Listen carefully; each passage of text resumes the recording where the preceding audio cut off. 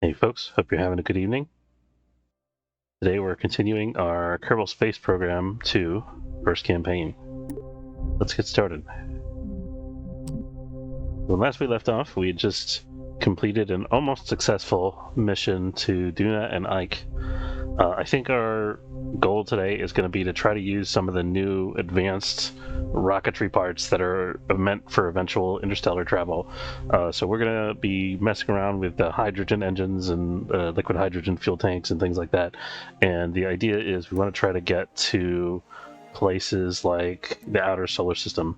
And my understanding is that, let's take a look at the tracking station real quick, actually.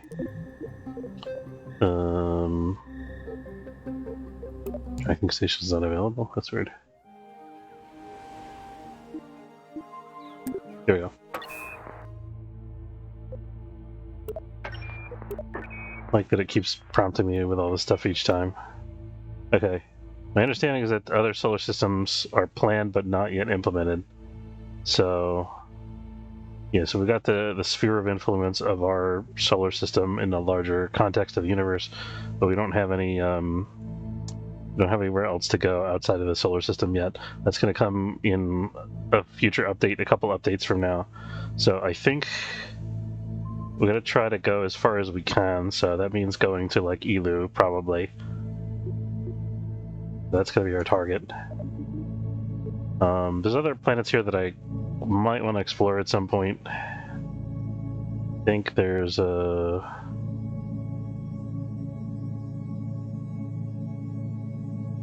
Wasn't there a planet called Jewel in the original KSP? I feel like there's planets missing. Maybe they're not in KSP 2 yet, I don't know. Eve. Moho. Drace. Hop. Might be that I'm clicking on one of the moons or something. Jewel, that is Jewel, okay.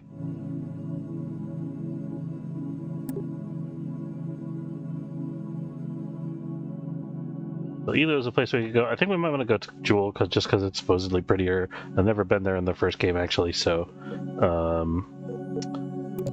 let's start building some hydrogen rockets. I'm going to start from scratch here, just because... Yeah, I'm kind of tempted to try to build a probe rocket. I think I want to do that.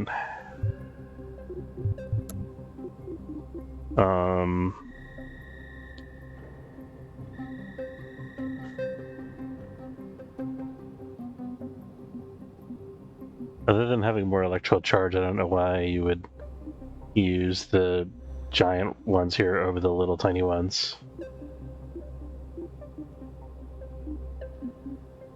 Maybe they'll have more sophisticated stats later, I'm not sure.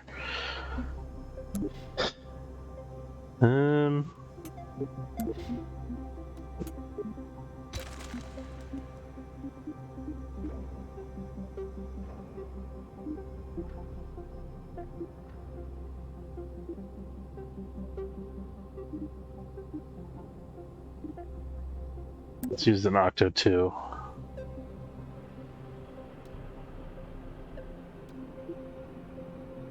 I don't know, I think I like the Octo's form factor because it gives us a place to put batteries on the side of the craft, so I think we're going to go with that.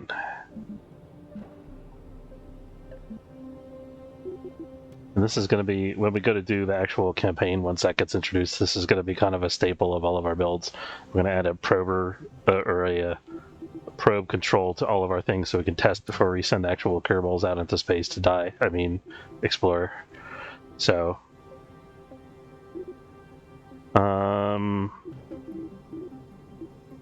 I think we're going to start with just a simple test just to figure out the basics of... What in God's name is this? Hold on. It says TBD, which probably means it doesn't do anything yet. Imagine it's like some kind of colony part that hasn't been implemented yet. It looks shiny though. Oh, it actually has its stats. It has a hydrogen fuel tank, 50 tons of hydrogen fuel. So I think that's something that we're going to want to mess around with at some point, but let's try the little bit more basic stuff first. We probably need some kind of bigger structural element rather than just tacking this directly on top of a fuel tank, so maybe let's figure that out.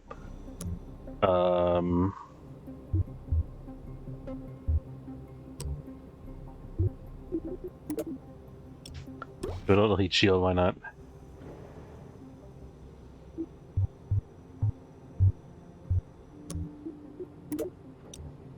Coupling. And then parachute. I wonder if an extra small parachute will be enough for this little guy. I think it might be. We'll try it. That'll be something we're going to want to test early on. Okay, so this is our re-entry vehicle. It's basically just like a little mini tiny command pod. We're going to put some electrical...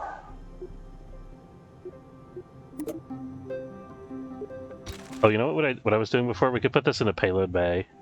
That's what I was doing in the first version of the game. Payloads. This is a protective fairing. I don't get one of these cargo bays that we can like open. Does it? It doesn't open.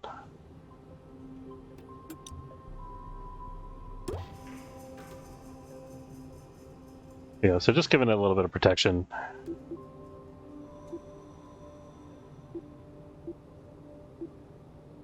Not entirely sure how that affects the overall integrity of the vehicle. I think we're going to leave that out for now.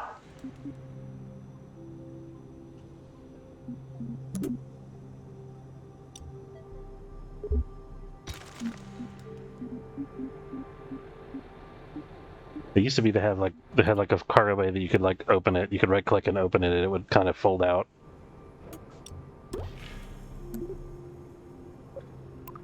Oh, here we go. Okay. Oh, it does do that. All right. I just didn't figure out the controls correctly.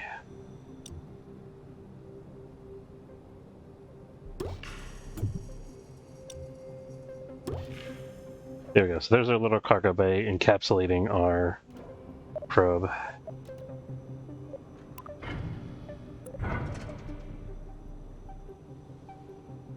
What's this limit?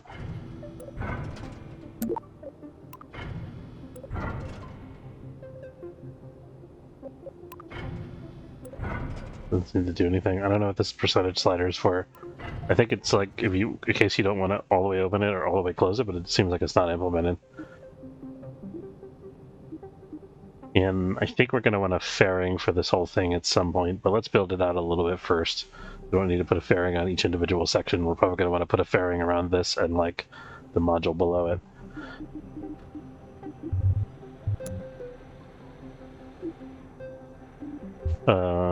So let's try a mini hydrogen fuel, because why not? Oh, we also need some... Let's do the electrical stuff first, so I don't forget about that. We got a bunch of extra small batteries here. Should be able to fit them in. Yeah, just about like that. Is that going to fit? Looks like it might cause some collision issues there. It might need to go the next size up on the cargo thing. Or we could just do an inline battery, which is probably a better idea. How does this compare? So this is 200 electric charge. These are 100 each, though. Those are 400 each. That ours thing is 2,000.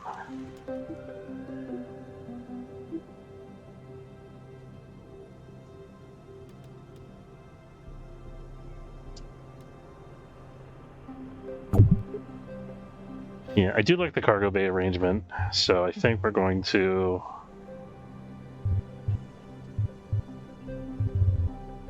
reload. So let's upgrade to a medium cargo bay.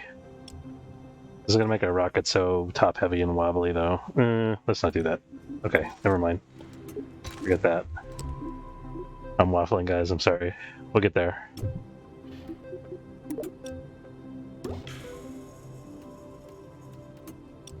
Okay, so this is just going to be kind of like the re-entry stage. It's just a battery, and let's put the battery up here, actually. It's more protected from the heat. I guess we could put it above the heat shield. Probably doesn't matter one way or the other. Alright, so there's our little command pod. And then, what other kind of equipment can we put on it? We need some kind of backup communication stuff. There's going to be a bigger communication system that's like further down probably, but I want to have like a little backup antenna that we can just extend directly from this guy. I think it's going to be this Communitron 16S maybe. It's got to be something small. I don't need 8 of them. Let's do 2, 1 on each side. I don't want to put it on top of this panel because this panel is cool looking, so I'm going to put it like... I'm put it over on top of the battery. I think that's not terrible. It's a little bit large.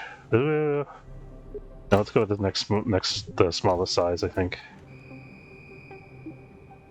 I don't want it to stick straight out though. Let's see if we can figure out how to rotate the part.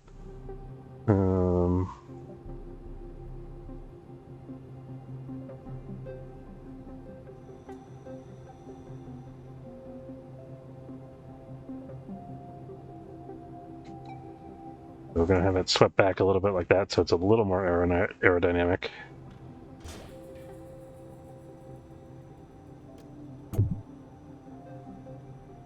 And a little bit less liable to get in the way of the fairing.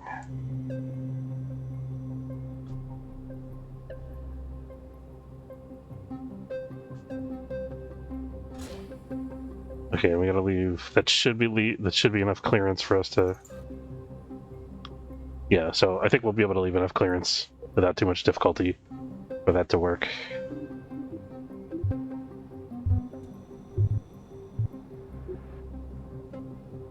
And then let's throw on... What other utility? We need a reaction wheel, probably just a tiny one for now.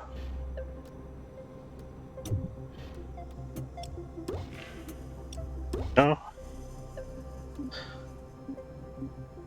Lights. Oh, we need... I want to have lights on here. It's not strictly required, but I think they're kind of nice to have.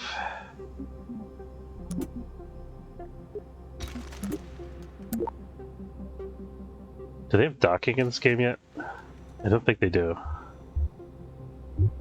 Let's just look through real quick. Dock. They do have docking ports. Okay, we're gonna put a docking port on here. It's gonna be the little one. That means we need radial parachutes, so we're getting rid of this.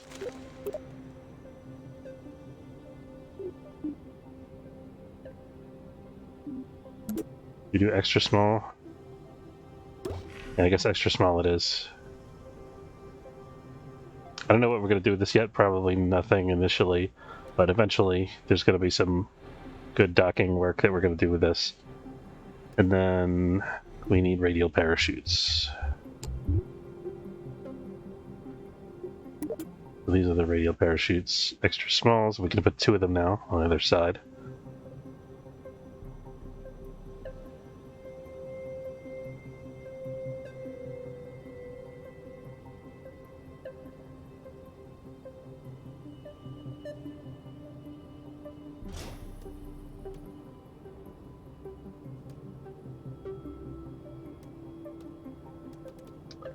I really like to put them directly on the probe body if possible. But I don't want to put them over the cool little widgets there, so I think this is the next best thing.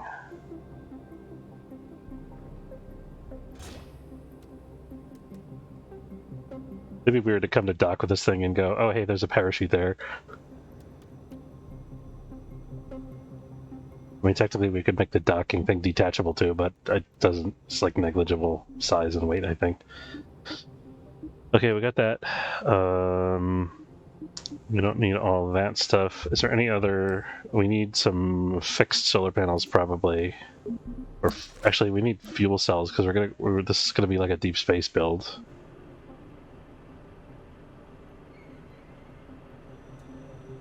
This is methalox. Heavy but steady but small electricity.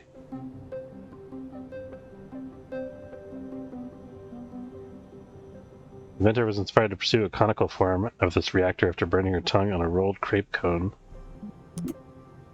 That's enormous, holy cow.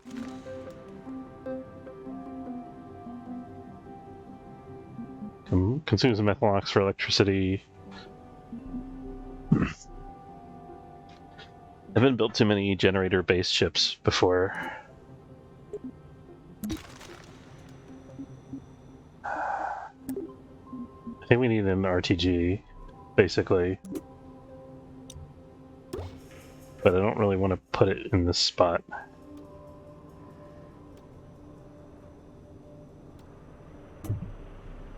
I'm not entirely sure how to attach it. Like, we could put two RTGs like that, technically.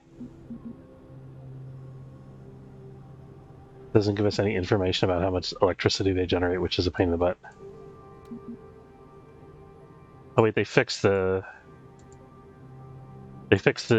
shift to view thing. Okay, so we actually have some details now about what these things do. Electric charge 0.750 per second. How much does the probe itself use? It has 20 units.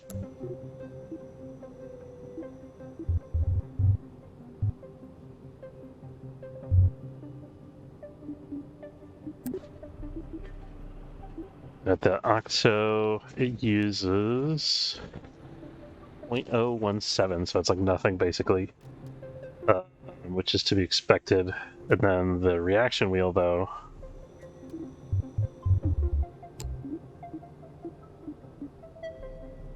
.433. So one RTG could power the probe and the reaction wheel. So we definitely don't want to put two RTGs on this little tiny module.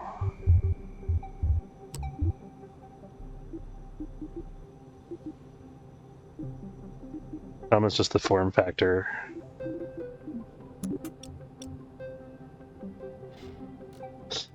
We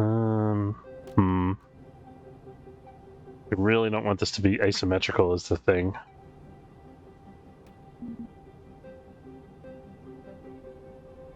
Lifetime 21 years. I wonder if that's going to be relevant.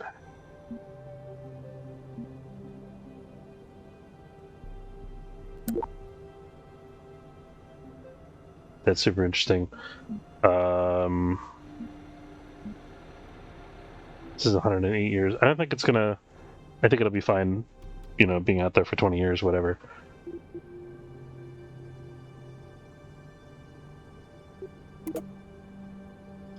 Put some basic solar panels on.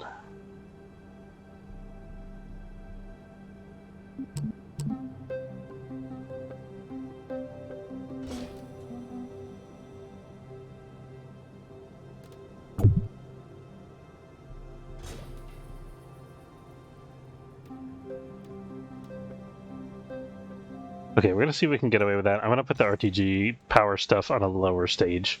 So this is gonna be like our basic probe body. Let's go ahead and save this. Probe. Core. Octo. Probe core.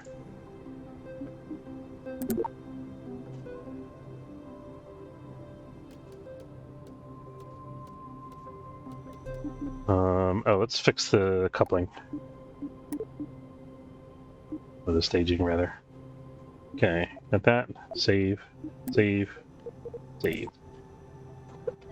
Okay, now we can start to build on this. Let's add an upper stage hydrogen engine. And also some monopropellant.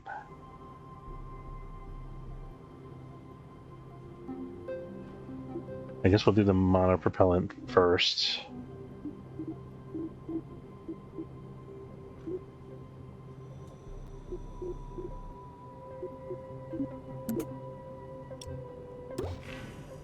A little bit to get us started.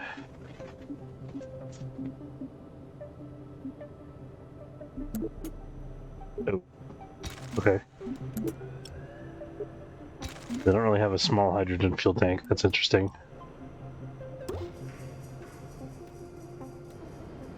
This is going to be our long-range probe thing. Hopefully this is way more efficient than the other Methalox things. We also have the option to go with xenon gas. But I'd rather not do that because it takes forever to get places with xenon.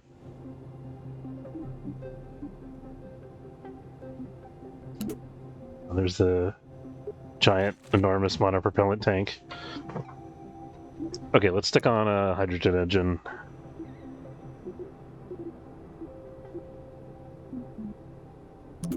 They don't mess around with these. This is the smallest hydrogen-based rocket that we can build. More or less, anyway. I mean, we could remove one or two of these little parts. Let's go ahead and just test launch this. Let's call this hydrogen rocket. We'll call this the Gore Explorer.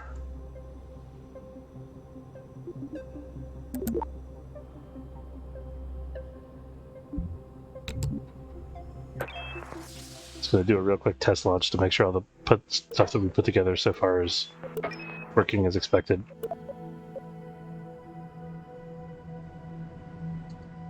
Oh yeah, spacebar's working again. That's good.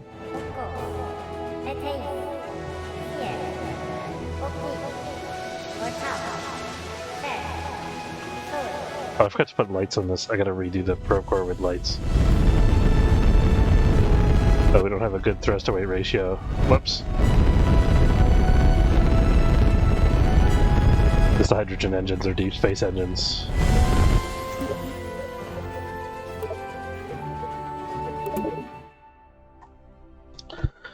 Yeah, I also forgot to put docking lights on, so let's take care of that. Putting correct end towards space. That's an important activity. I'm gonna look up what the TWR is and see how good or bad it is currently.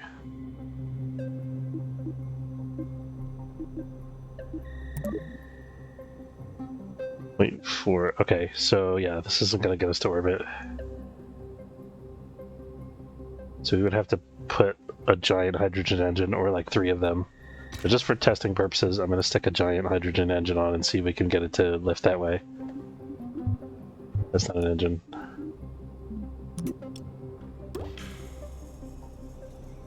Okay, we do have a positive thrust to weight ratio now. It's going to be a very short-lived launch, but this is technically viable. Precision maneuvering for docking would be difficult without the RCS. Yeah, we'll go fix that in a minute. Just want to try out the hydrogen and see what it looks like. Vessel lost control due to what?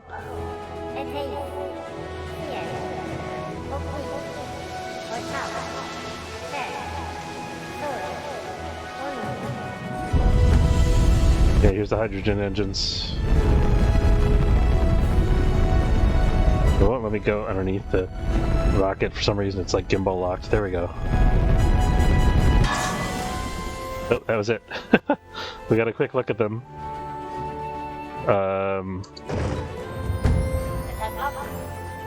Yeah, we separated the probe. Let's get the parachutes out. And I don't know if we have enough. What did we learn? Yeah, we didn't have enough altitude to actually make the parachutes work, so that's okay. But at least we know that the staging's correct as far as it goes. So I'm gonna go back to the probe core save file, and we're gonna add some docking lights before we go on here.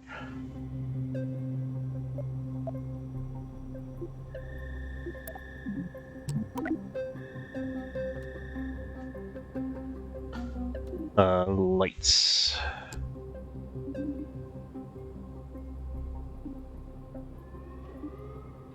Oh, the navigation lights I like. These are really good, actually.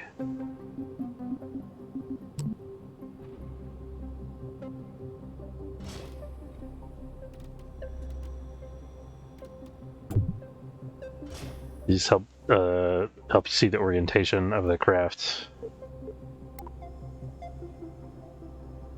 Or not?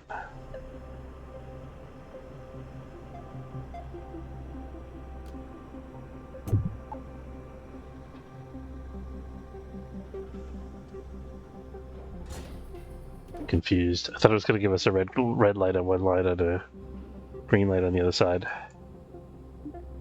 I guess we could do that ourselves. We'd have to customize it.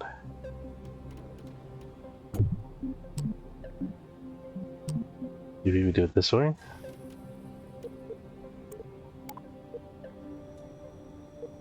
No, okay.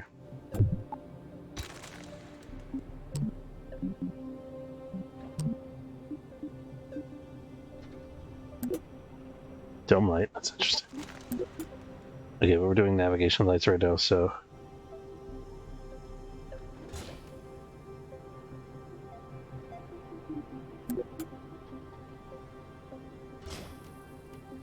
The problem I have here is I don't really know which orientation is which. This is the front.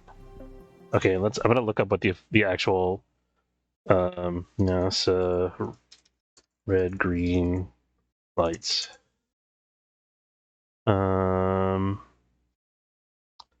Red green navigation lights.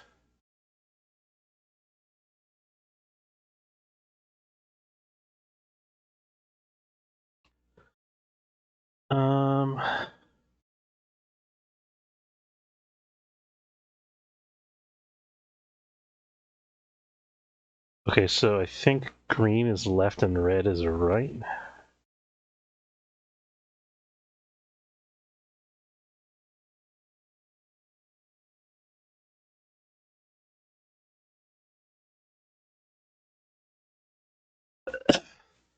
Color coding: when an airplane is coming from your right at the same altitude, in the absence of an air traffic controller, you should give it the right of way. You will then see a red light on its left wing. Stop, give way. Okay, so the red light is on the left. When a plane comes from your left under these conditions, you have the right of way. You will see its green light on its right wing. Go, you have the right of way. Okay, so it's like a traffic light. So red is on the left and then green is on the right. So assuming I have this oriented correctly, this one should be the green light. We don't want to turn the other two colors all the way down because it'll make the light a little bit dimmer.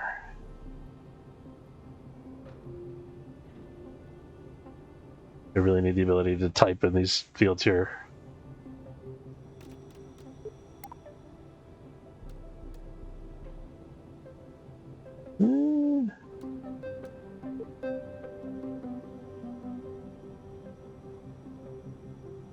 Let's just make it all the way green. We'll make it almost all the way green.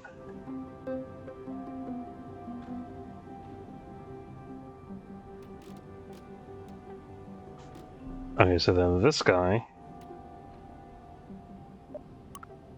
is gonna be red.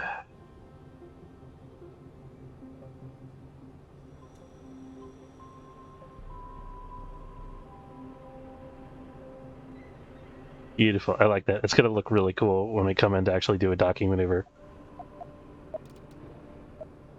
I'm happy for that.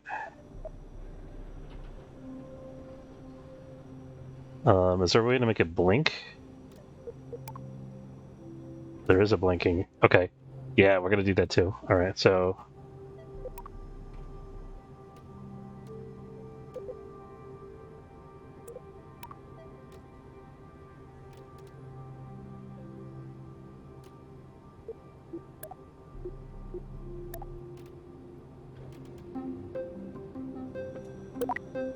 I'd like them both to blink at the same time if possible.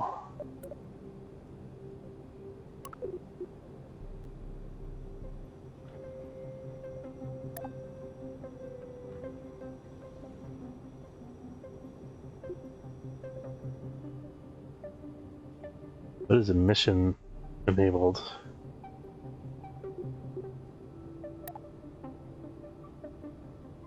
Okay, I'm gonna see if they when we actually go to launch the thing, I think the lights will be synced up. Let's find out.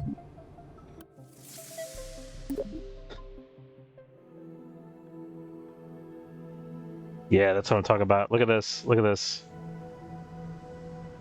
Amazing. I love it. So cool. Okay, now is it oriented the right direction is the next question. So the red is left and then the green is on our right wing, right?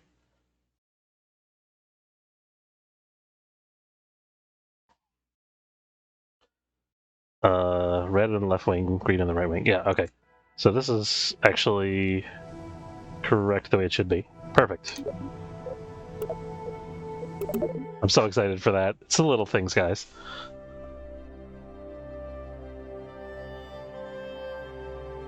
I think we're probably going to need some additional lights above and beyond that, maybe.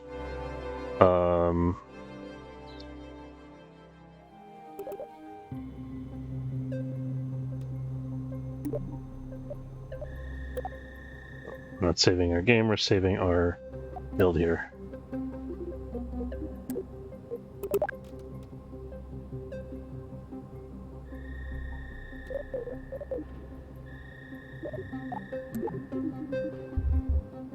Let's also see how much electricity these things take up, because that's important with these probes.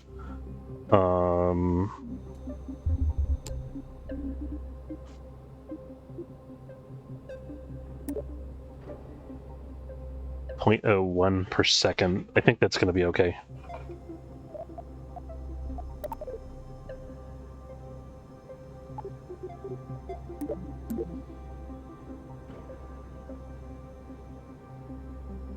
So good. Okay, so now let's. I'm gonna rebuild the hydrogen part of the rocket and then save over what we had before.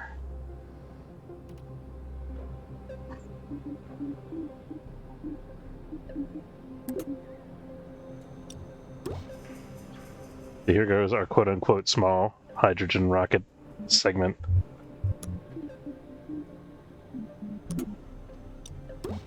Good. And I think we're going to need a payload fairing up here, probably. Maybe we should include that in the probe core, actually. I don't know. Well, no. I guess we don't need that after they jettison this, so let's... Yeah, we'll do it like this. Aerodynamics.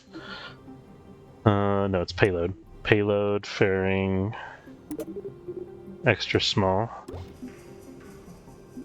And how do I do this?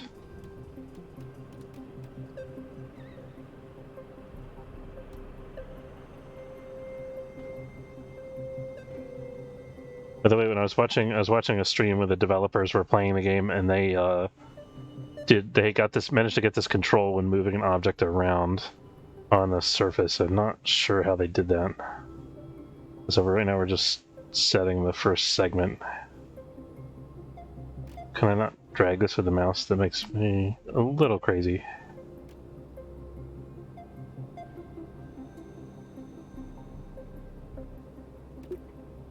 I do need to make this a little bit wider because of the antennas.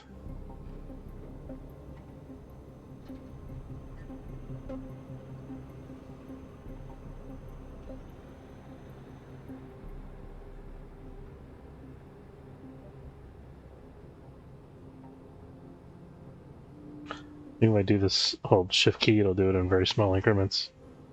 I'm dropping frames a little bit, so that's complicating this process. Okay. That's the first segment. No. Plus, there we go.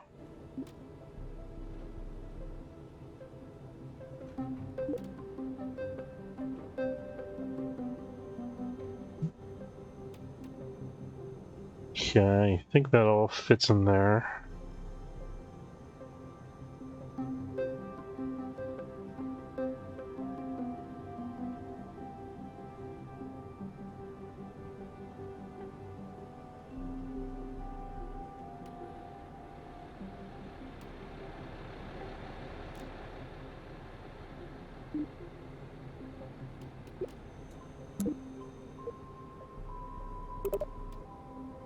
Bearing part is colliding with the assembly part.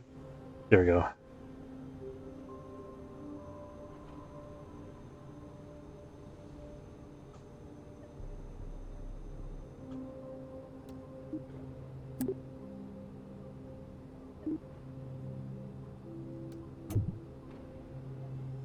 I didn't mean to do that. Nope. Put it back.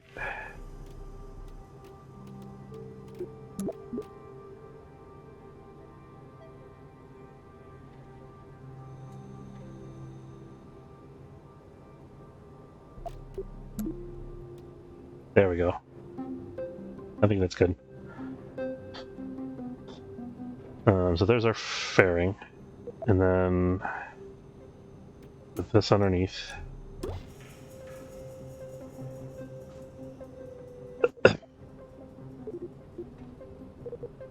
Let's save this over the Core Explorer.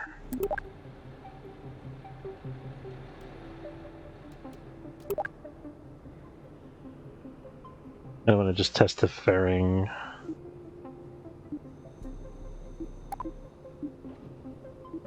The fairing's actually, we're going to actually want that to be fairly low in our staging. We'll put it like that for now. This is going to keep moving down as we build the rocket because we're going to want to deploy it almost immediately once we get it to space. Or, you know what I mean, open it.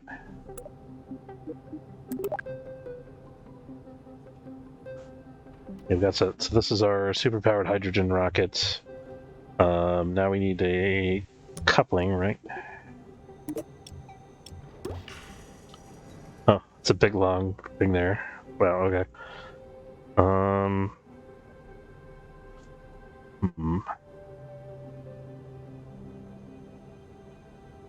then I think let's. Did I put RCS fuel in this thing? I think I did, right?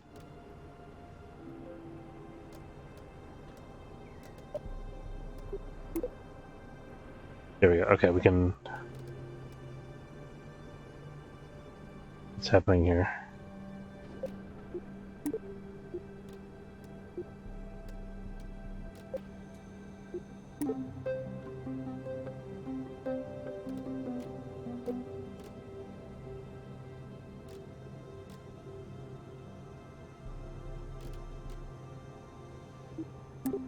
Used to be a feature where I can like hide the fairing or move it out of the way so I can see, but it's glitchy.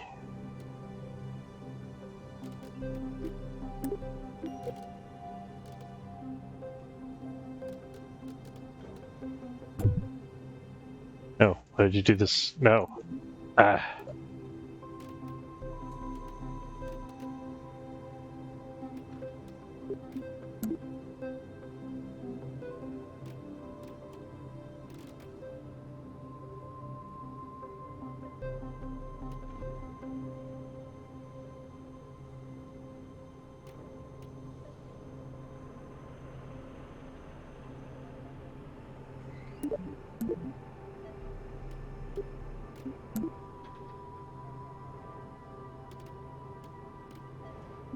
Okay, I think that's fine. We're just going to leave that how it is. And then... Oh, the reason I did all that was to try to figure out if there's any RCS fuel in here. I guess I could have just looked at the parts list. There's no RCS fuel here. So we're going to put some RCS fuel right behind the... this thing.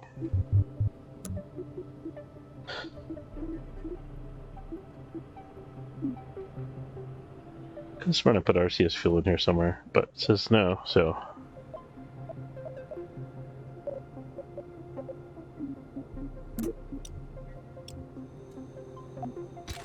Is it small or extra small? I think this can be small. There we go. And I think we might want another SAS module here.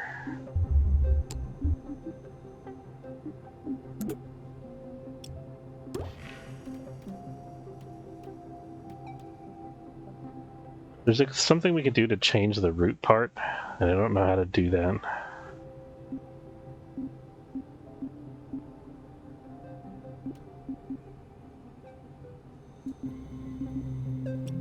What is this now?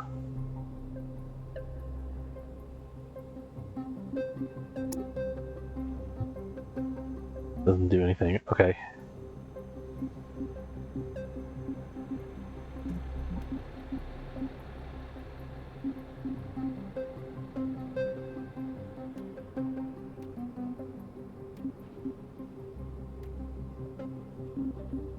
Selection tool.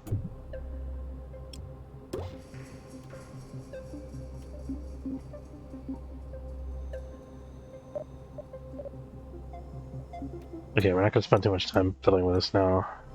Do it like that. There we go. Okay, so we got another SES, we got an RCS tank, we got this going. Let's put some actual RCS fuel in here. So center of mass is all the way down to there, actually. I guess the engine's really heavy.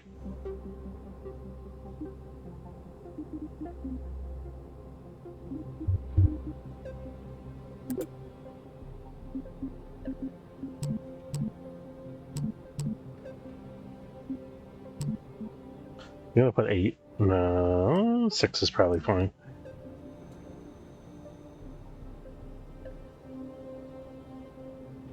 Put them as far down along here as we can, which is not far at all, actually.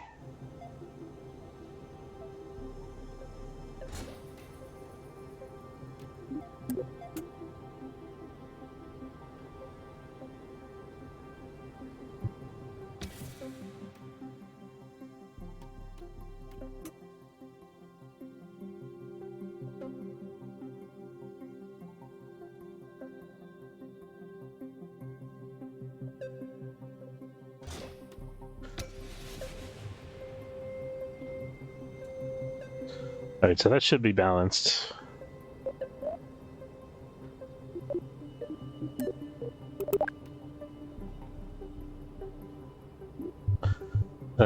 Coupling.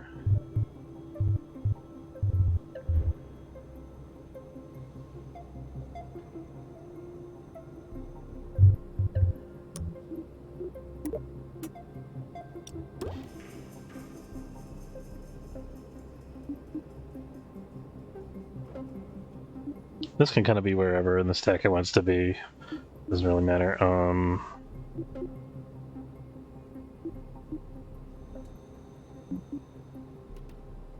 I'm going to probably trigger it manually anyway, using the right click. In fact, let's put that at the top of the stack, so it doesn't interfere with other stages if it doesn't trigger properly by itself.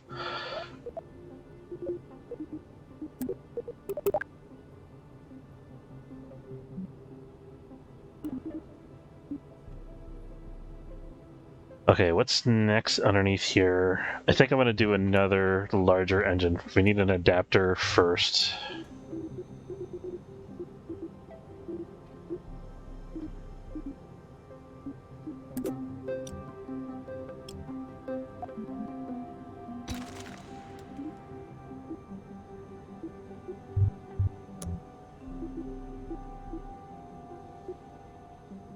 I wonder if we can hot plate multiple hydrogen engines. That's probably a waste of mass, I guess. This is tiny to small. We want small to medium adapter. Oh, hold on. Okay, let's do a quad coupler. Yeah, okay.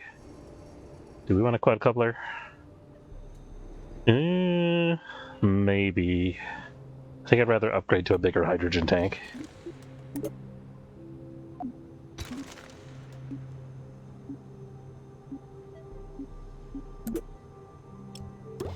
There we go.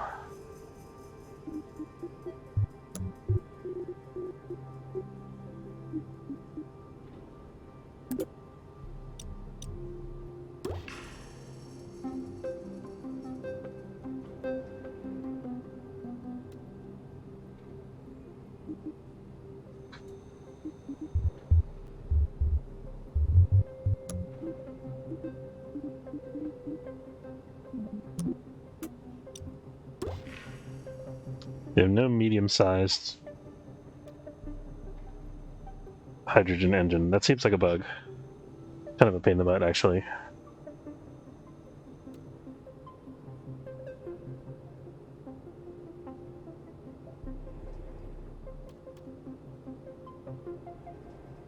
Okay, we're gonna try to make this work. I think it's gonna be an issue though.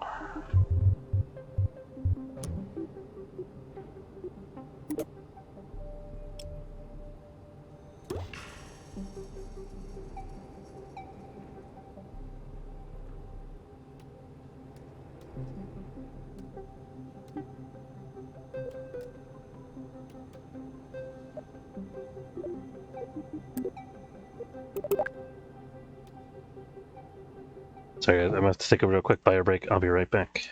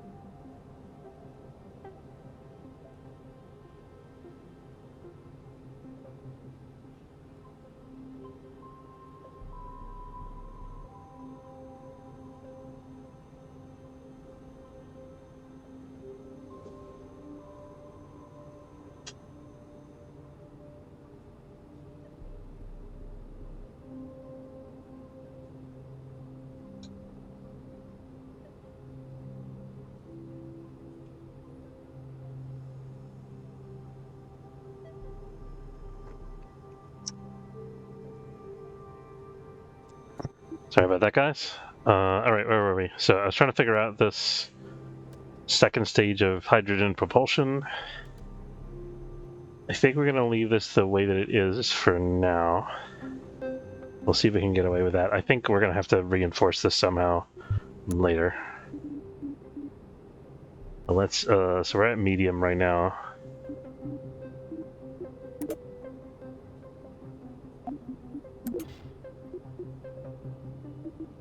Let's do a medium to large fuel tank.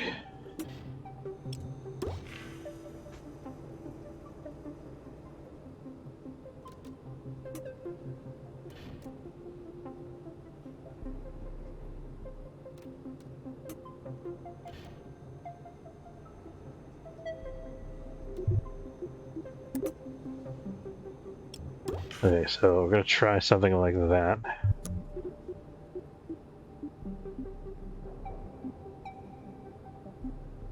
Let's call this a sustainer. Or is that the wrong size? I think I picked the wrong kind of fuel tank. Hold on. Oh, no, this is the wrong kind of fuel tank.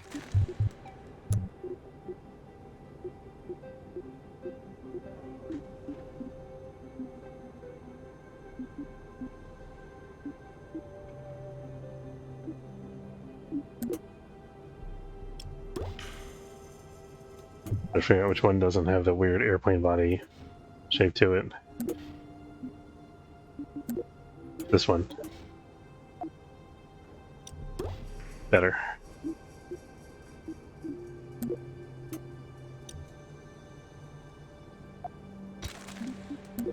It's the biggest large tank. There's our sustainer. And then a large coupler.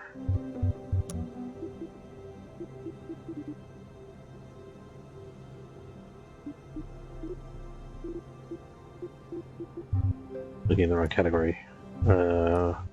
Coupling. A large coupler. And then, what are we going to do for the bottom stage? We need to have something to launch the rocket off. So I think we're going to do an XL cone adapter thing, just like we did here. Whatever, this rocket is too tall. I don't know how to avoid that with the way the hydrogen tank geometry is, though.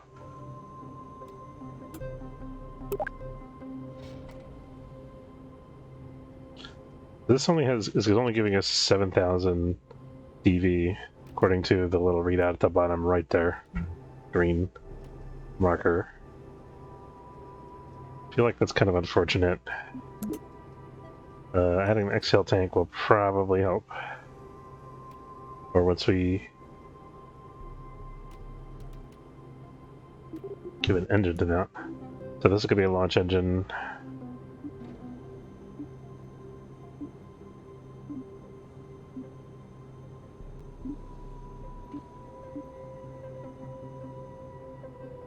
Medium, here we go. Oh, this is XL actually, right? Is there no XL engine? I guess there's not. Okay, so it's just going to be a large engine. What's our TWR looking like right now? It's going to be pretty bad, I think. 1.826 is not as bad as I thought. Okay, so I think if we add some more satellite engines around here, maybe we just add some SRBs. See if we can get away with just doing that.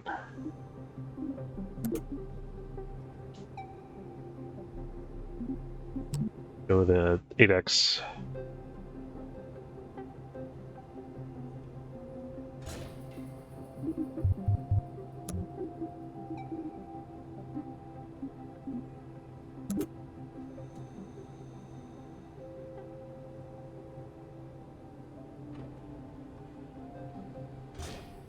And then I think there's a few utility parts that we're missing here. Okay, our TWR is above 1. That's good. Oh, we could stand to be a little bit bigger, but okay for now. Okay, so that's our aerodynamics. We need more RCS fuel, probably, and more stability assist. Oh, I can't do that. I gotta do it the other way.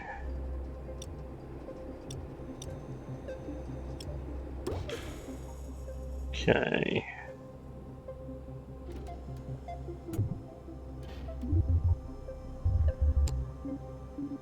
So we're looking for a large stability assist. There we go. Might need more than one of these. I'm going to stack like 4 of them just to see how it impacts our vehicle's performance.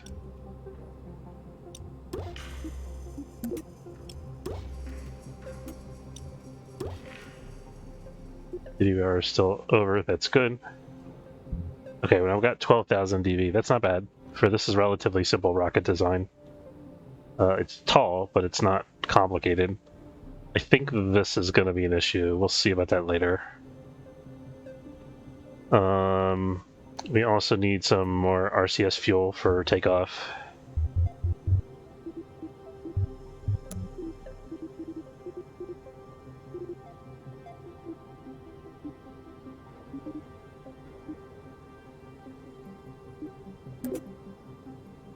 That's a plain body shape. I think we want that one, yeah.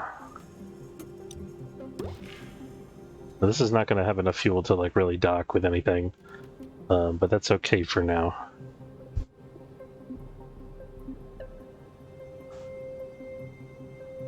Doesn't have a lot of hydrogen fuel, which is kind of unfortunate. I'm thinking we might want to make this one longer. Yeah, let's see if we can do a double tank here.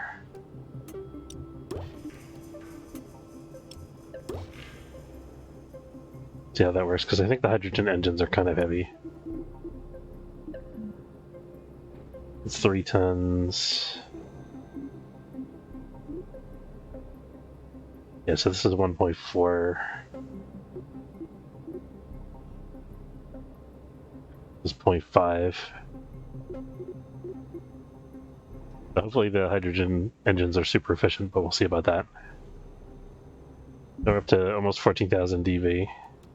Our thrust to weight is still over 1. And then we're missing some RCS jets.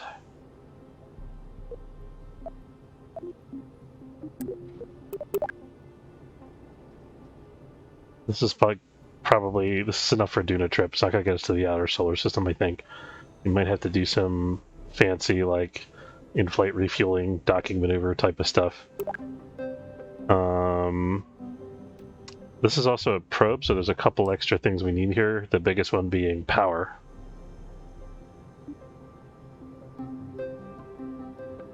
I'm going to put an XL battery array here. Nope. I'll put a large battery array here. That should be plenty, I think.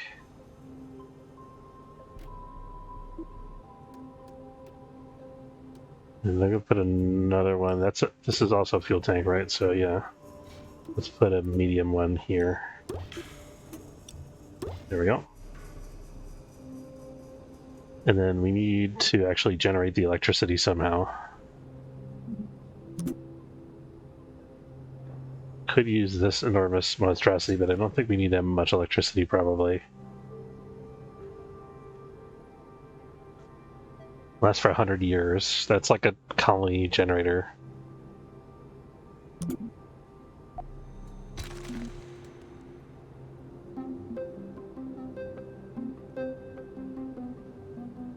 These need methalox fuel is the problem. Let's give 1.5 per second. Let's figure out how much electric charge we're actually using. Is there a way to figure that out?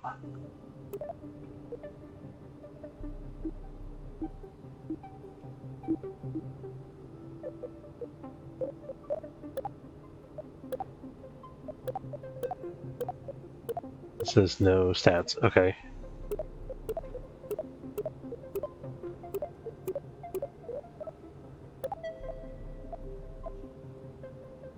Utility, I guess, is where our electricity stuff is going. Advanced photonic navigation system, that's the running lights.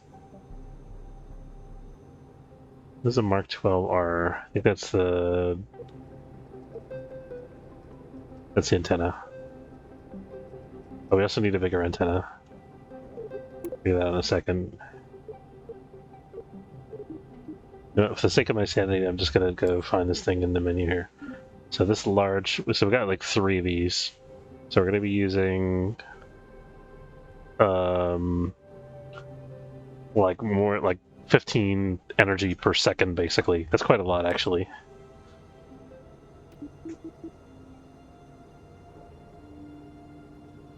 Although we're gonna lose a lot of it as we're getting away. So the bottom part of the craft we could probably just use solar panels for.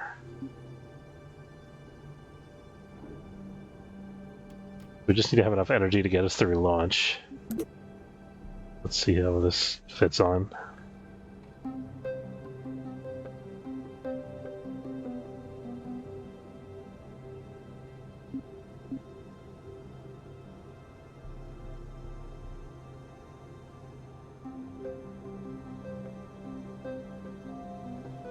Where's the decoupler here? It's there.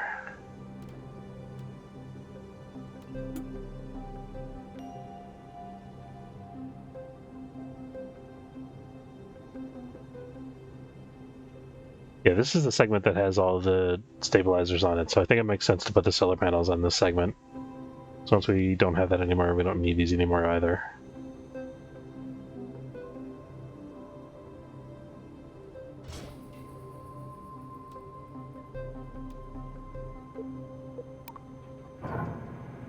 Oh, that's a problem.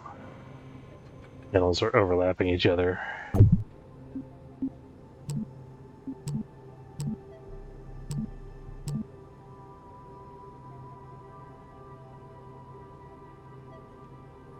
And how much electricity do these things actually generate? 35 per second. Oh, that's funny. Okay. This is like total overkill. So that should actually last us for a while into our trip.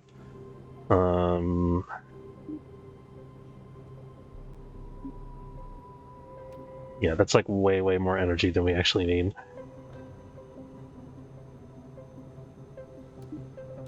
And then for the upper stages, we need alternative power sources that don't require I don't say that don't require light, so I think we're gonna put on like a double RTG up here somewhere. This is probably a good spot.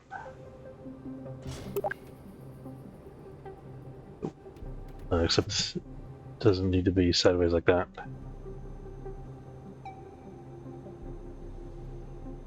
Is that like inside the rocket? What's that doing? I hope that's okay. I'm not entirely sure if it's okay to mount it like that. I think that'll be fine, hopefully.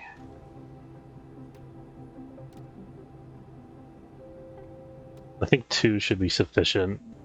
These generate... I don't generate a lot of power, actually. Maybe we'll go with 4 of them.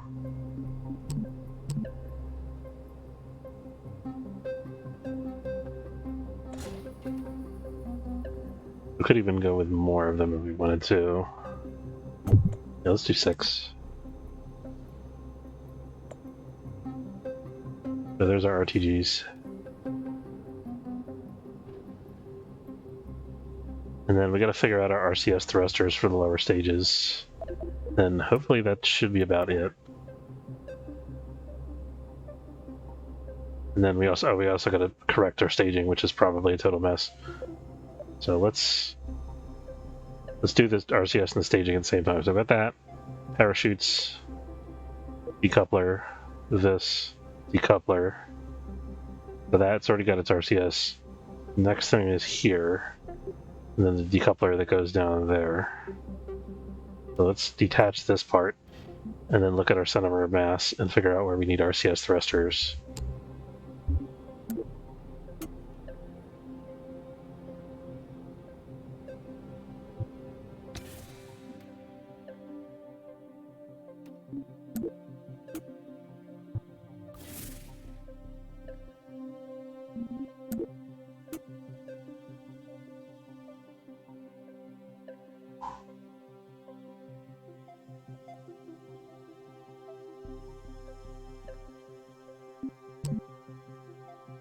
Go ahead and do the full 8.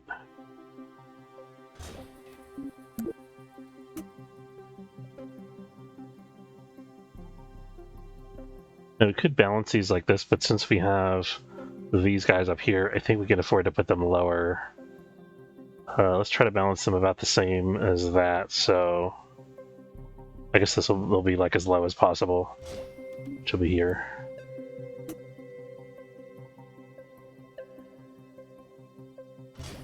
I think that should be okay.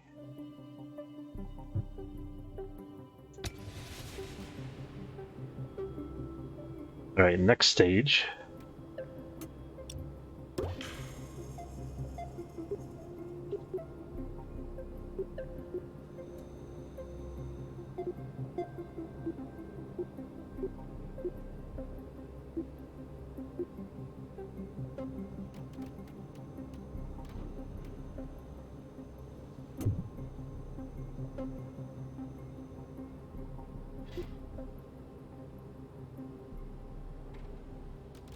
I think the stage needs some RCS fuel, maybe? I think that's a battery, if I'm not mistaken.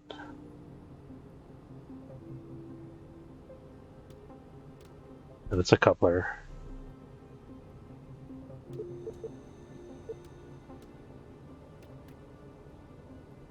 Yeah, this needs some RCS fuel. Let's fix that real quick.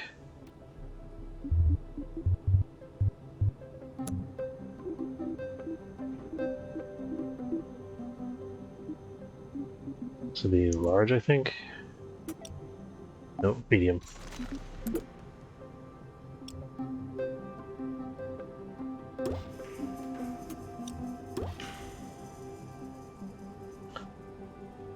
Yeah, we got this whole thing going, and then we're gonna put thrusters all the way at the bottom here.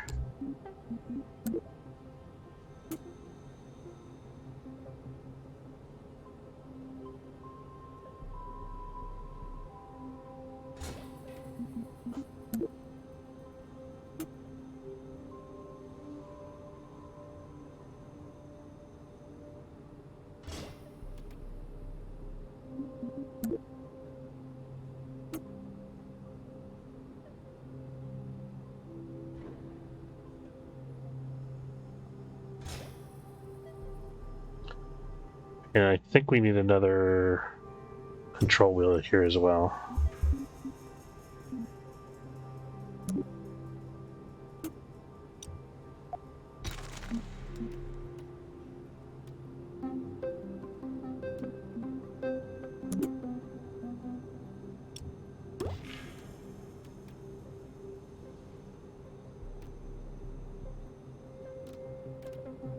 Now I mean to attach this to this other thing here. Here we go. Better. Alright.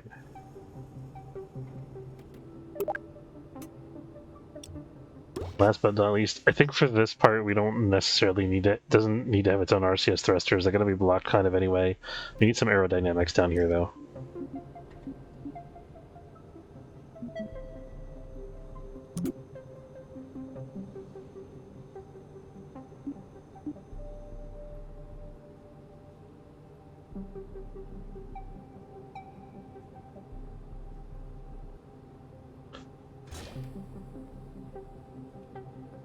Oh, those are a little too low.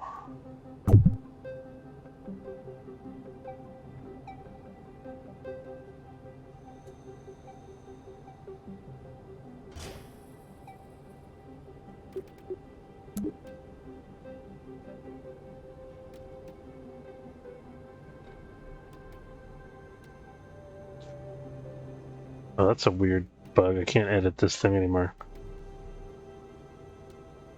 Look, it's like it's disappeared. Oh, here we go. Here's aero procedural. Okay, so let's increase the wingspan of these a little bit.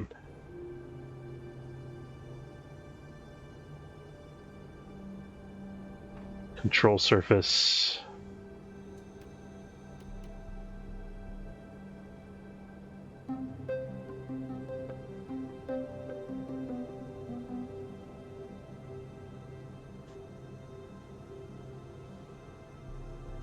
Okay, we're gonna try this.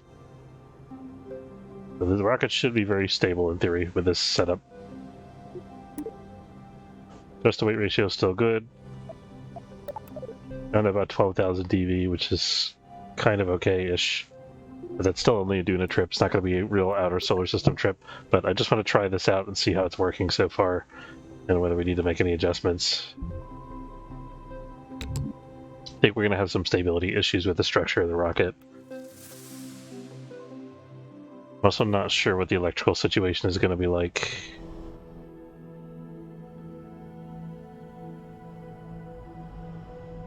This doesn't seem good.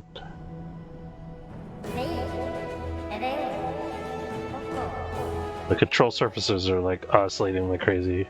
We're gonna have to get rid of those control surfaces and just make them regular fins.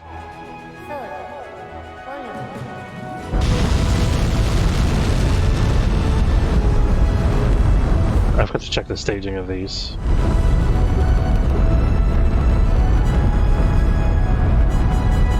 It's okay.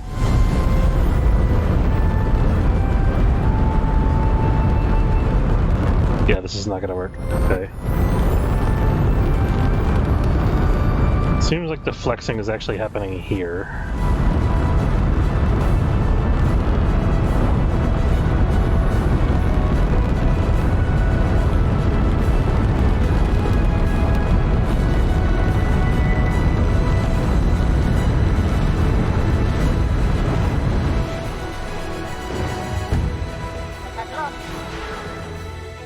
I don't know which stages of the thing are still intact at this point.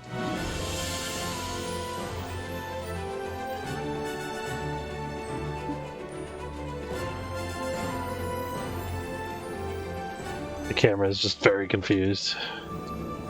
Alright, it's basically destroyed.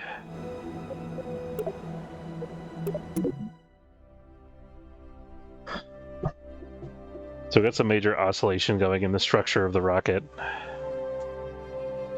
We could reduce the number of solid rocket boosters that we are using to reduce the thrust, but I'd rather try to reinforce the structure, I think.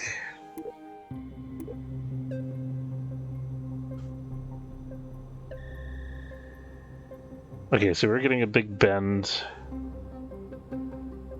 like right around here, I think. We can stick some structural elements in here, so...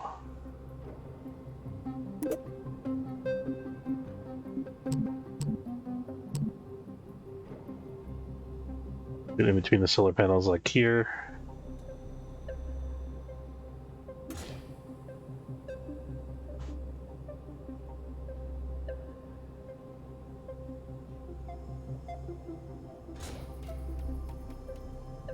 Yeah, I like the look of that. Okay.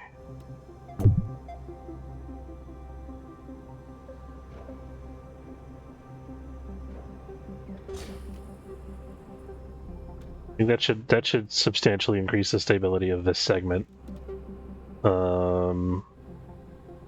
Let's try that and see if that's enough.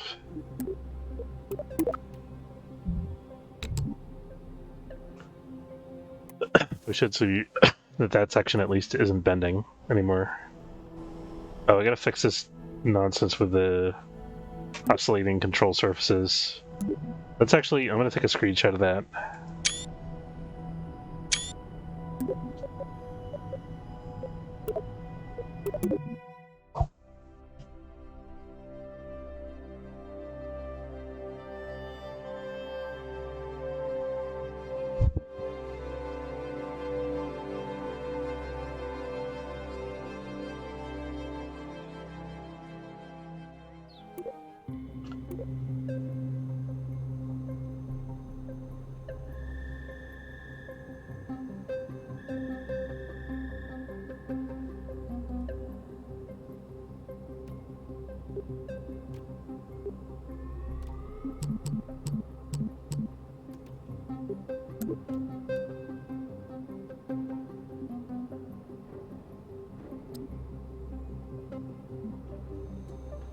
Okay, we just took off the control surfaces completely. I think that's gonna be fine.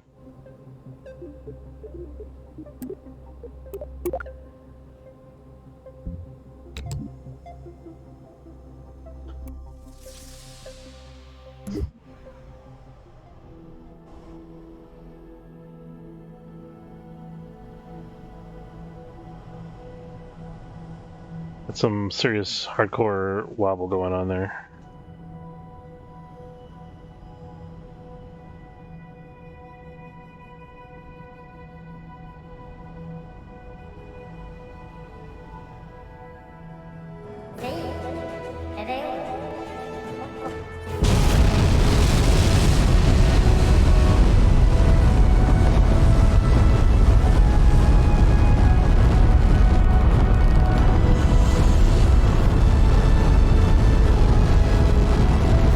Yeah, we still got some serious wobble.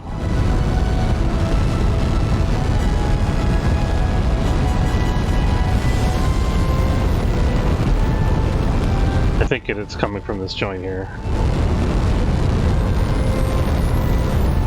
This is a lot more stable than it was.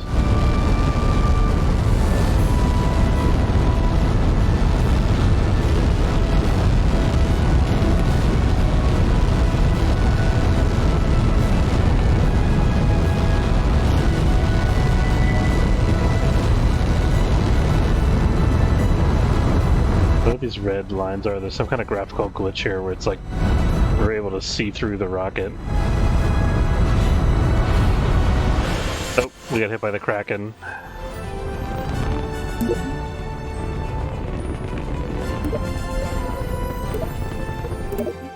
Okay, 8 Clydesdales might be too many.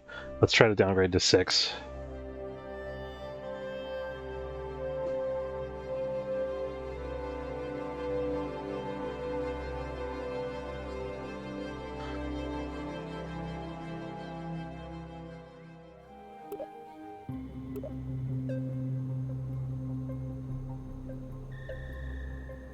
Hopefully we'll still have the requisite thrust to weight ratio with 6.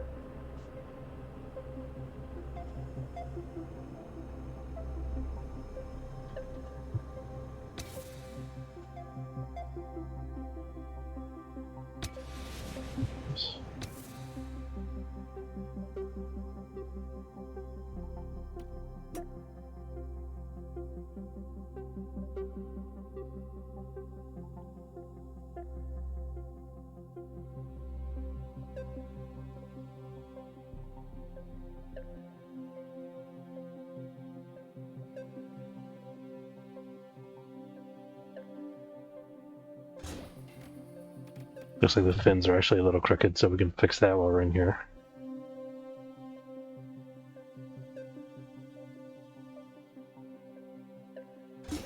There we go.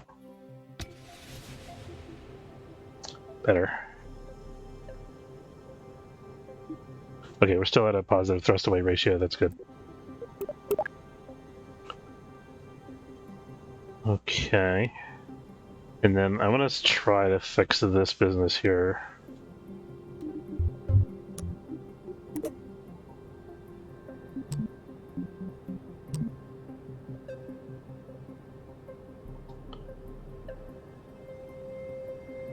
I want to go from here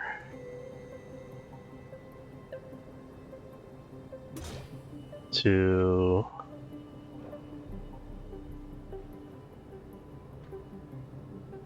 there. Yeah.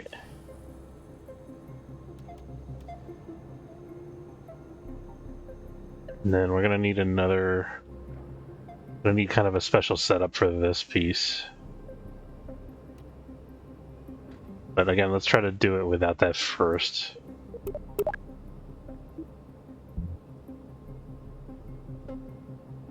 Why did our launch TV go down to 77,000 or whatever?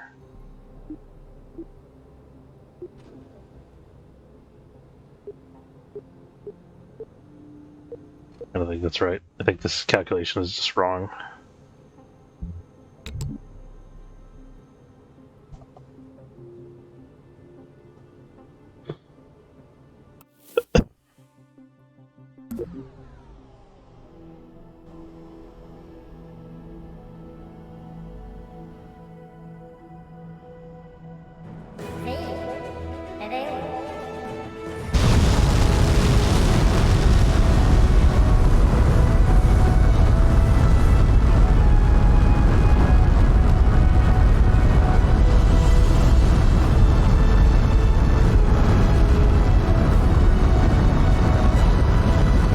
Still see significant sway.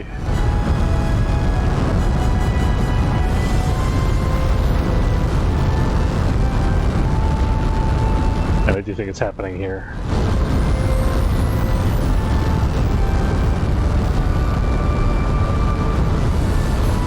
Try to turn on the RCS and see if it helps at all.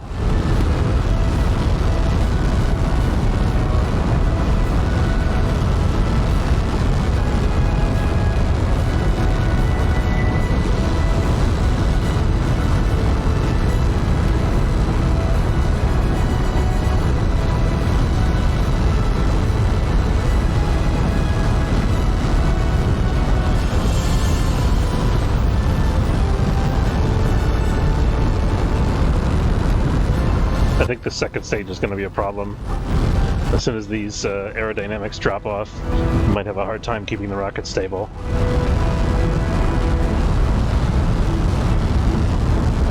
Sure enough, it's bending at this joint here.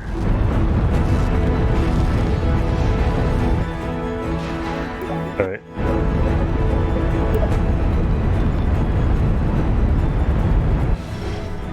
I'm kind of curious to see if this is recoverable in some kind of way.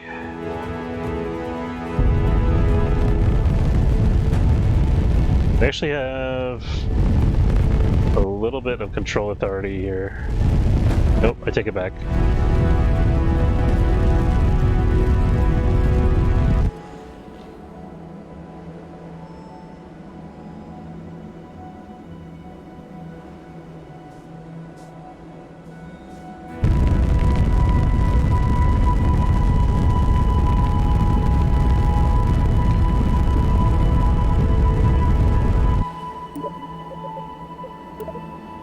Alright, might as well test the other upper stages.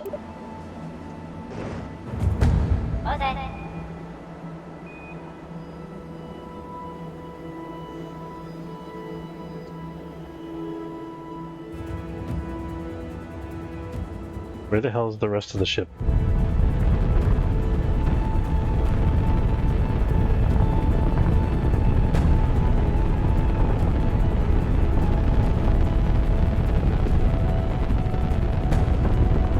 Camera is just like messed up. I don't understand what to do now.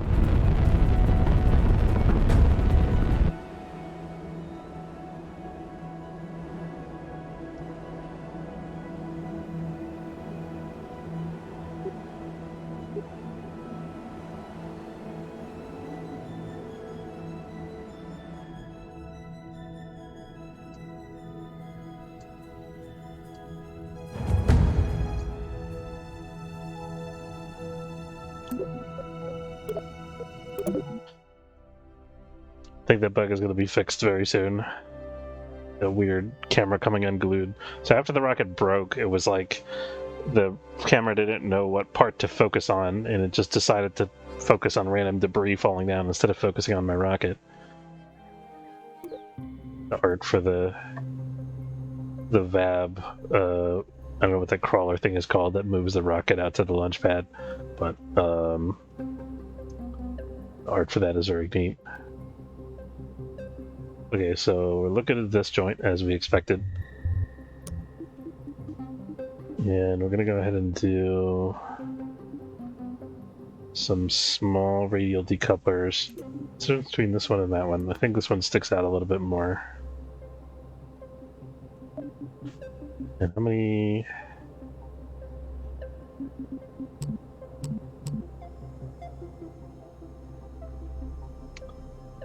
I think I'm going to do 8 of them.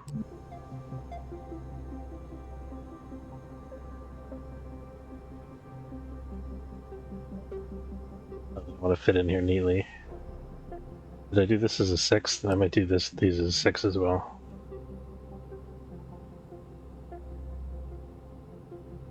No, it doesn't want to do that either.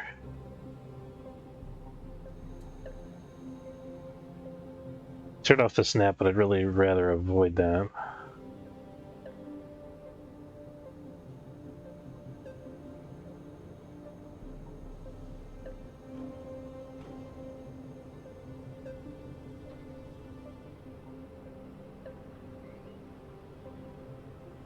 Yeah, that's an 8.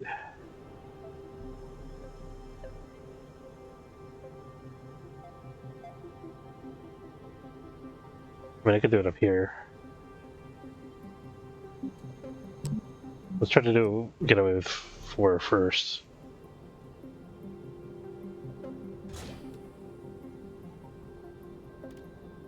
Maybe even 3.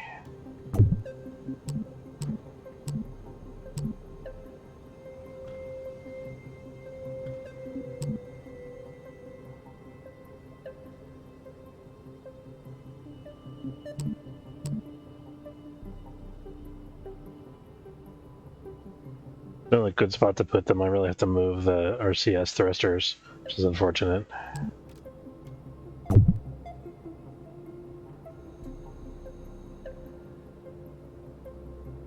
Okay. Alright, now...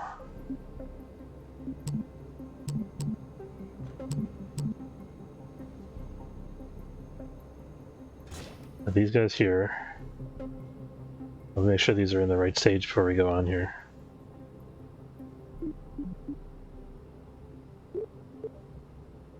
Should be in the same stages as this.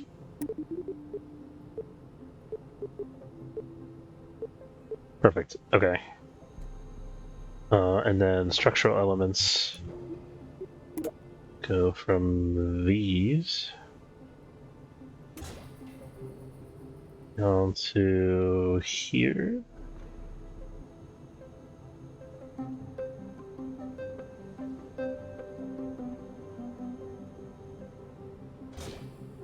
I guess we could do away with this inner one, this other one here, because this is going to reinforce that entire segment.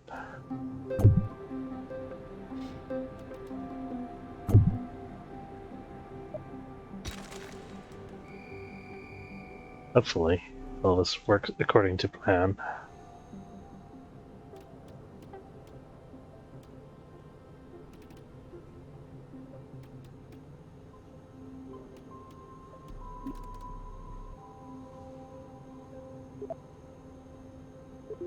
Alright, let's try it.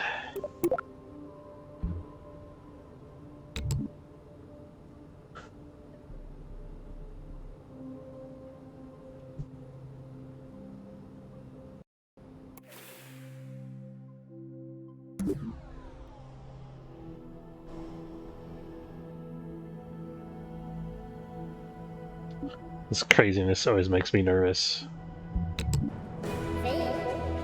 Our DV calculation is wrong again.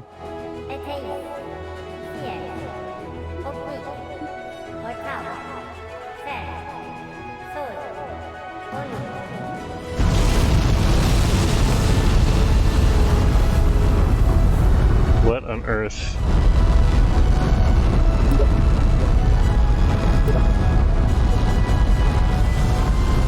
So yeah, but let this crash so that we can see the after action report here.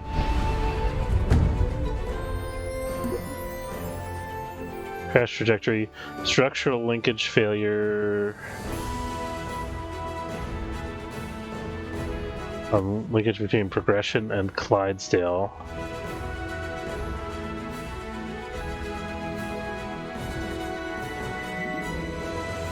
What is HPS 1000 progression?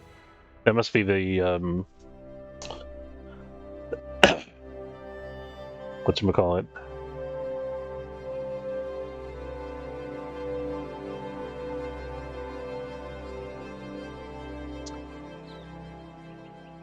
The decoupler, the radial decoupler is what it is. That's the word I was looking for. Okay, so. Oop.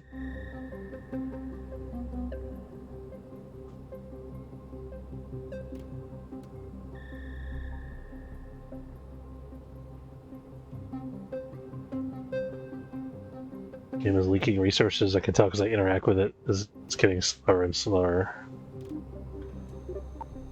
That's right. HPS. No, it's actually the linkage between the stabilizer and the rocket. That's interesting. That might mean that these fins are too low.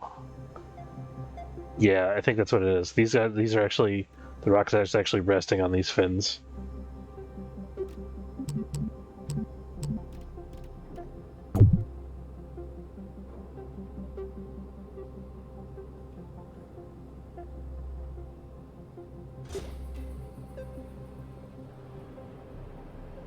I think that'll be better.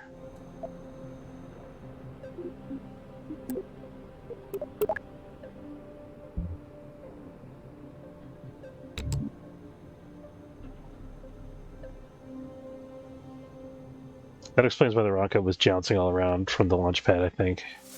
If it was like resting on top of those fins. Oh, it's still doing the jiggling.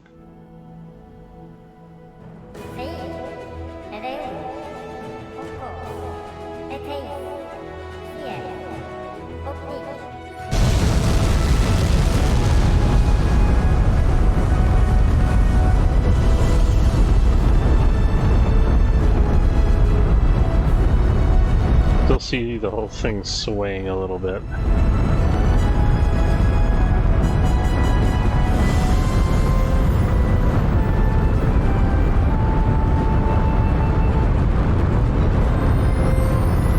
Not too bad, it's holding pretty steady. I had to open my mouth.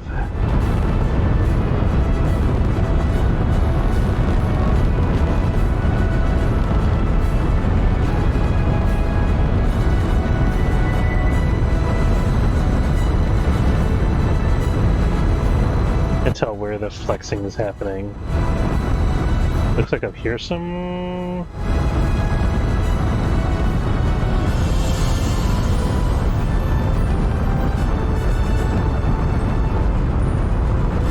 Looks like there's some flexing going on at the top of the rocket. Like up here or there, maybe? It's one of these segments.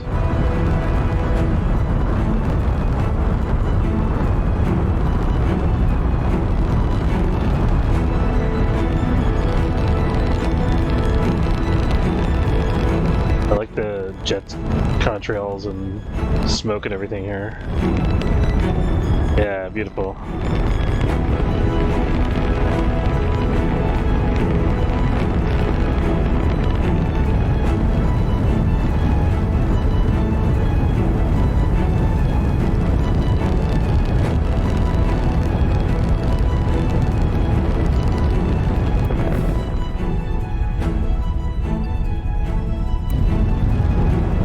We've still got a ways to go before we hit an orbital velocity.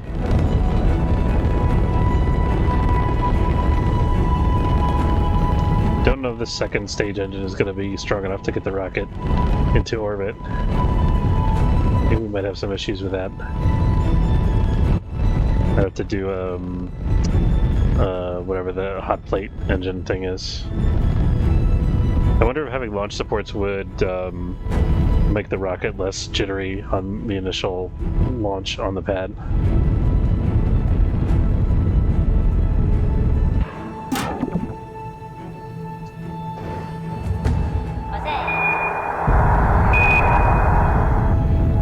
Oh, that's dicey. Okay, we made it out though.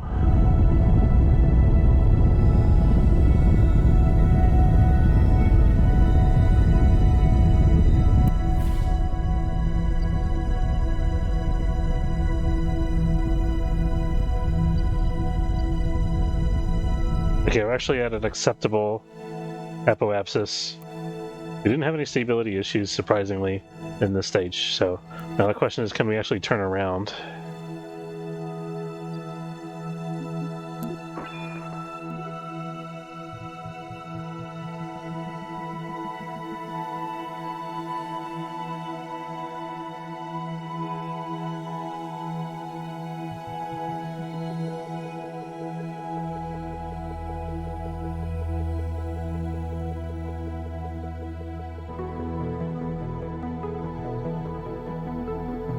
Seems like we have the power.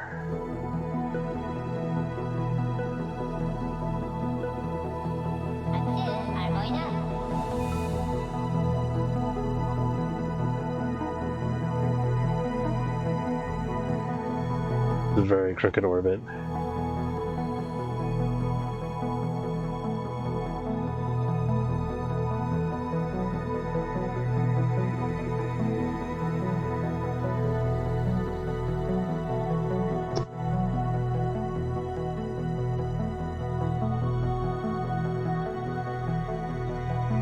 That should do it. Okay.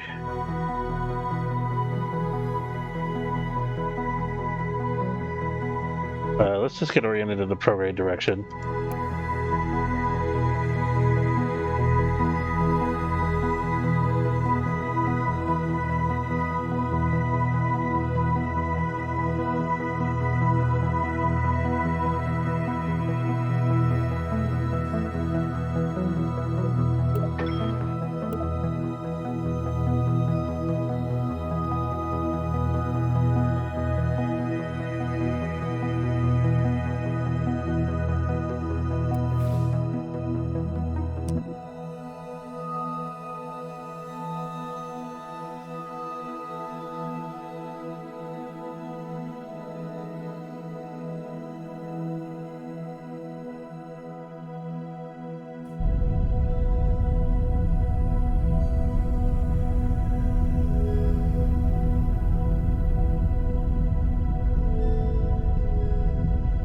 Oh, can't quite steer the rocket effectively.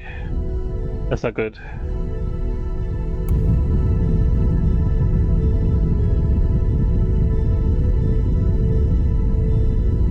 Turning off the stability assist seems to help.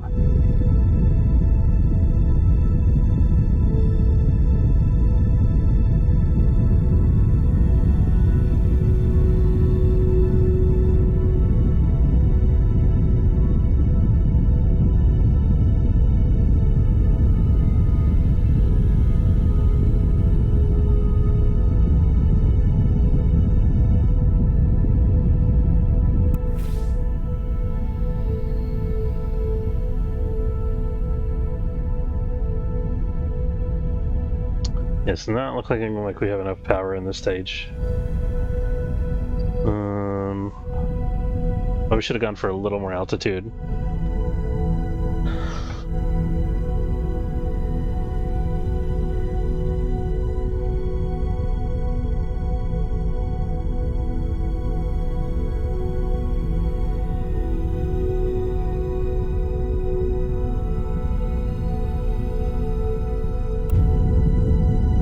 Yeah, let's go ahead and test the stages for change.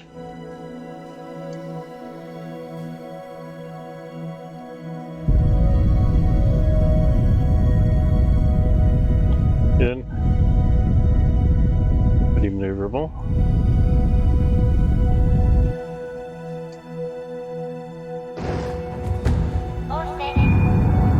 Here comes the hydrogen tank.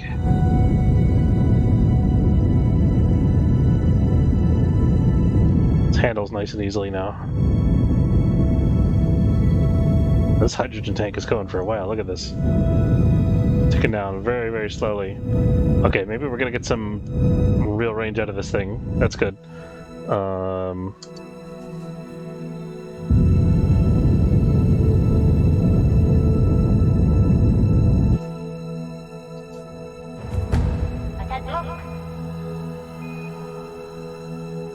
Oh, I've got to trigger the fairing, by the way.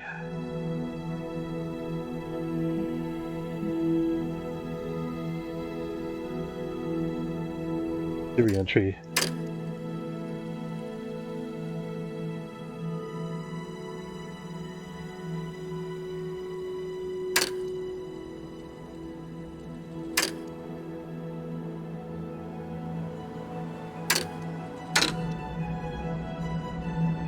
I also forgot to add long-range antennas on the side of the rocket. I just realized. We'll do that when we go back to the VAB in a second. Why would the damn parachutes never work?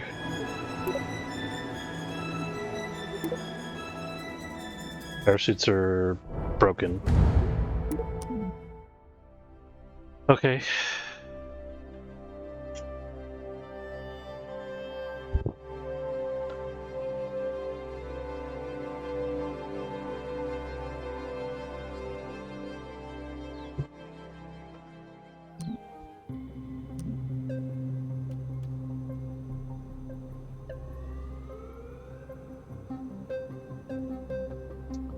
Okay, comms.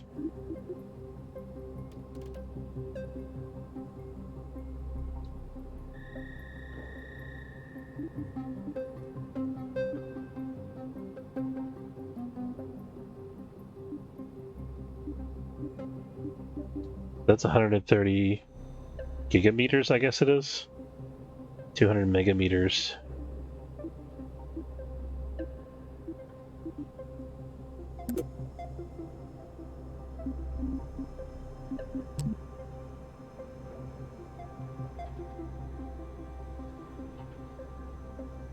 I've had to just plunk one of these on here. What on earth? Oh, I think I'm attaching it to the engine here. Let's not do that.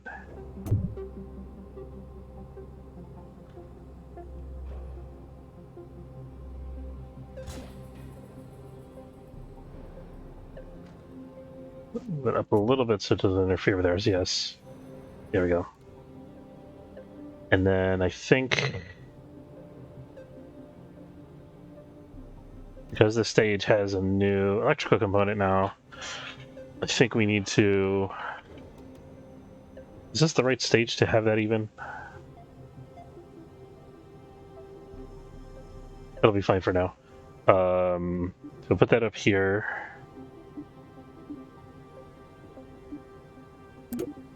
Maybe I need to go with the deployable ones instead, I don't know. We'll stick with this for now. And then I want to add a drone thing onto this section of the rocket.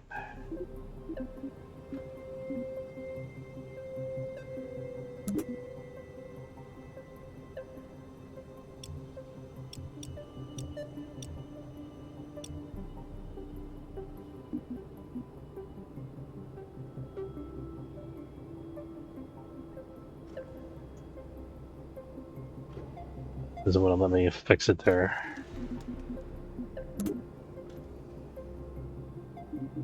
Maybe I have to put a structural panel.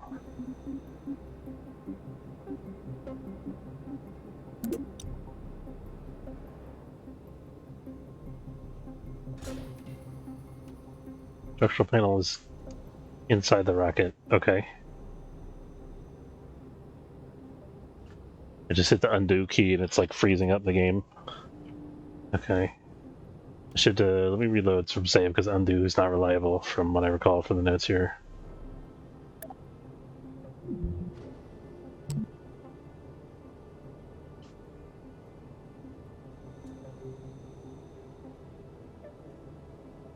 Forget about it.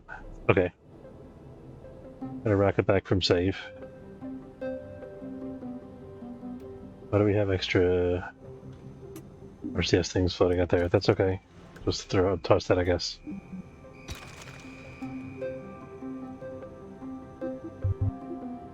Hopefully those weren't important.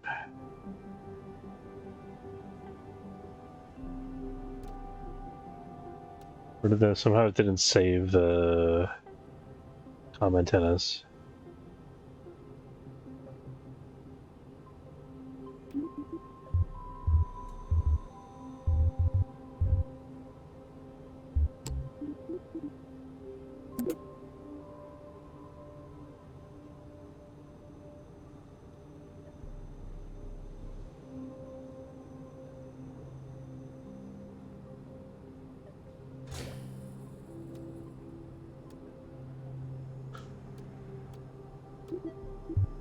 Okay.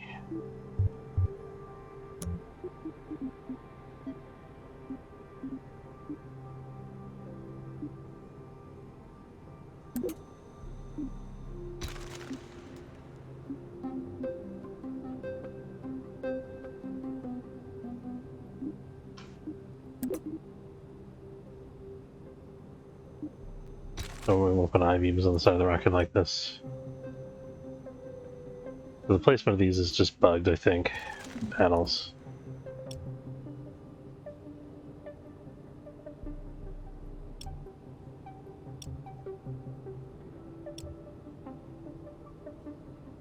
Oh, there we go. Now it's letting me put it on the outside. I don't know why it didn't want me to do that a minute ago. Maybe it's only the small panels that are bugged.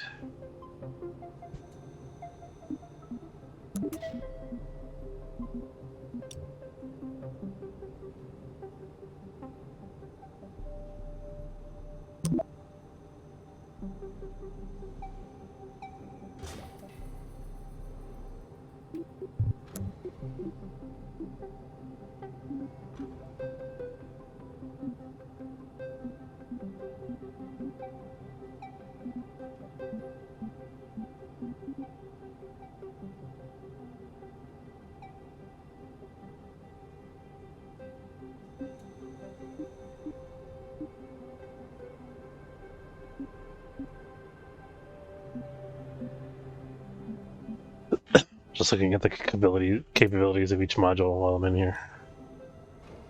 There we go. So hopefully that's kind of okay aerodynamic-wise. I don't know if it will be or not. I think those things might break and fall off when we're during launch, but we'll see. They are structural elements, so they might be a little bit sturdier than typical.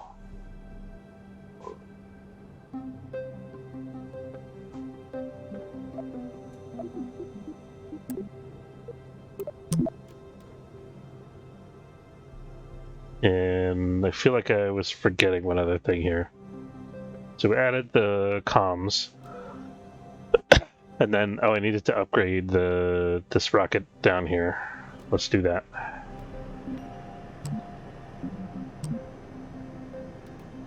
So this one needs one of those hot plate things.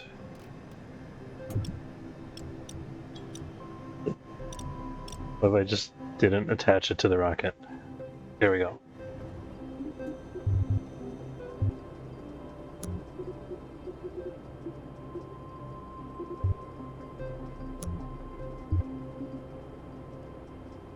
This would be a large engine mount, I guess. What's the difference between this large engine mount and that large engine mount?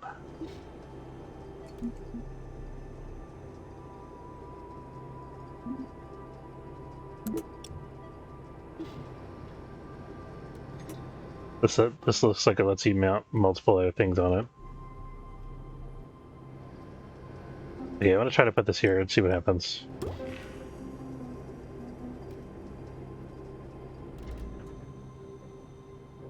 That's cool. So now we can...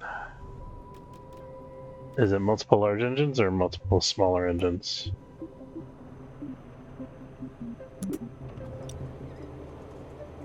Yeah, that's definitely not going to fit multiple large engines, so...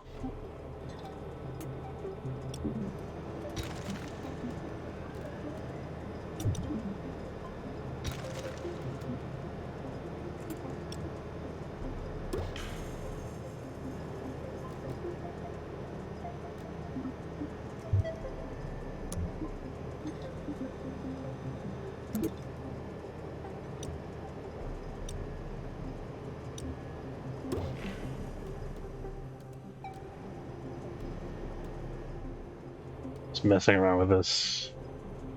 Oh, we could get a bunch of smaller engines up there.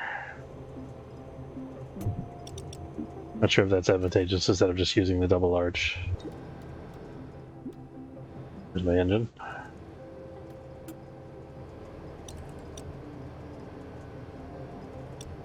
This is the big-size one that goes at the bottom, I think. And then we need another...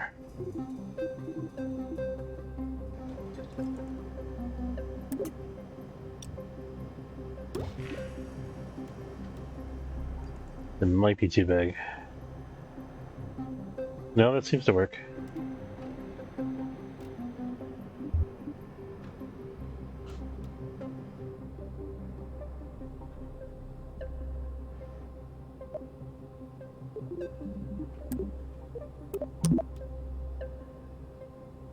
Okay, let's put on the launch support clamps.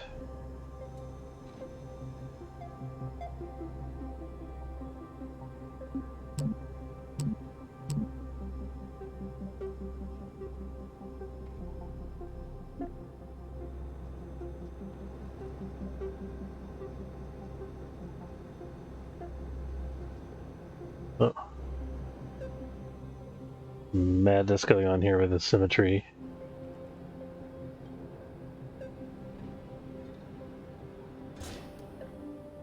Is this gonna work, or is it just gonna blow up my... No, it doesn't line up.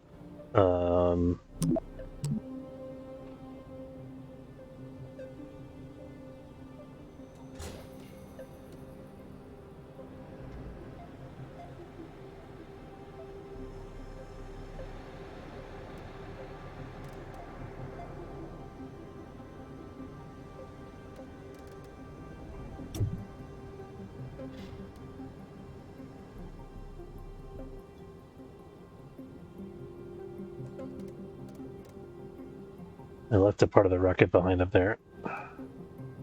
Game, why do you do this to me? The entire probe.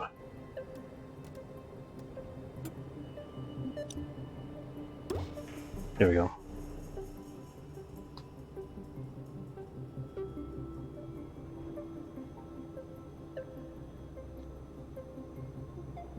Okay, we're gonna try it like this. It's giving us plenty of auto saves and stuff like that, so if that probe thing messed everything up, then we'll should be able to fix it, I think.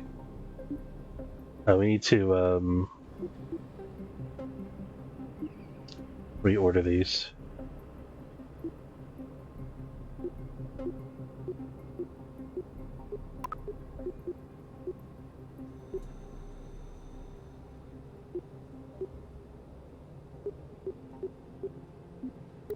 There we go. But those two things going at once.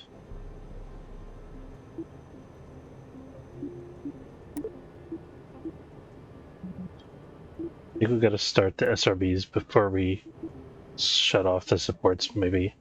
We'll try it that way and see how that works.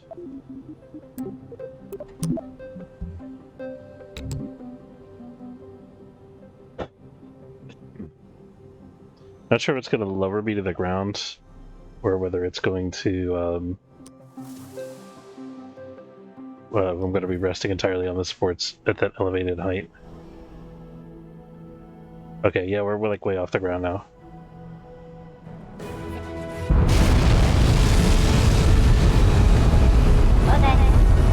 Okay, clearing the supports, seemingly.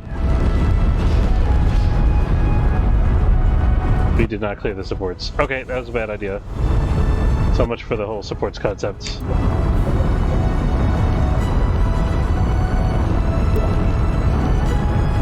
Surprisingly, the thing's pretty stable, even though we lost half of our engines at random. I guess we lost an engine on each side, so it's kind of... Oh, it's not that stable. We're kind of going sideways here.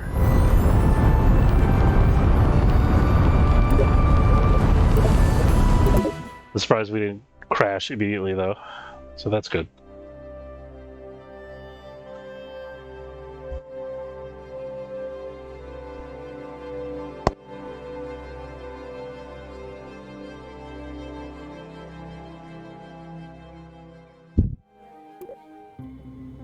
Okay, so we're going to do away with the support thing. That was obviously not a workable notion. Unless we put them all the way at the bottom. Which we could do, maybe.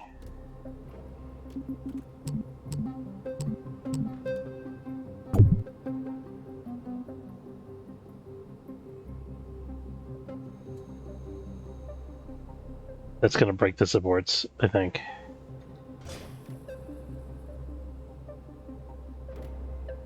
Yeah, that's never going to work. Maybe we just put them on the outside of the boosters? Is that an option?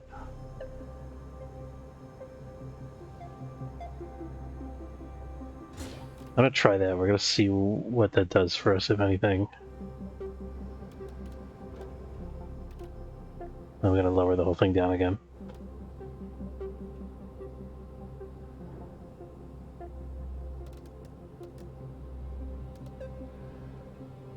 This icon, I feel like, is in the wrong place.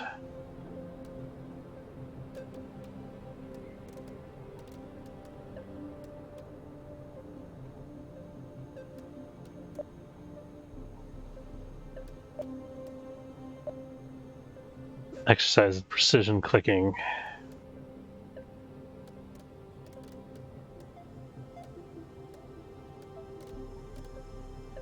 There we go.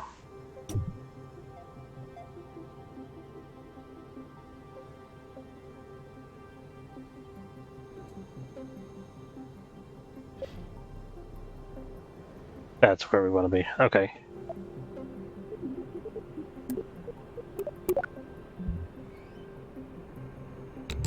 Try it.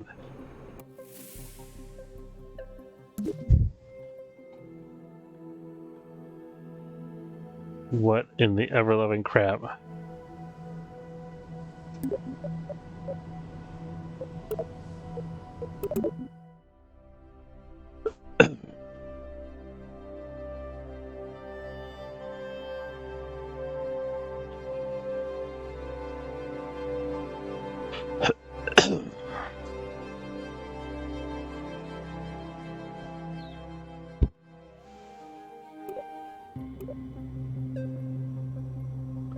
Okay, so somehow it left the probe behind again.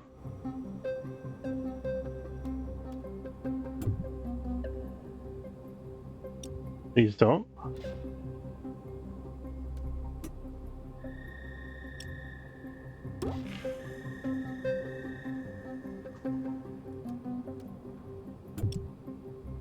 Why are you doing this to me? Oh, this game's torturing me. Where did that even come from? Okay. Shows that I have the whole thing. Okay.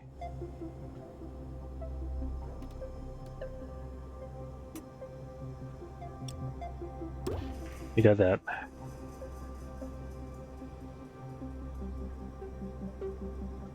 Okay, and I think we're at the right height.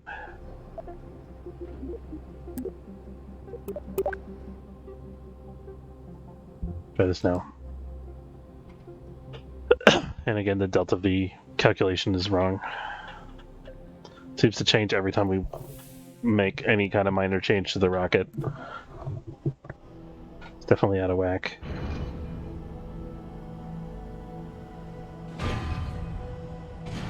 I don't understand.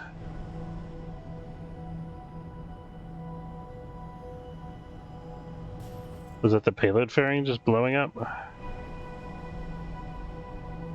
What piece fell off here?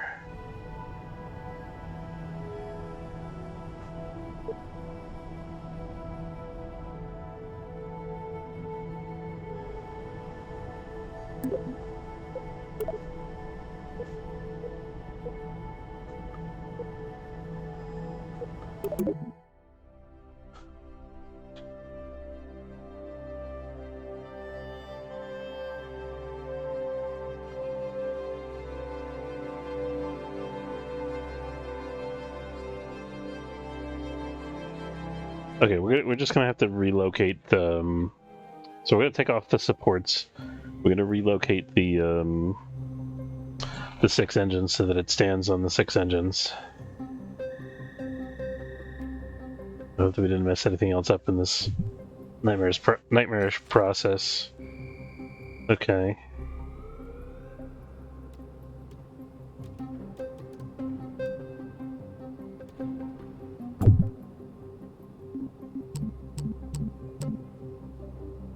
Kraken is strong in KSP 2.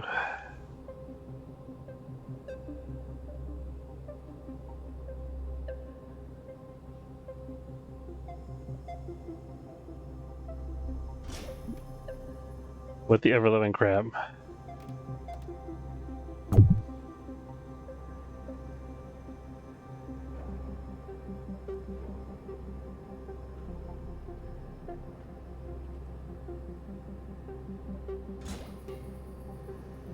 Okay. Think we're good now, maybe?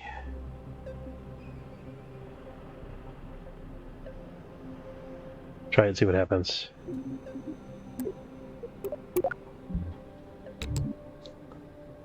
Oh, the engines are in the wrong order. Ooh.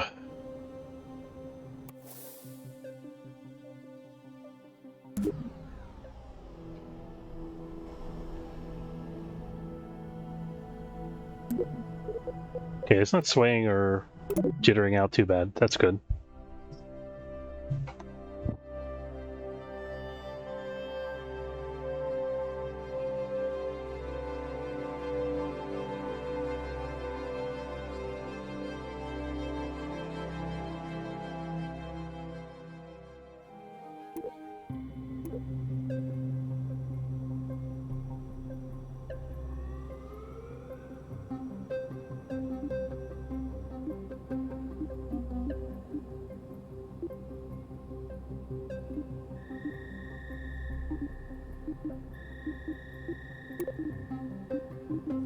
Versus the first stage.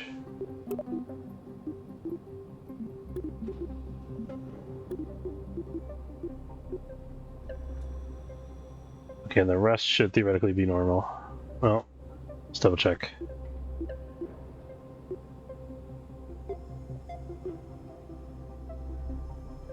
Isn't there be...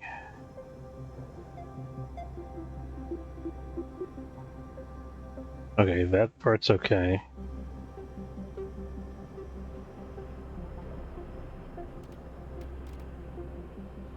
Alright. Structural elements there should be fine.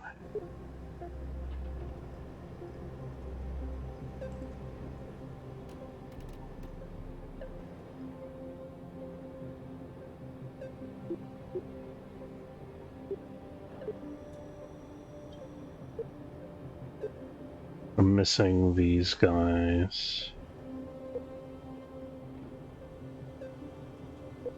Where is this?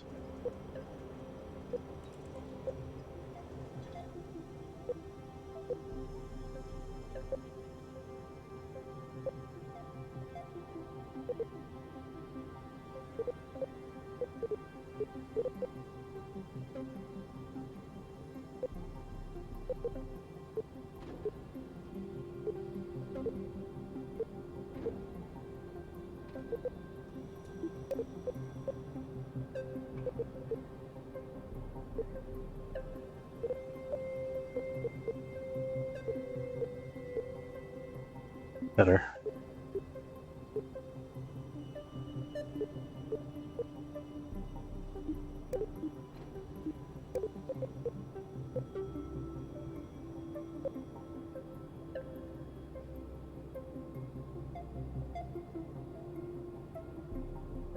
There's another one of those weird structural elements in the top area, or no? No, I think we're okay now. Except for this is all messed up.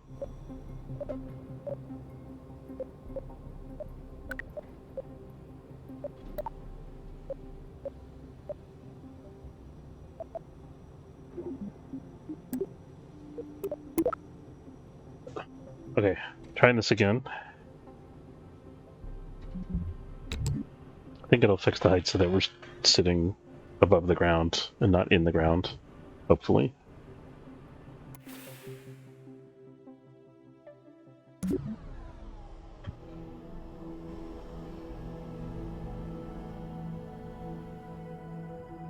A little bit of sway, but nothing crazy.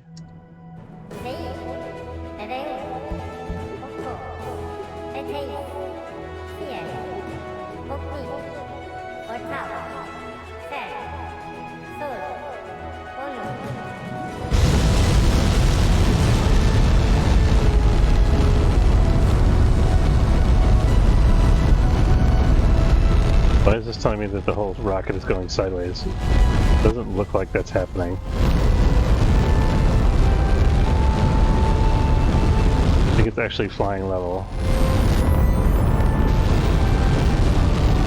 Is it?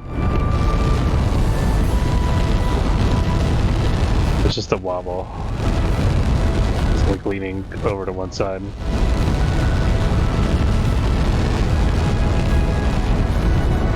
So turning on the RCS jets and see if that helps it straighten out. Not sure if that actually makes it better or worse.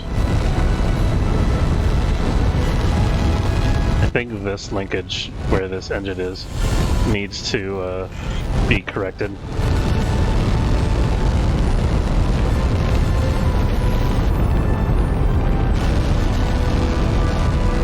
I think our overall trajectory is pretty straight despite the trackball being a little crazy.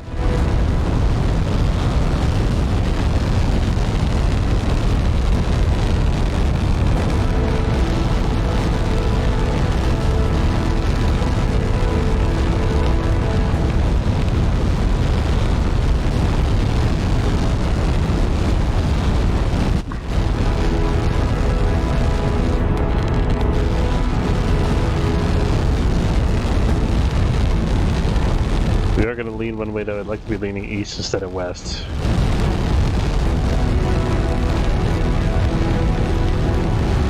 Yeah, the rocket is turning slowly.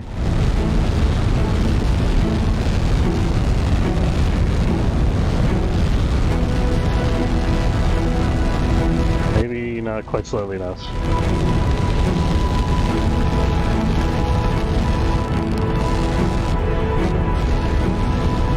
Something's coming unglued.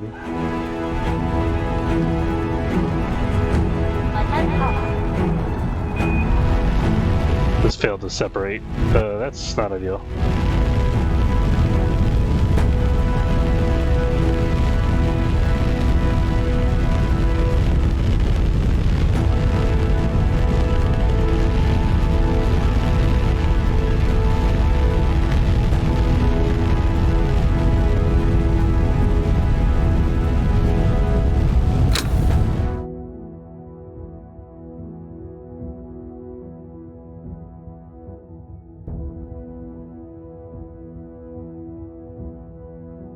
That linkage is broken.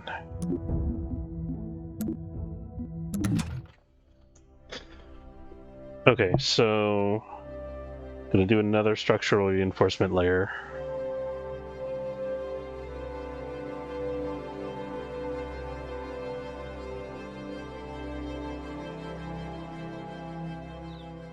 Not entirely sure which part needs to be reinforced is the only thing.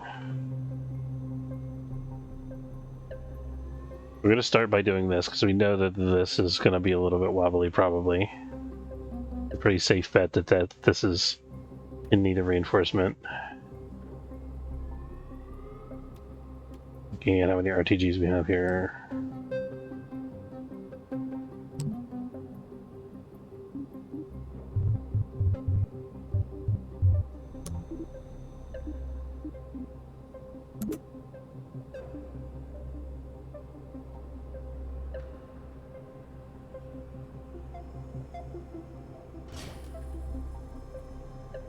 I think 3 should be enough.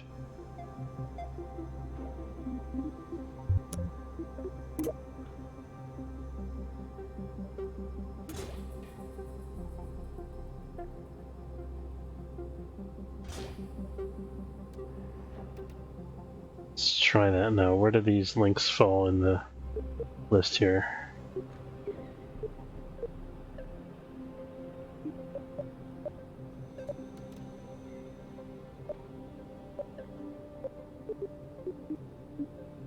These guys here.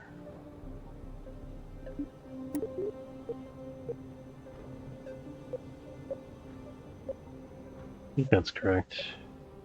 Yeah, that's good. All right. Try that and see if that helps at all. And somehow we're magically back up to 14,000 dV.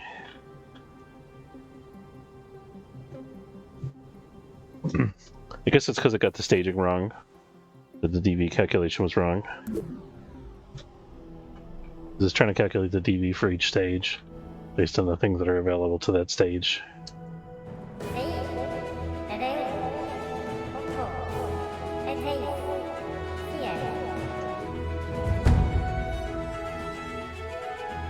Yeah. There you go.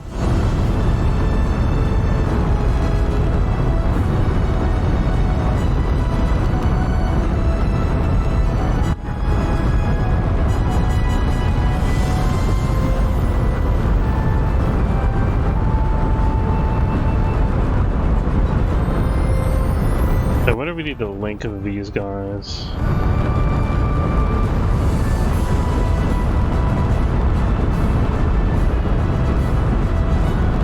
So this part is staying pretty straight now, I think.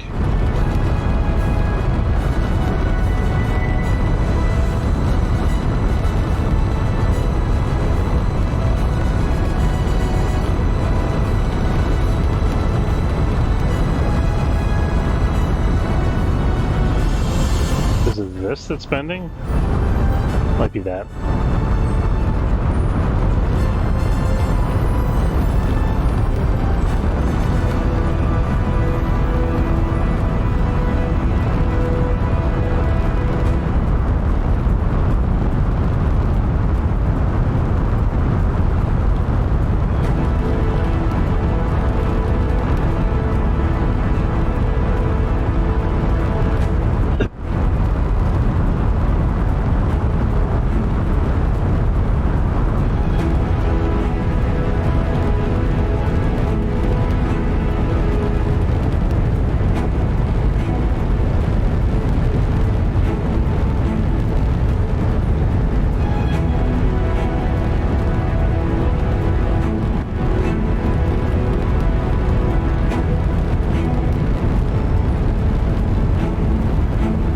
Some of the flex is actually coming from these decouplers that hold the clydesdales onto the rocket.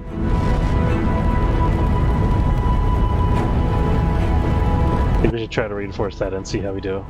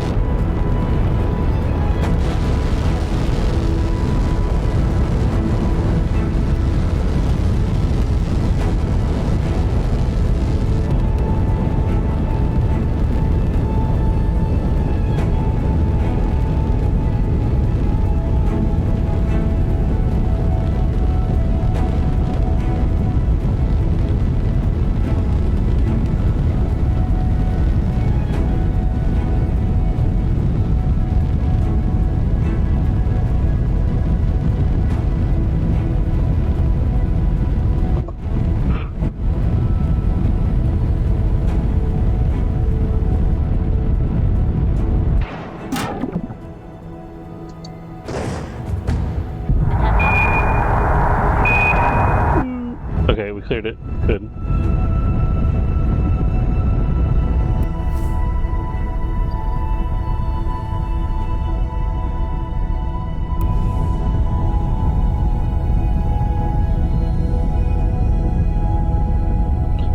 We're still at the state where we're going pretty much straight up, even though the nav ball says otherwise.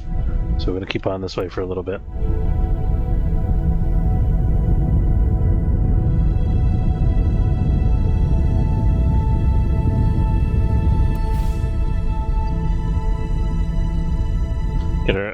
look to get our apoapsis up to about 90 this time.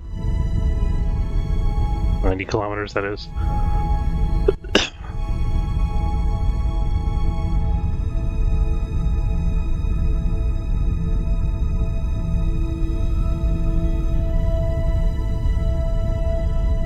Alright.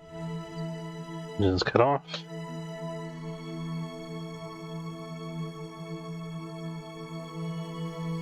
What's going on with our attitude right now?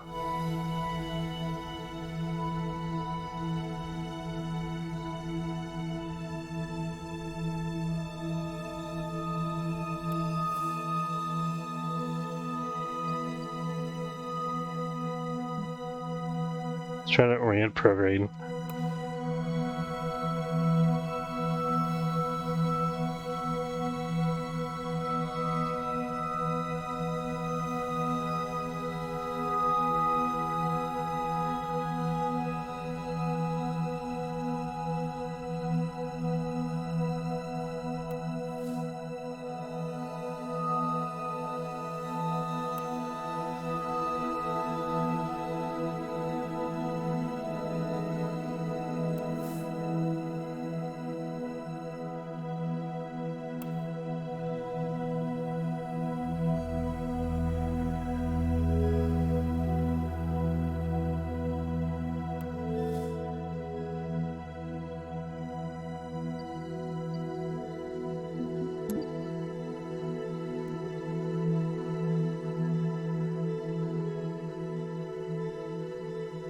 Yeah, we're like way off of our orientation.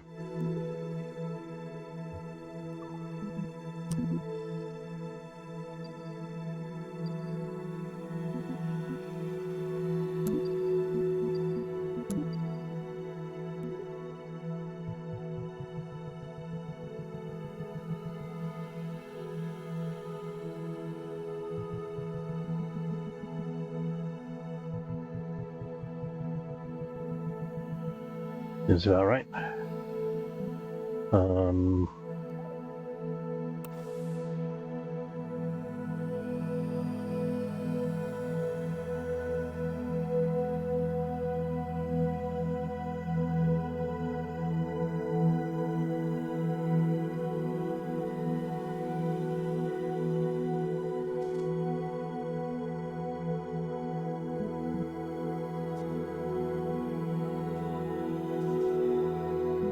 We don't have enough RCS thrusts.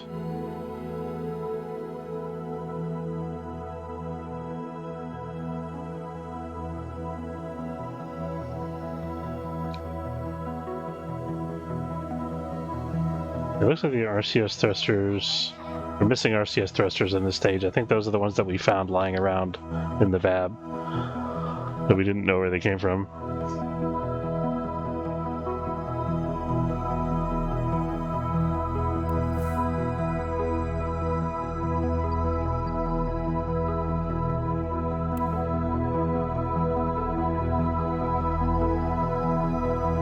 See if I can turn faster if I engage the rocket.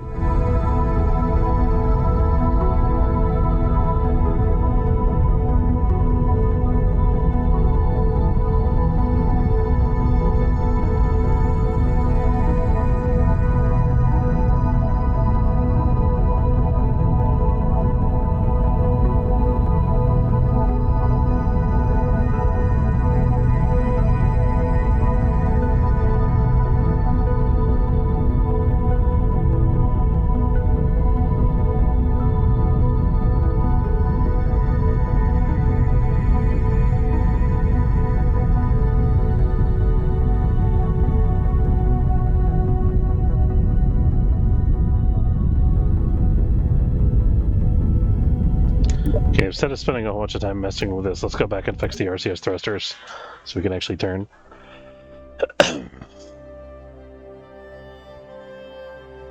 Think about also putting a heavier SAS in the upper stage.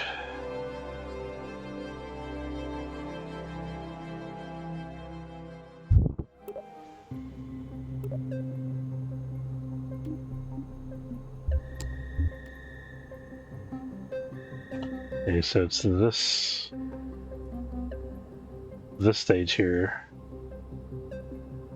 I guess that didn't have RCS before, so we didn't change anything here.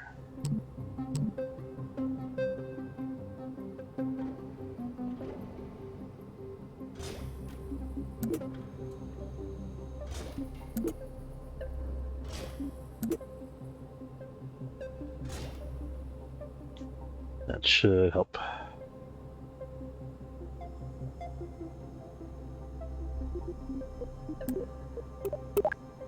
And then let's try to also fix the swaying if we can.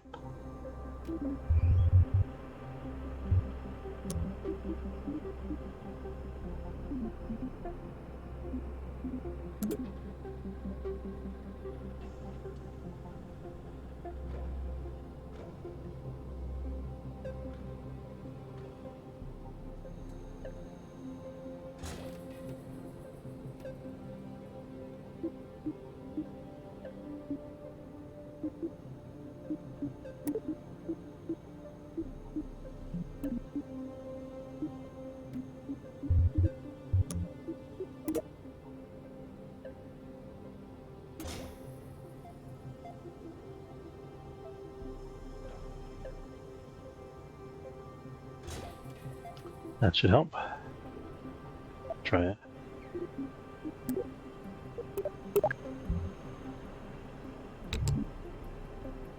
I think we're going to see a big stability gain.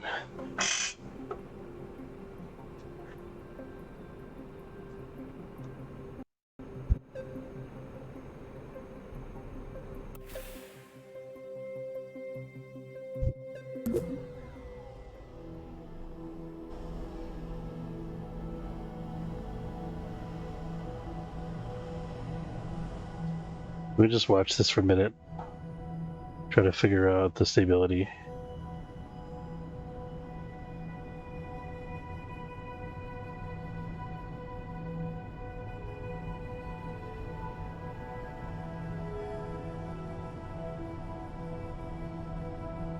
I don't see these flexing a lot. They seem fine.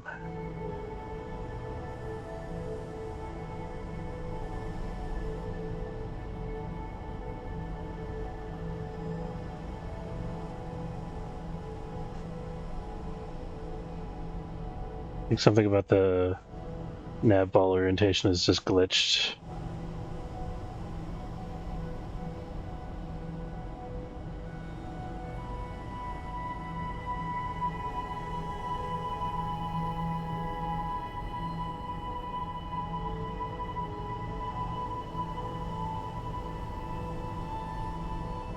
I have the feeling that this might not be strong enough, this part. Seems to be still swaying a little bit. Maybe we need to go with 6 attachment points instead of 4. Alright, let's launch.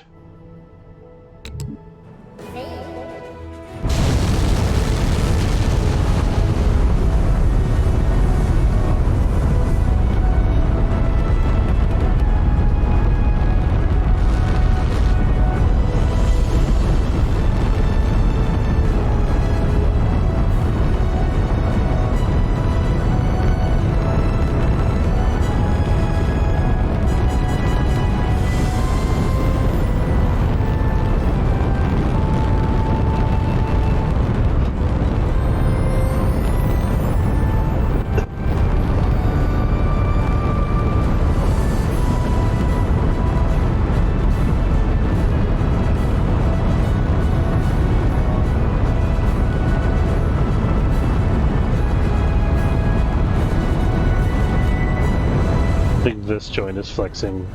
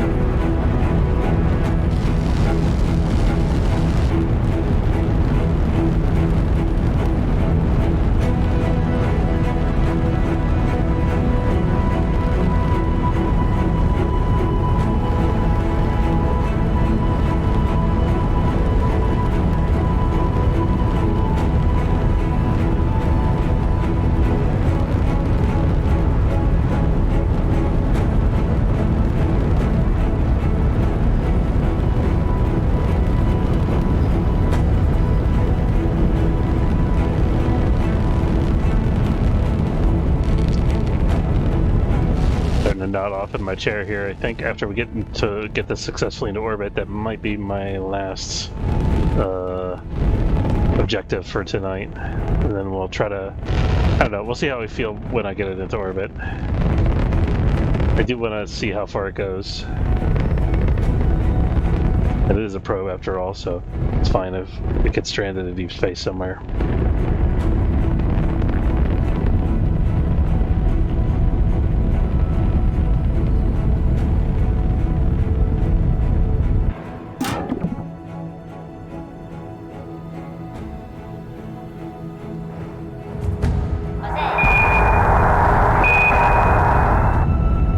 That makes me so nervous, that stage where I'm trying to pull apart there.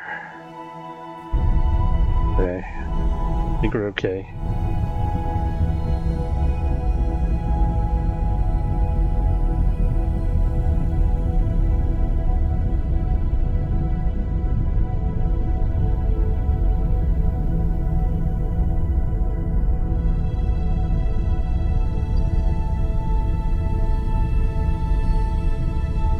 Trying to start our gravity turn.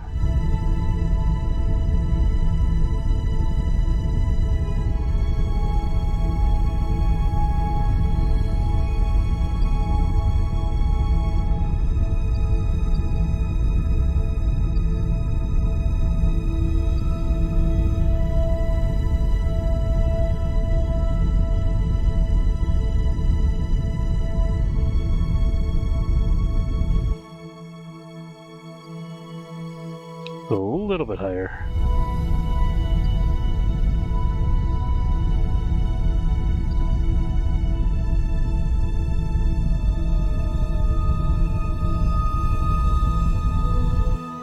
That should do it.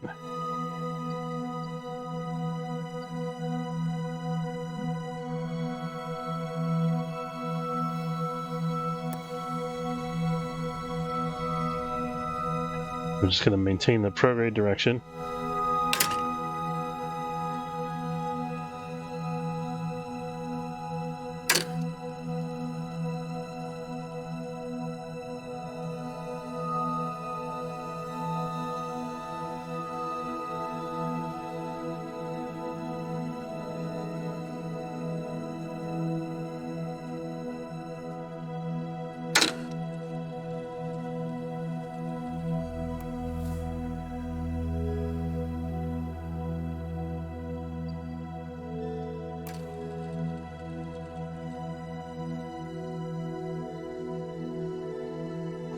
Are we out of RCS fuel?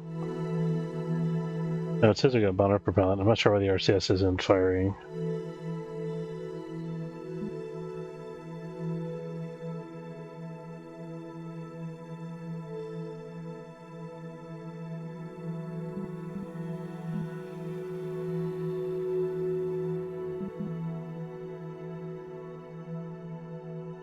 Are we out of batteries?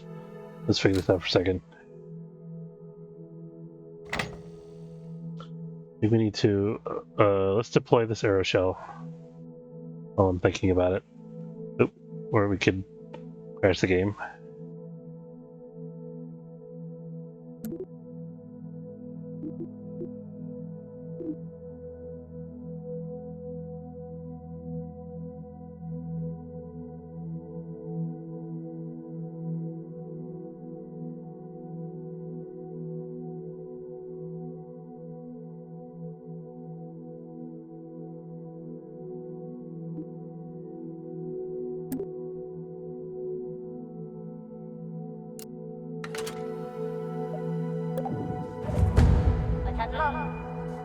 Okay, we jettison the aeroshell.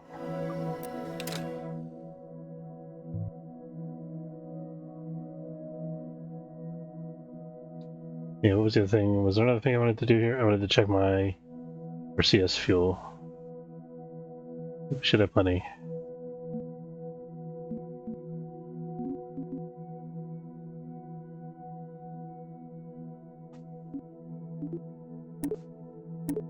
Doesn't give us the fuel information here.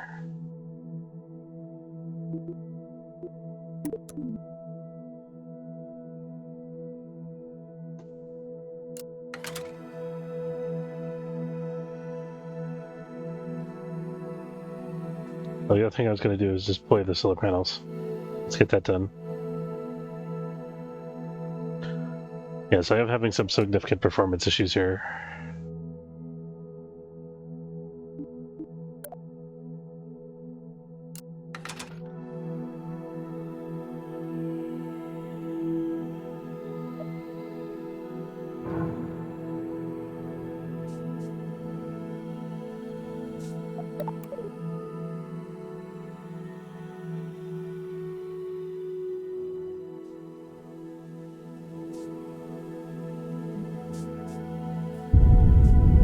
Okay, this is close enough that I think we can start thrusting.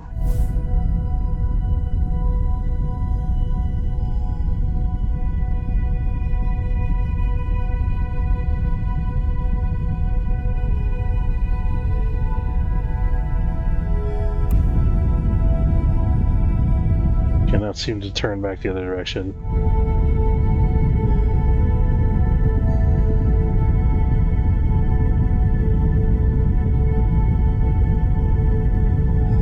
We're getting there, maybe.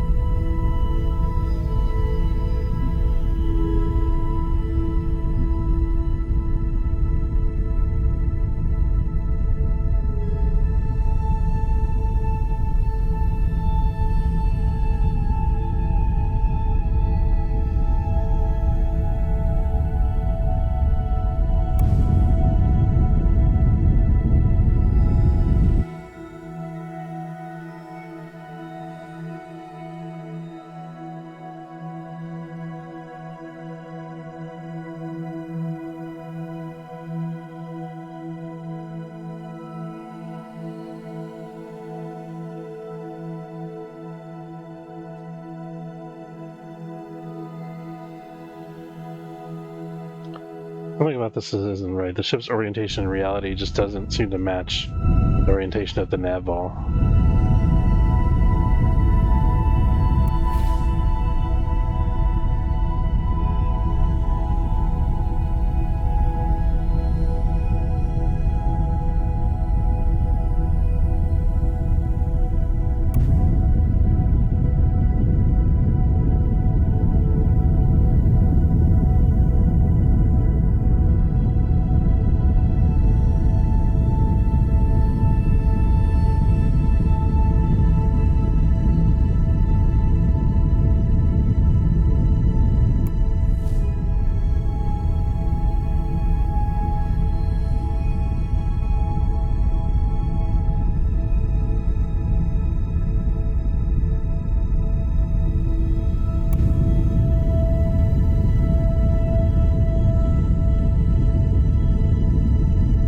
Wait, am I thrusting perpendicular to my direction of motion?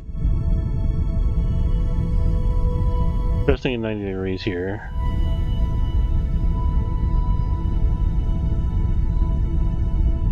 Which should be that way.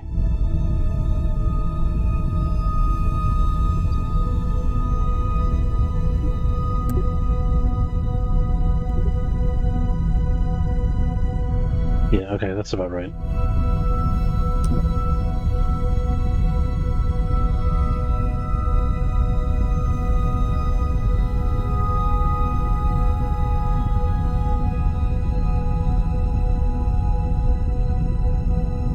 Oh, we're back in the atmosphere again.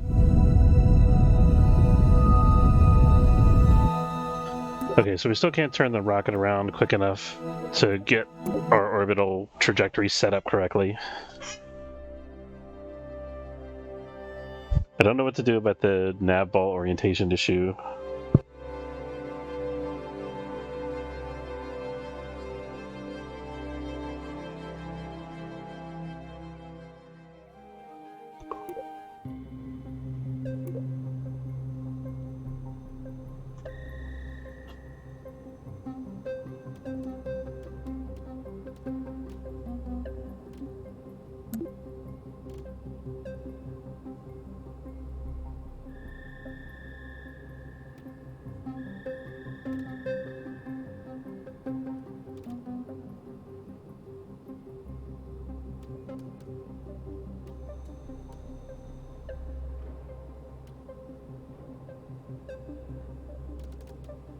was wondering if this is somehow installed at an angle. It seems very unlikely. I don't think so.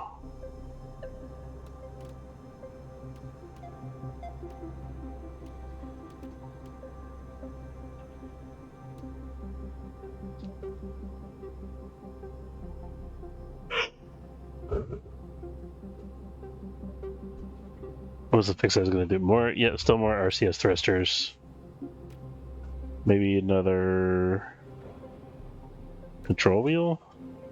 Problem is that this is like the center of mass, so it's a really bad place for control wheels. No, well...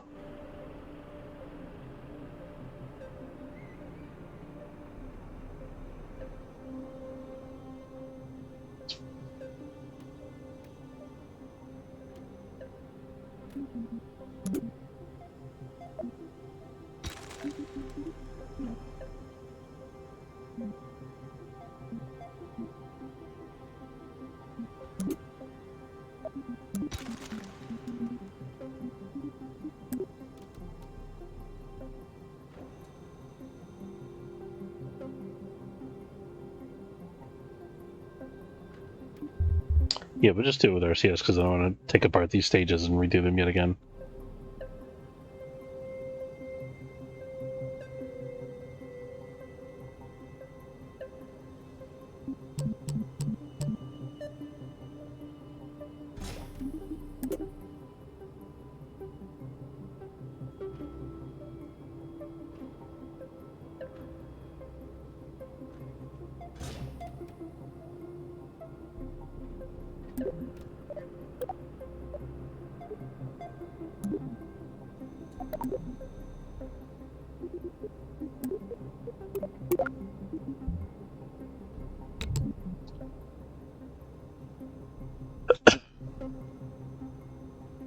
I'm thinking we could try to maybe take a critical look at the nav ball this time and see if there's anything we can do to fix it.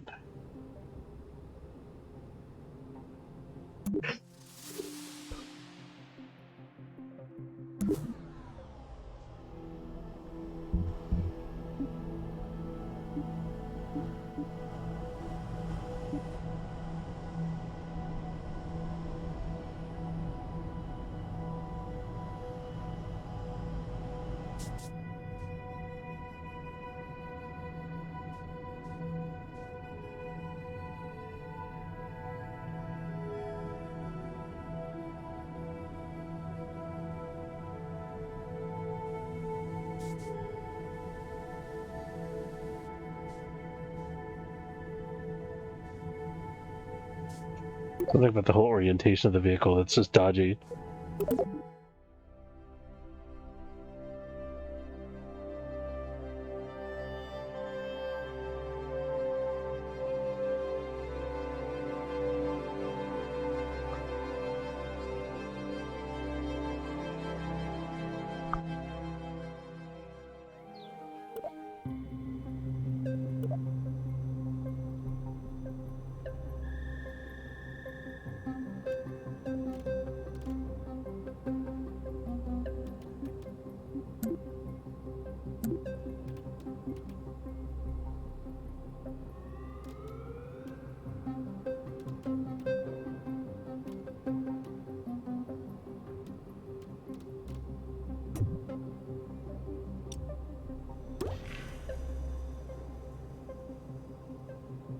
Oh, you know what? I know what it is. I bet it's controlling it from these little things that are on the plates. That's why the orientation is so messed up. Let's get rid of those. So that would be these guys here.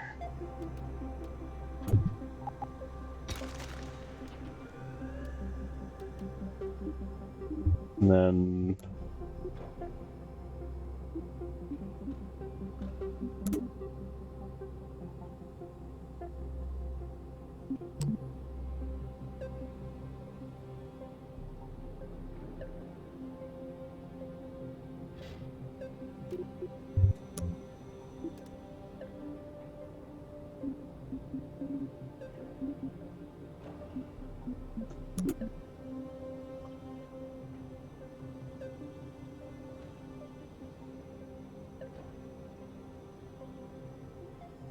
I was trying to do it this way, so...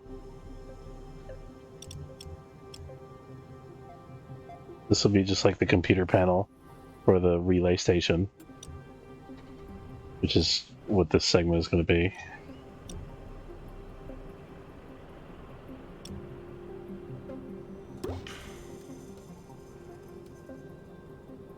Okay, now the whole thing's probably going to be sideways. Question is going to override that somehow.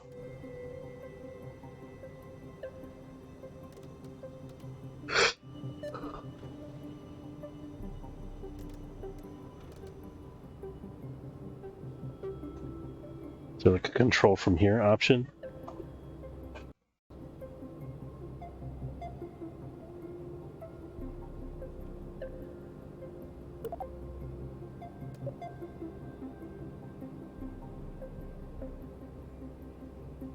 Okay, this is control enabled. Let's try disabling the control in the other two.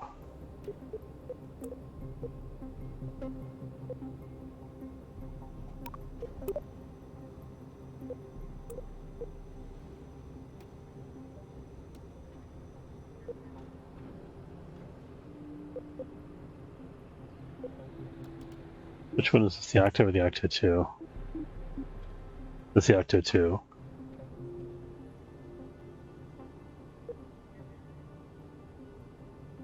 Both have their control disabled. Okay, I think that should fix our weird orientation issue, hopefully.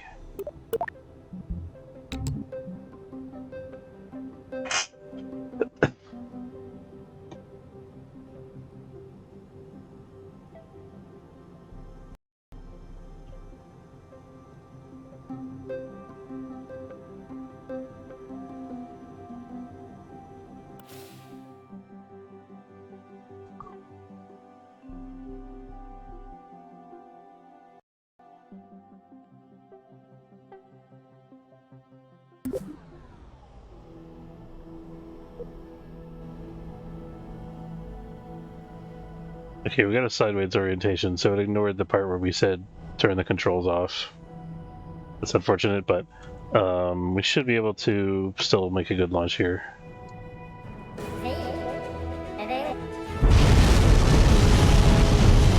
It's going to be a little confusing until we get into orbit and get oriented correctly.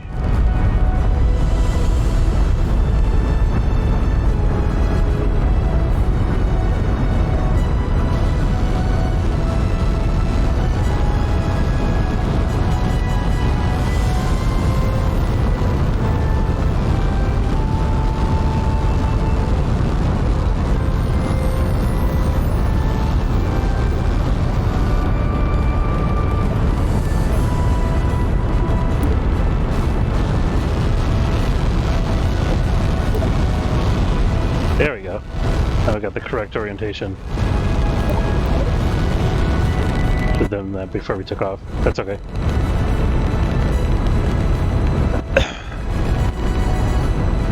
They got a nice straight ascent with no weirdness going on.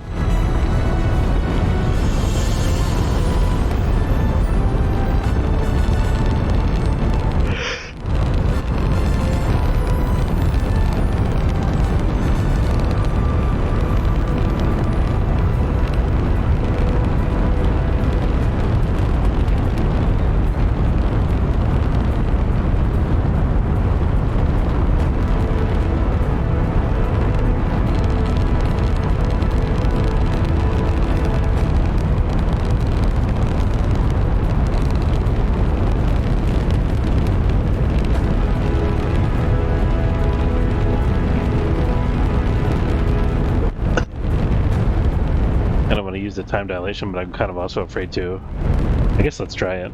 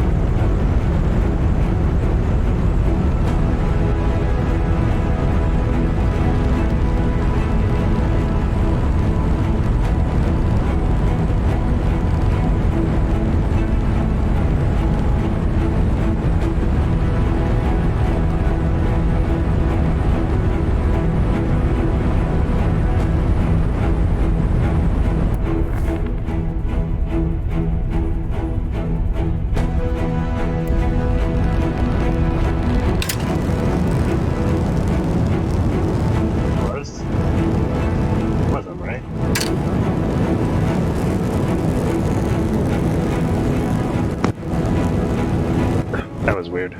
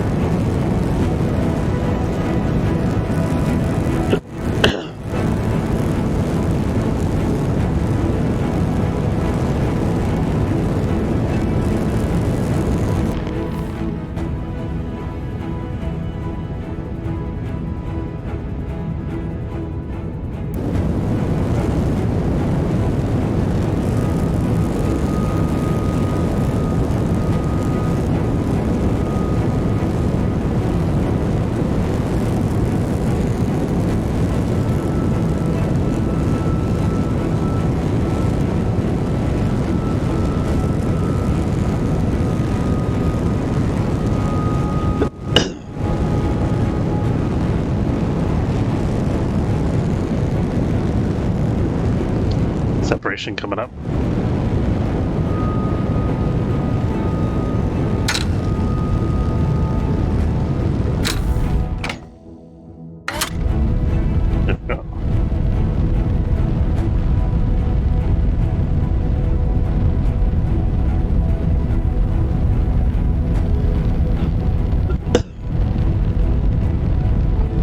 Some weird little graphical glitch there.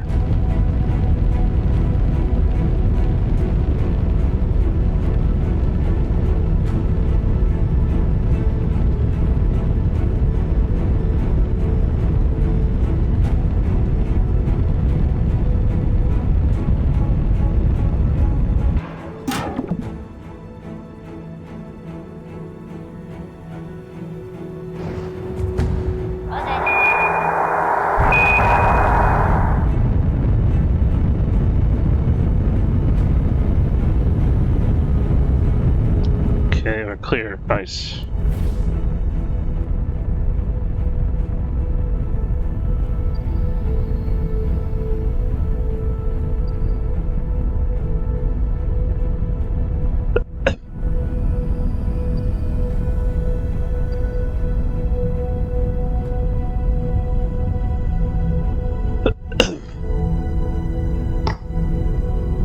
The trajectory is pretty clean.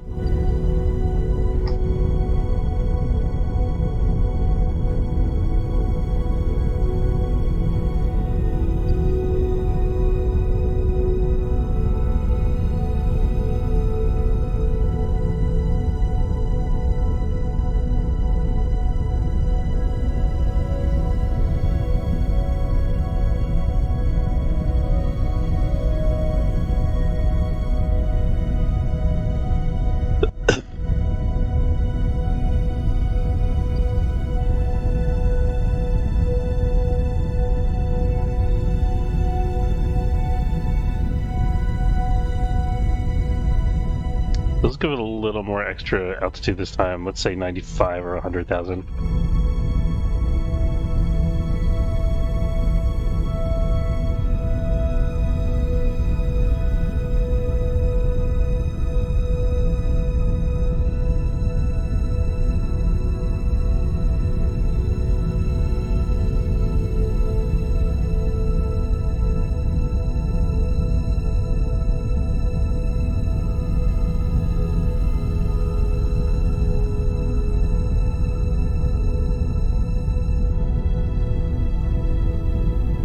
We're almost at the cutoff point here.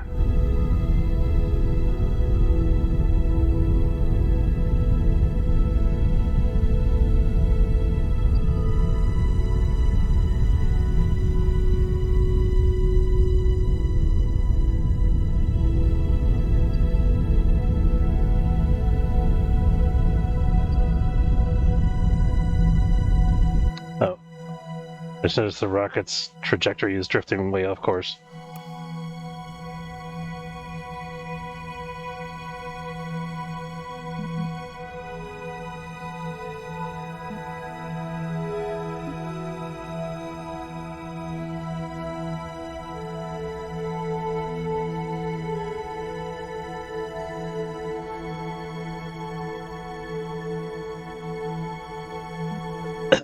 So we're still in atmosphere right now, so we're somewhat limited in how we can maneuver.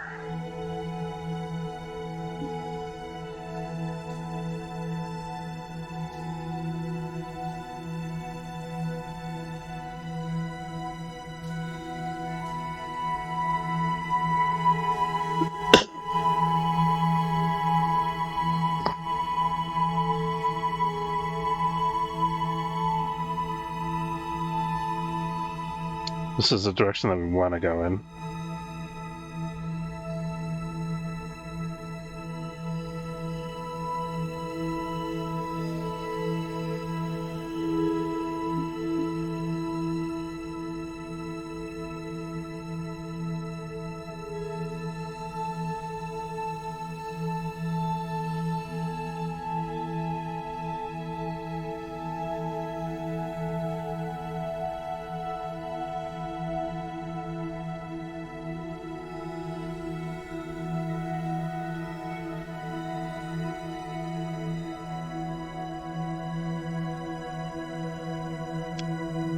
Trying to stabilize our attitude.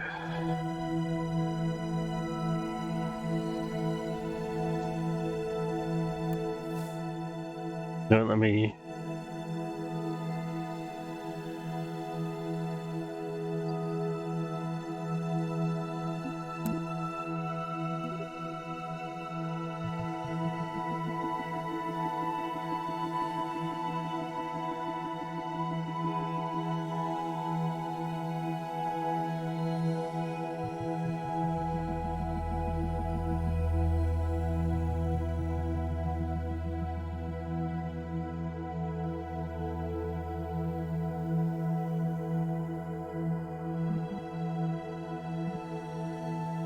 Okay, we're close to the maneuver node, kind of.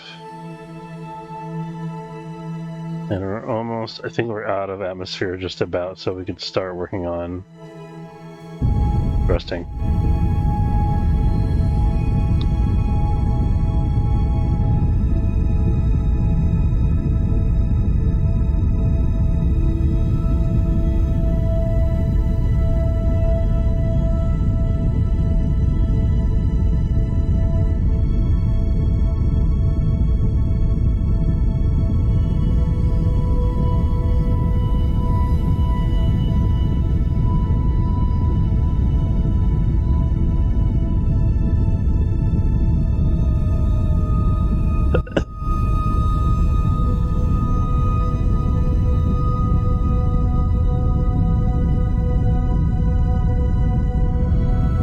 Alright, we're kind of on a stable, correct trajectory.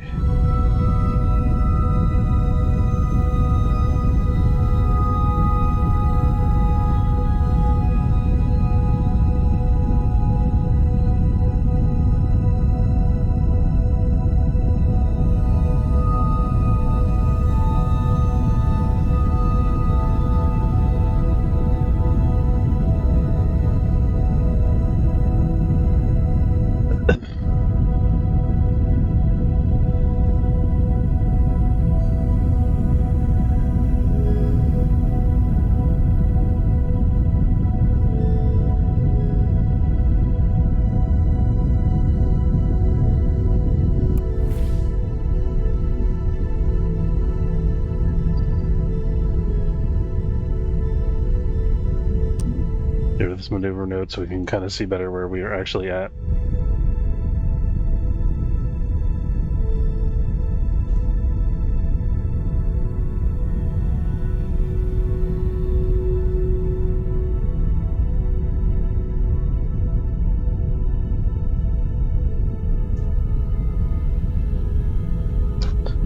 So about halfway through our sustainer fuel.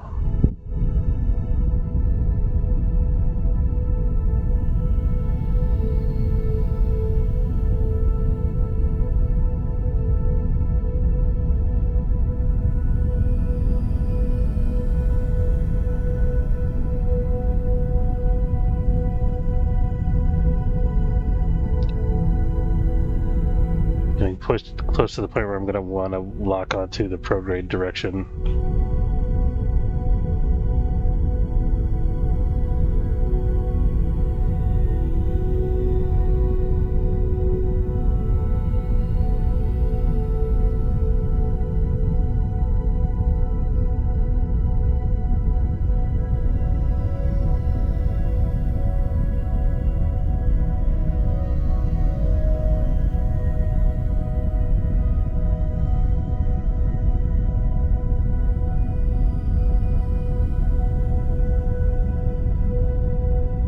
Alright, let's lock it to the prograde node at this point.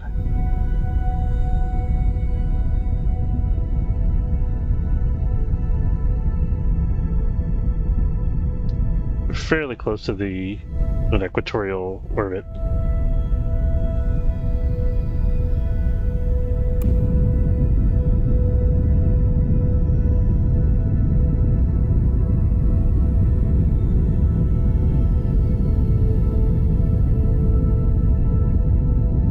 The rocket's rotation is a little janky still, despite our best efforts. This is very massive.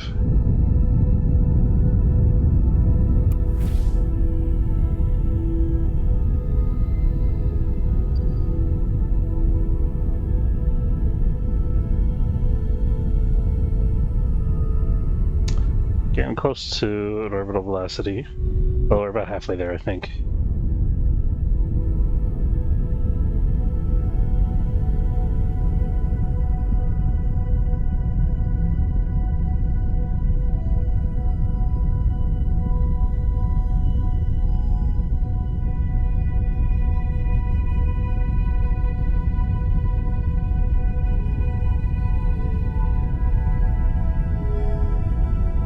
Alright, about to switch to the next stage. We'll see if we'll be able to complete the orbit then. At the very least, it should be easier to turn the ship around.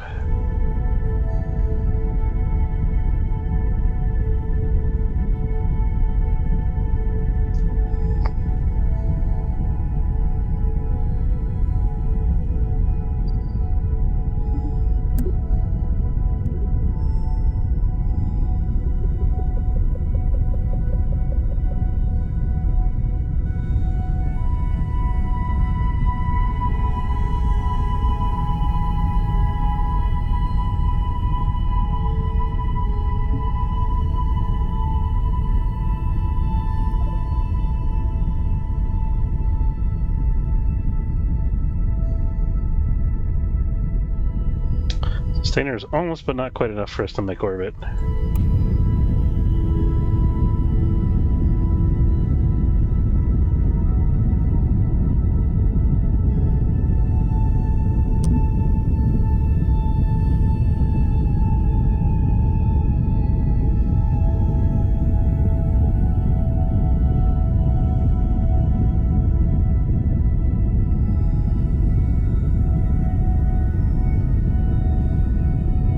But the next stage turns better than this one does.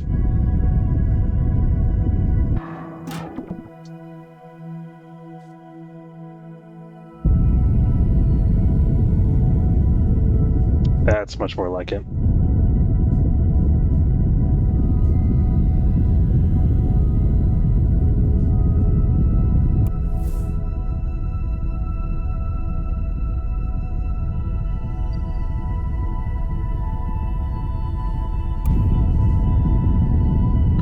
Not quite to the hydrogen stages yet.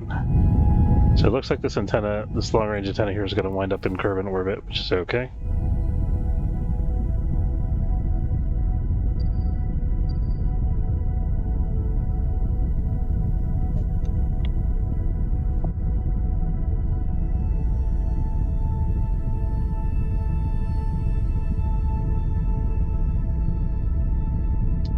We'll be coming up in orbital very soon.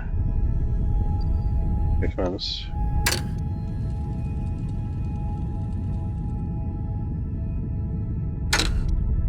Let me, by the way, jettison my... Let me figure this maneuver out first.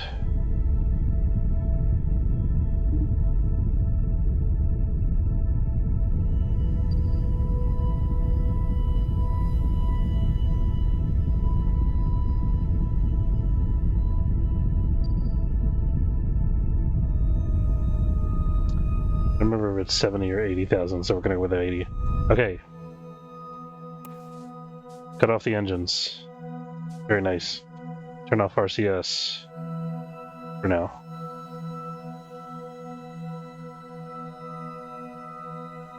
I'm gonna try to eject the nose cone thing.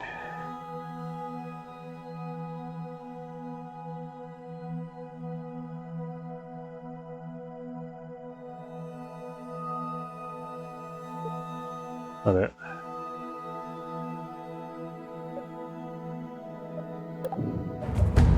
Jettison the nose cone, very good. Okay, and then let's turn on the solar panels. Are they... Did I leave the solar panels behind? Were they on the previous stage?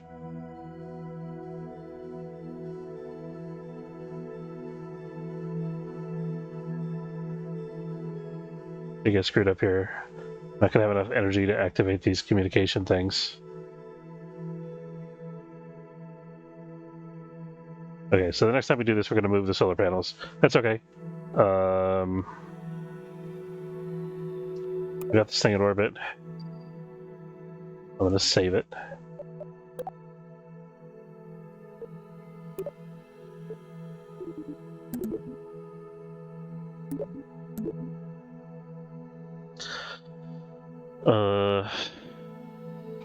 This says we have 7,000 Delta V left. I think that's about enough to get to Duna, and that's about it.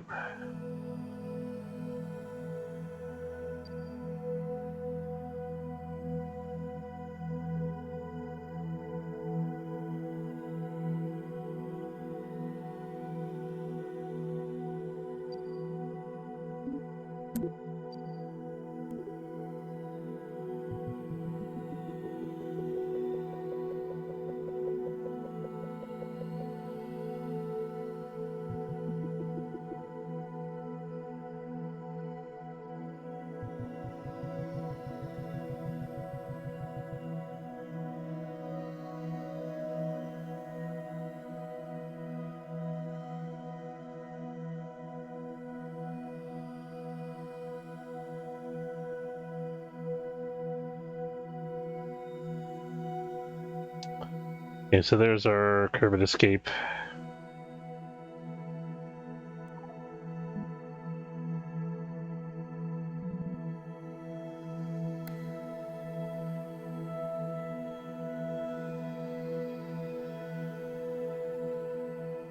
Super unfortunate that this antenna station isn't going to be powered properly.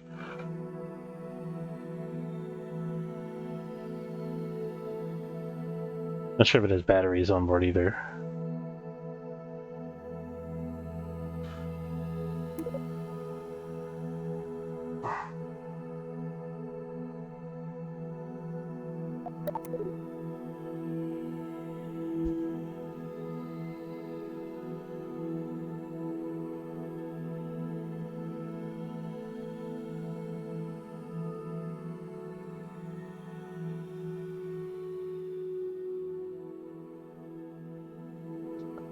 Okay, so we're getting oriented for the maneuver.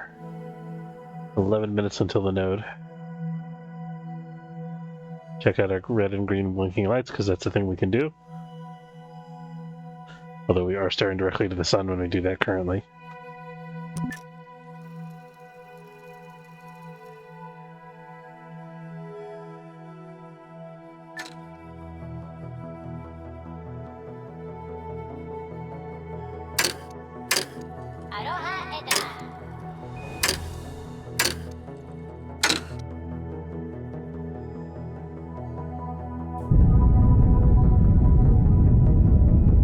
Okay, this is about a 50-second burn.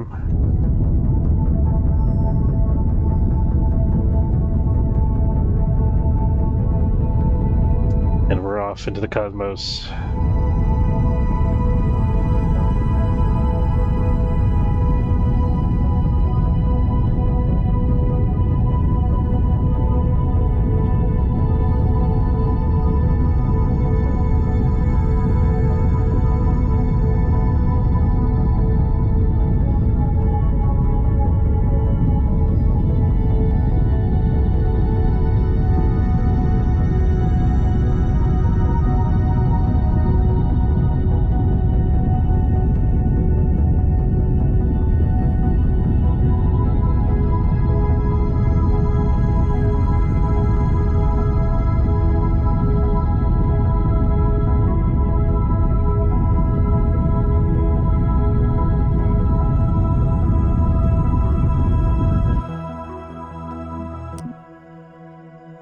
We completed that burn.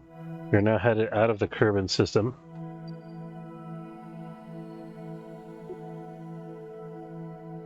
So let's deploy our smaller antennas here, or forget about them.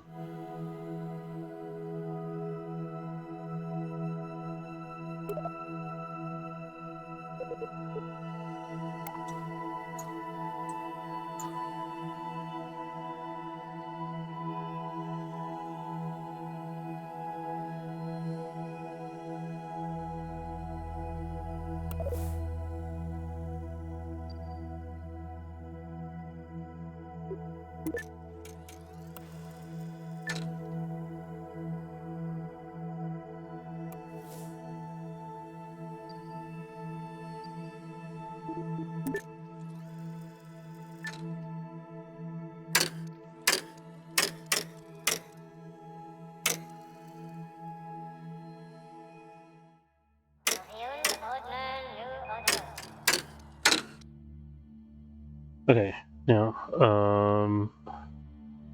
these could have been a mono propellant during lunch. That's okay. I'm just checking our reserves here. We're at full electronics. Now, where can we get to from here?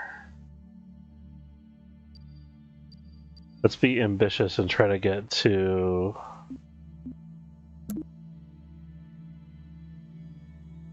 Jewel.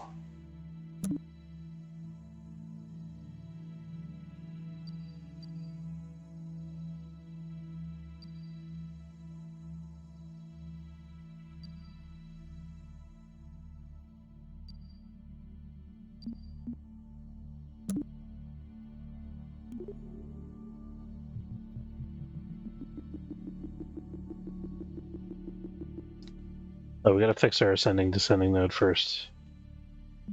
Before we do this. Fortunately, we just passed the node.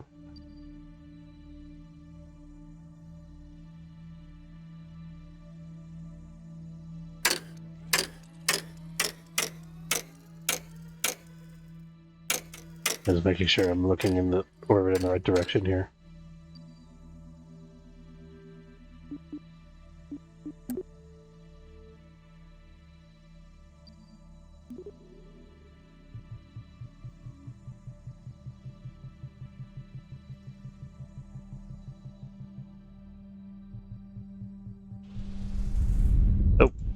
Oh, no, I didn't mean to do that. Crap. It's okay, it was just a tiny little nudge. Alright, so, we got that. Let's orient for that.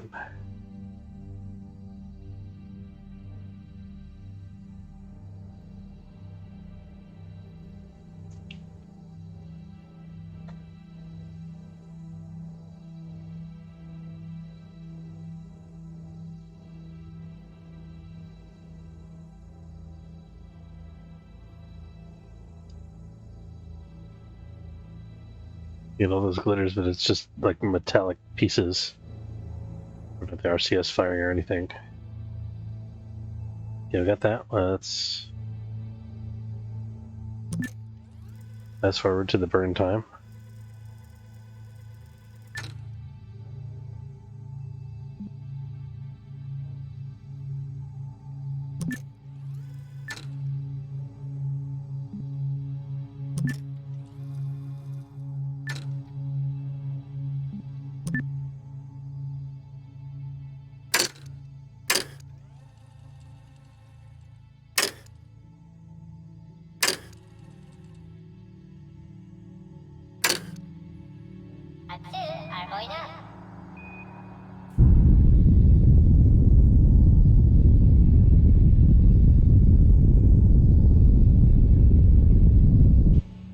That should do it. Just to verify. Okay, perfect. That's perfect. Alright, so now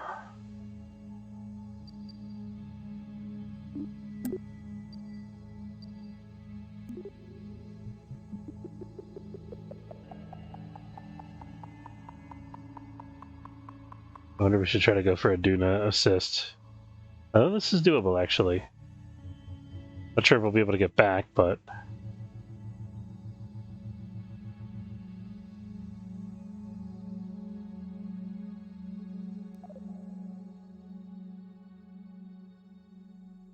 Okay, so distance from target, 13 million kilometers. This is the target's position at the intersect, so we're going to be behind them if we do this.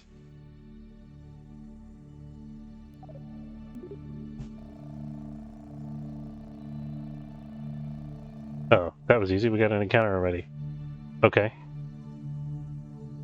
And that's too much fiddling. I guess my initial estimate was pretty good.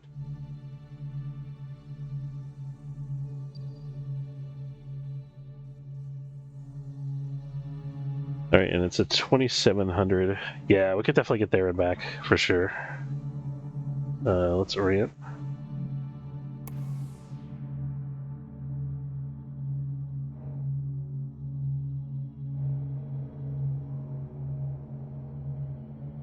I wonder if the probe is not using electrical charge, because it seems like it's always full. We do have the solar panels bringing in charge here, but I would think that the SAS modules would be using up charge. They would have to recharge.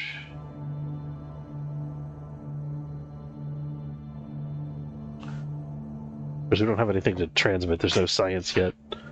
We're not transmitting anything except for the probe control data, so I guess these don't have to take up a ton of energy for that currently, probably.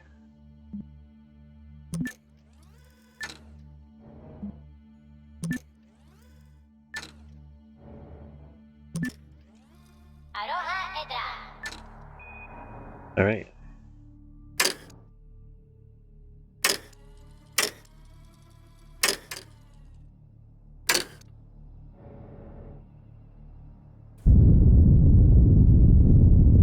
Here we go.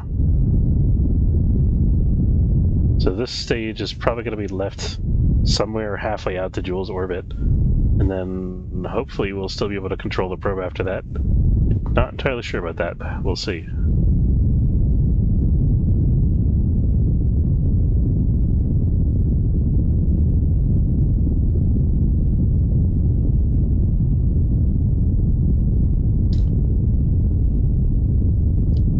Switch to the hydrogen engine soonish.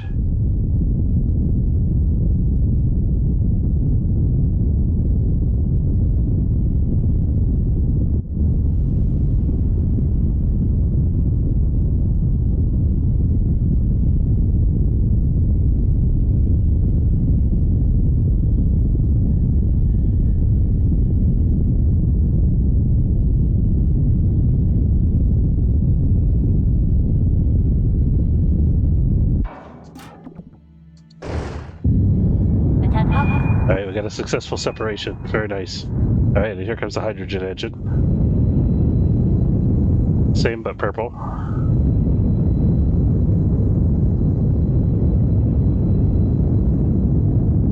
Later. Space thing.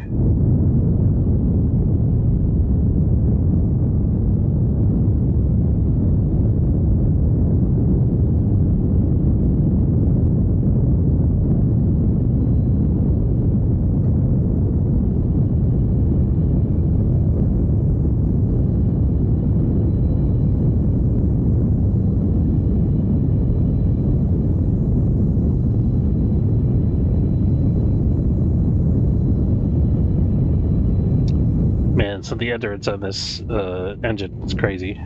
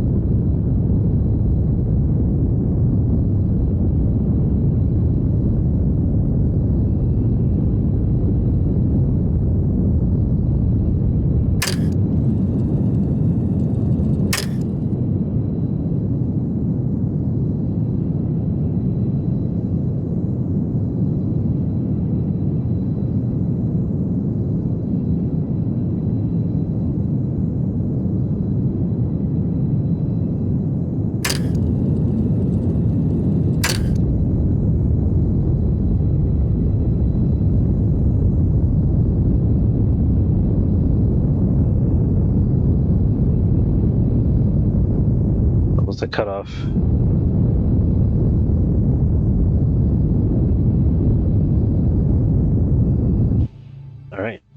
cut off the main engine. Let's check our course.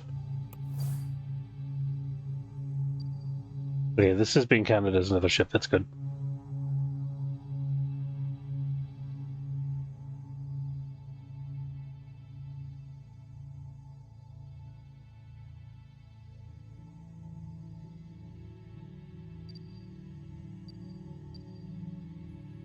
I think my calculations could have been better here. So let's do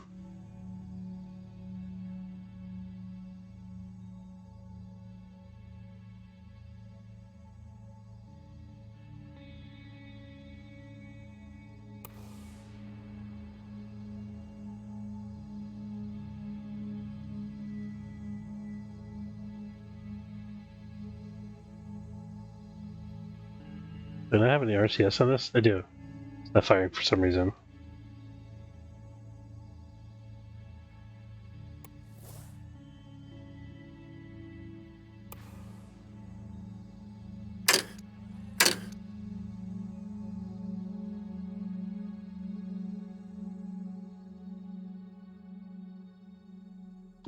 Can remember how to switch the RCS out of docking mode.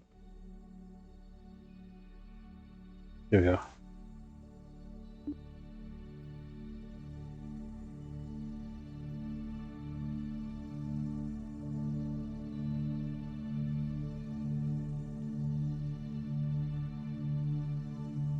Did I lose control of the craft? Is that what's going on here?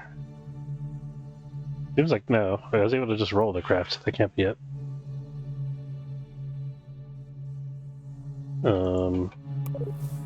I'll try to feather the thrust a tiny bit here. Do it the hard way, technically.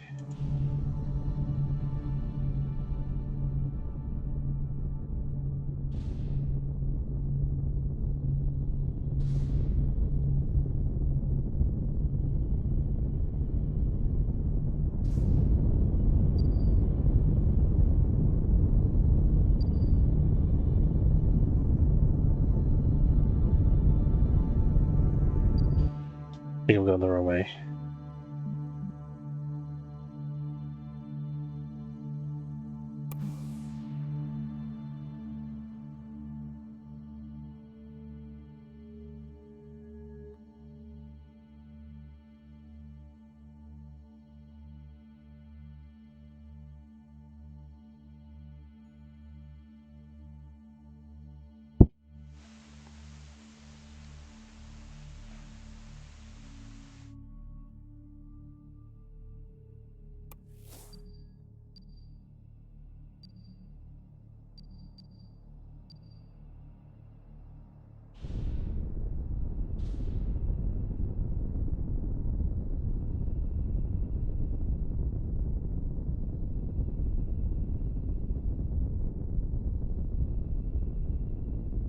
Yeah, so I overshot a little bit.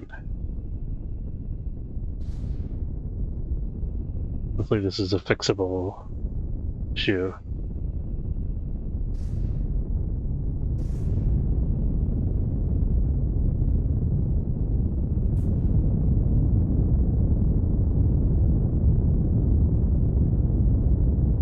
I'd hinder our ability to get home, though. Okay, we got an encounter.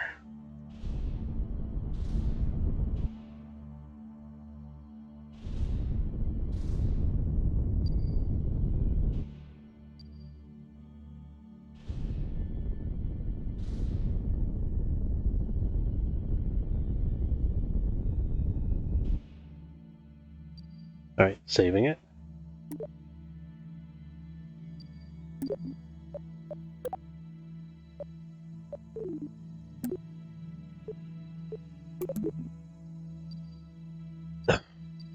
Okay, let's head on to Jewel.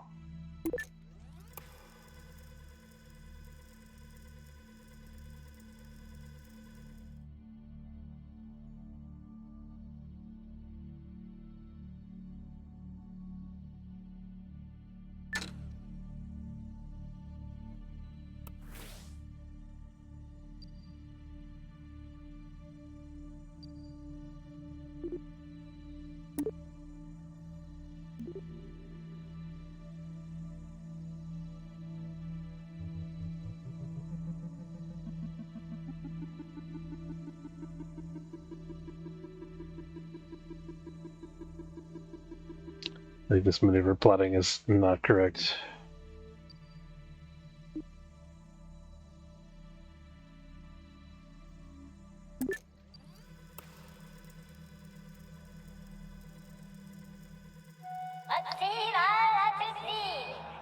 Any sign of Jewel?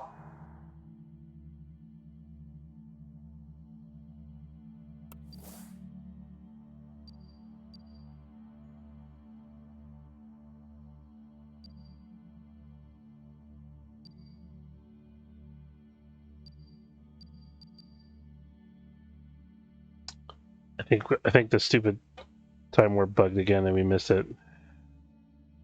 God, that's annoying. All right, let's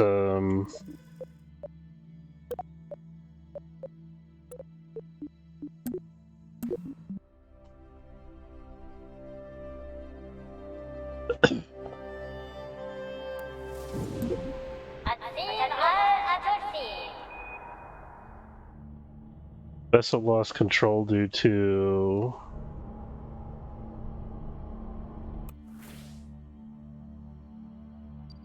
I think we're out of comms range is what that's saying.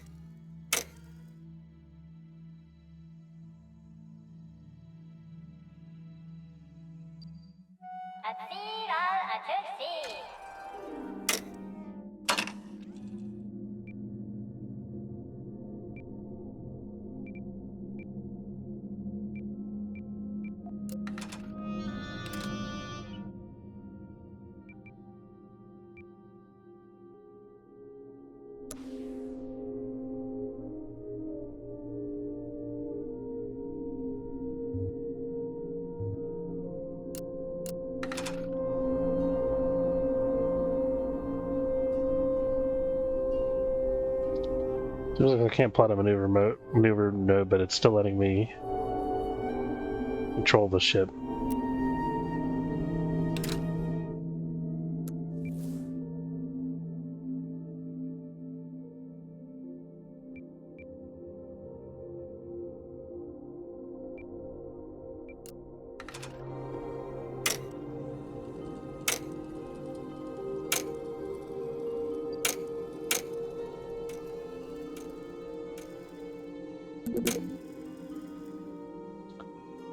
Lost control due to no comms, yeah. That's... Don't know if we'll actually be able to...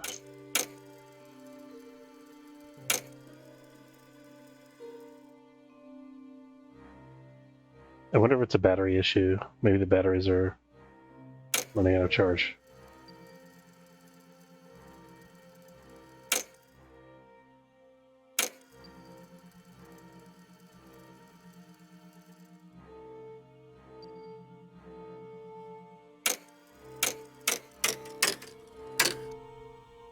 Alright, here goes.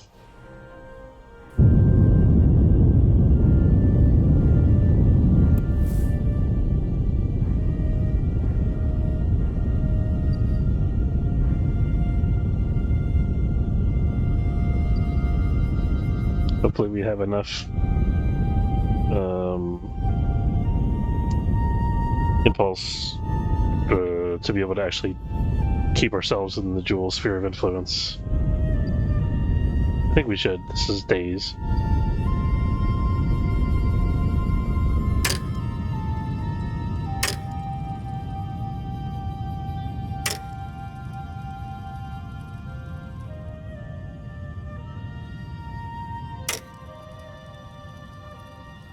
Yeah, it is.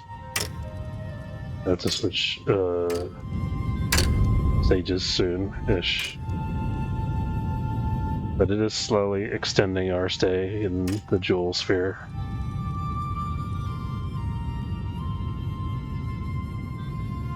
It looks like we're about to get into orbit. Nice.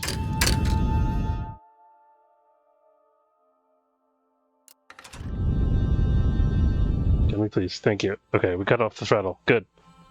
All right, we are in the Jewel sphere. Save it. Looks like this is going to be this was a one-way trip, which we got a probe, so it's probably okay. We're at the apoapsis. I think we're going to keep slowing down here so we get into the Jewel system.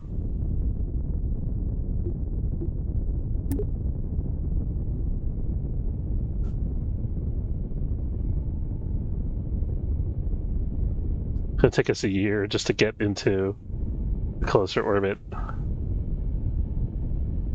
It's crazy.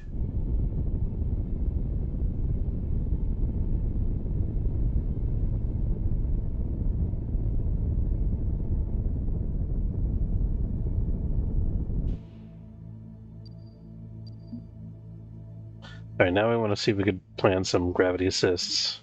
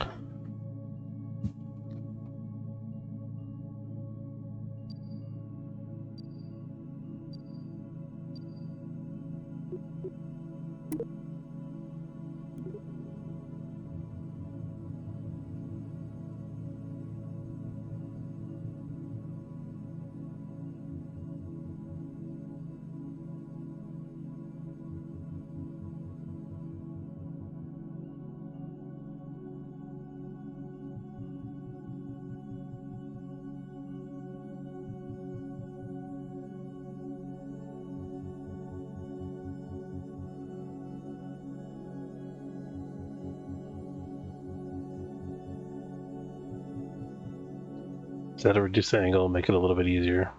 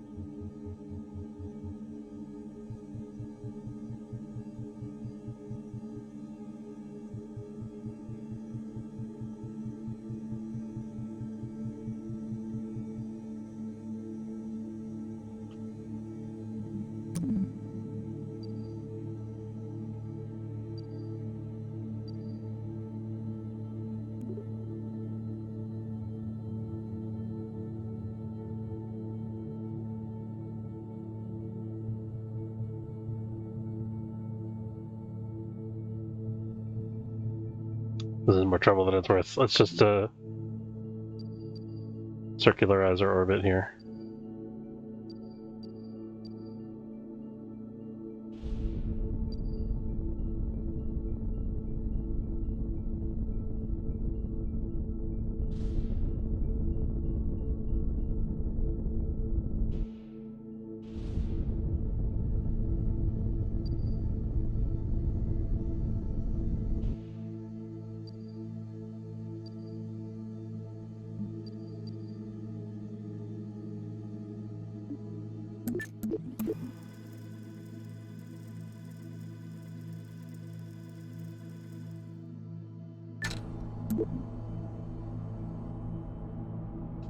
Part ineffective lack of stellar exposure. I think that was the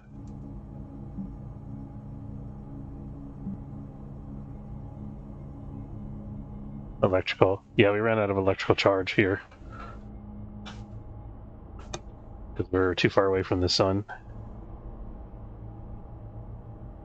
We do have the RTG, so we're not going to run out permanently, but it's just we have to recharge our stabilizers basically. Okay, now we're back up.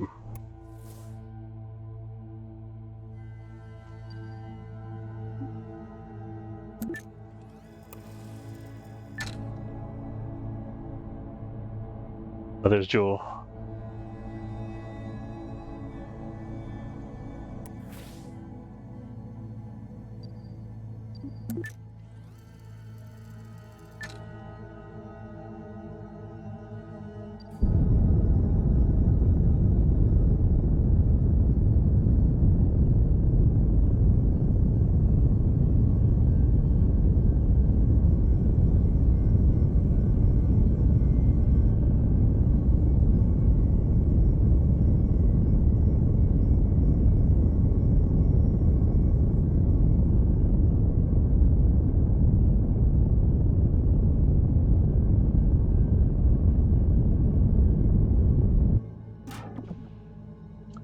Alright, we're going to leave a part of our rocket here in Jewel orbit.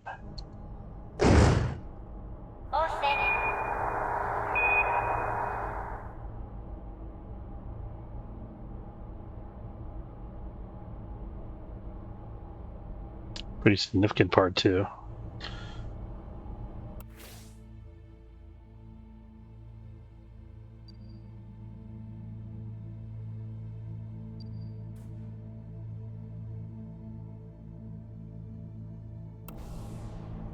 Oh, here we go.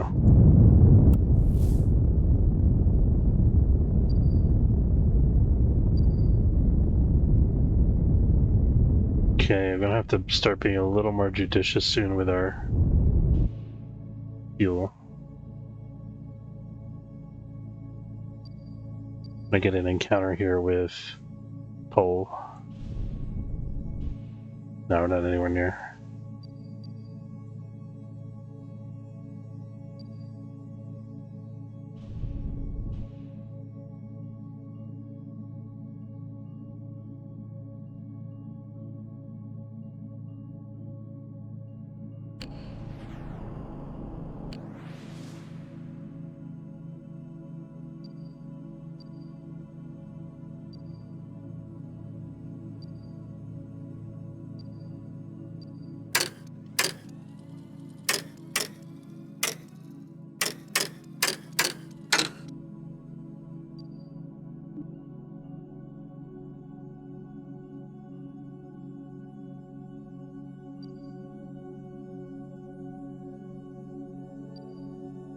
Okay, let's plan to get our orbit lined up properly.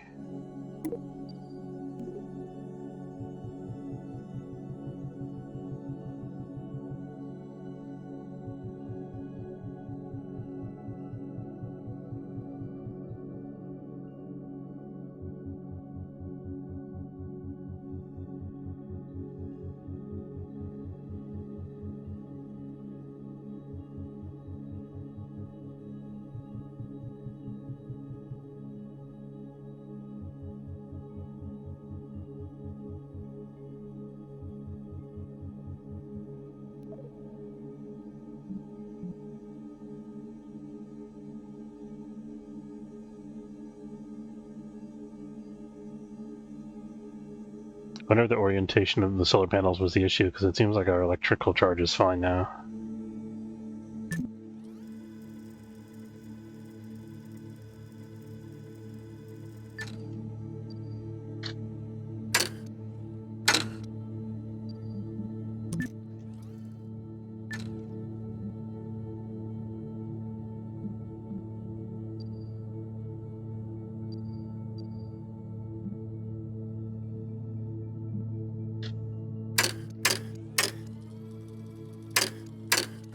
I missed the notes slightly. Did I?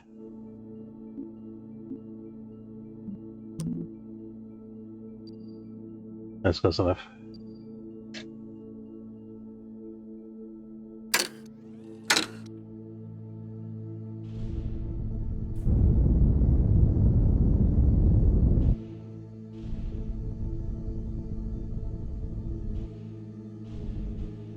Okay.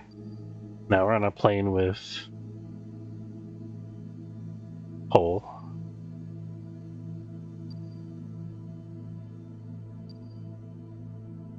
Oh, we actually have an encounter with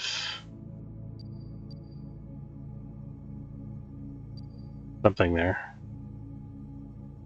That's pretty good.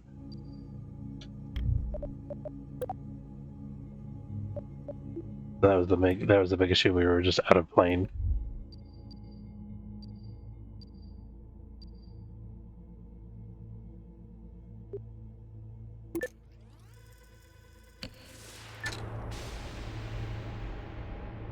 I'm closer to Jewel.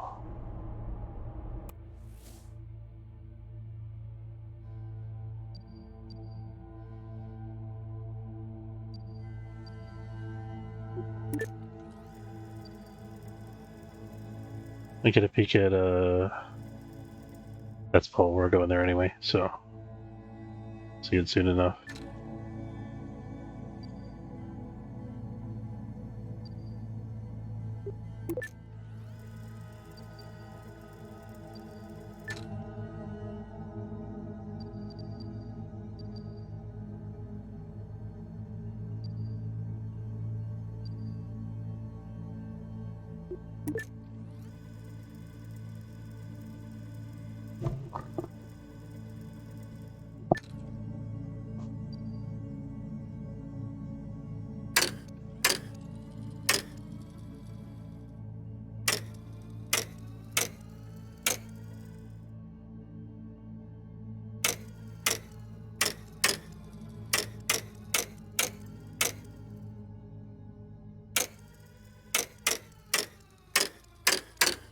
Let's see if we can spot Paul from here.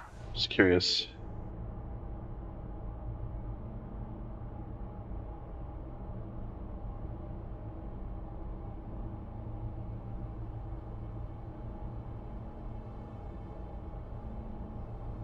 I think we're too far away.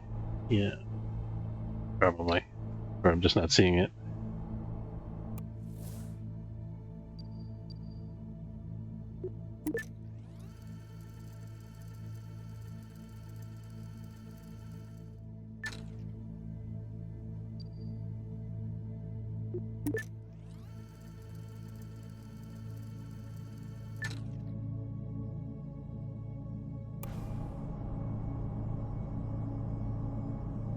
There it is. Hey Paul, how's it going? We should get oriented for this maneuver. So we're going to be burning retrograde.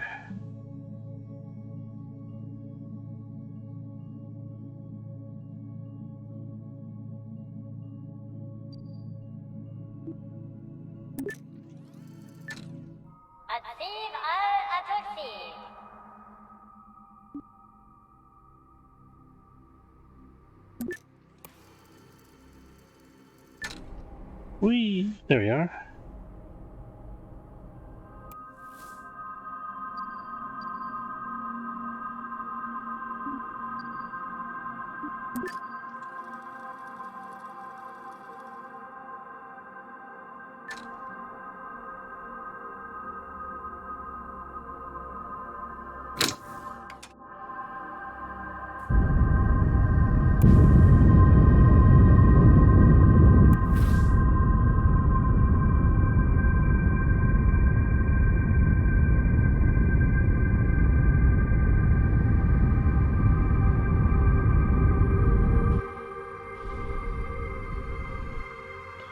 Alright, we're in the Ike SOI.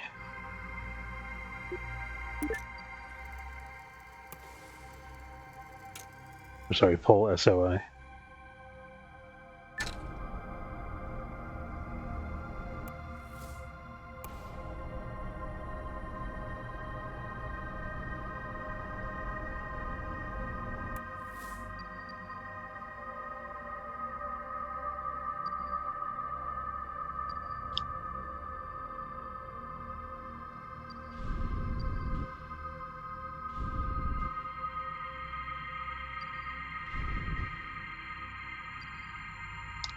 I don't know if this planet has an atmosphere. I'm gonna...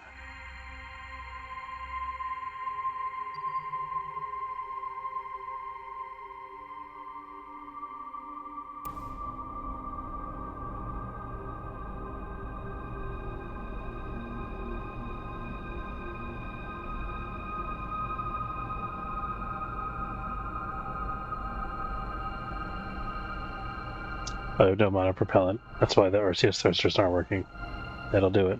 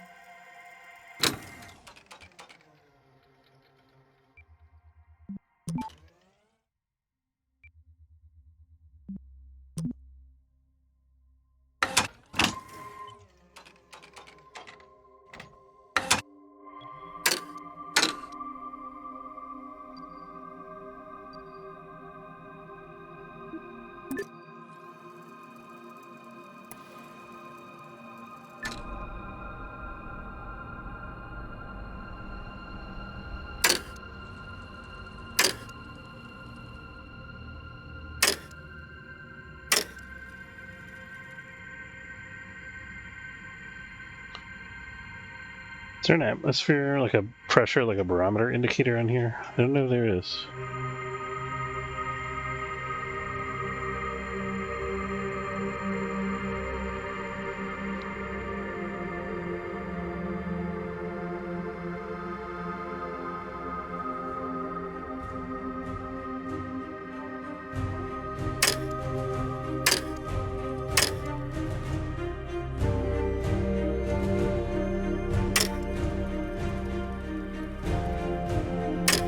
Pretty interesting surface features here.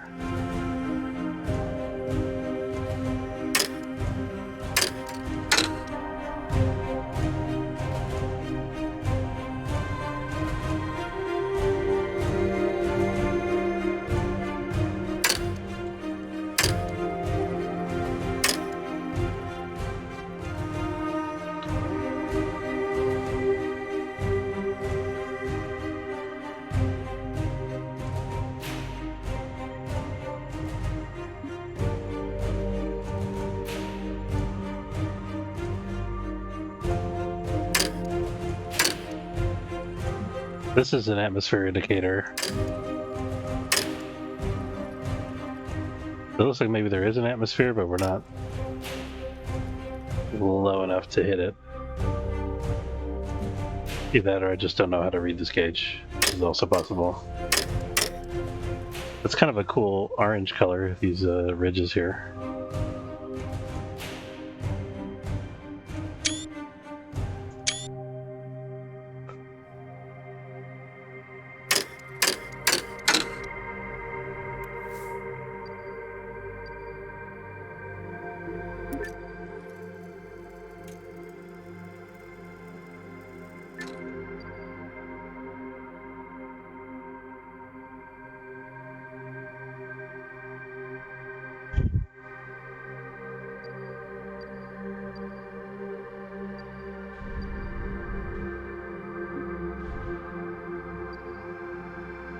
$5,000 meters might be a little...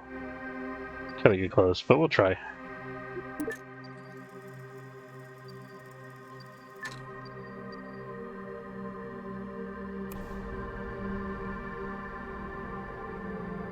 Let's stay oriented prograde here in case we have to burn to get over a mountain or something.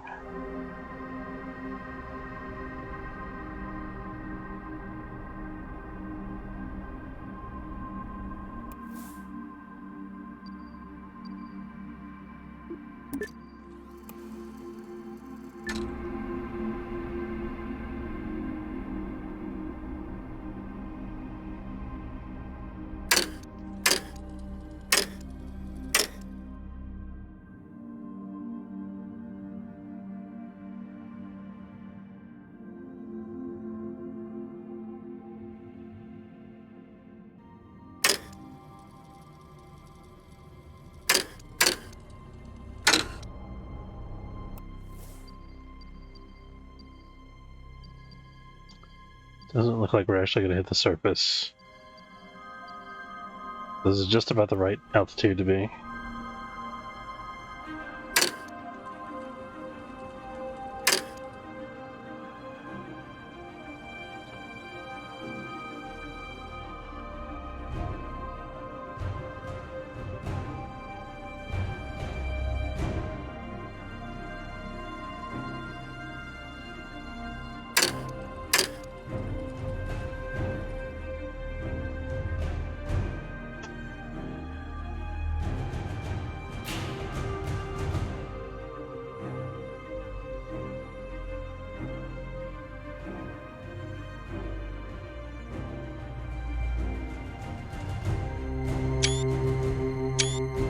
Crazy neon orange mountains. Oh, look at the size of this crater. I think we would have actually hit that if we had passed here at the wrong orientation, maybe. Or maybe not.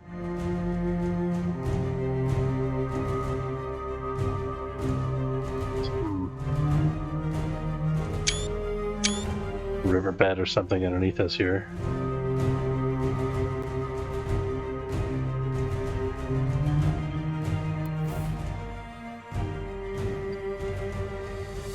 So I guess if we're going to leave the system, this would be the time to do it.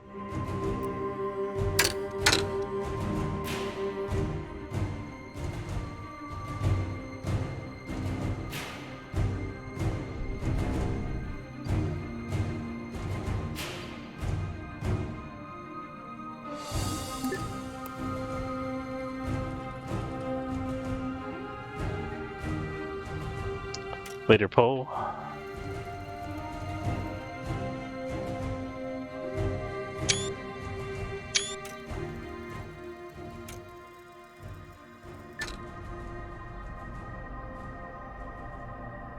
See how much of the rest of the system we can explore.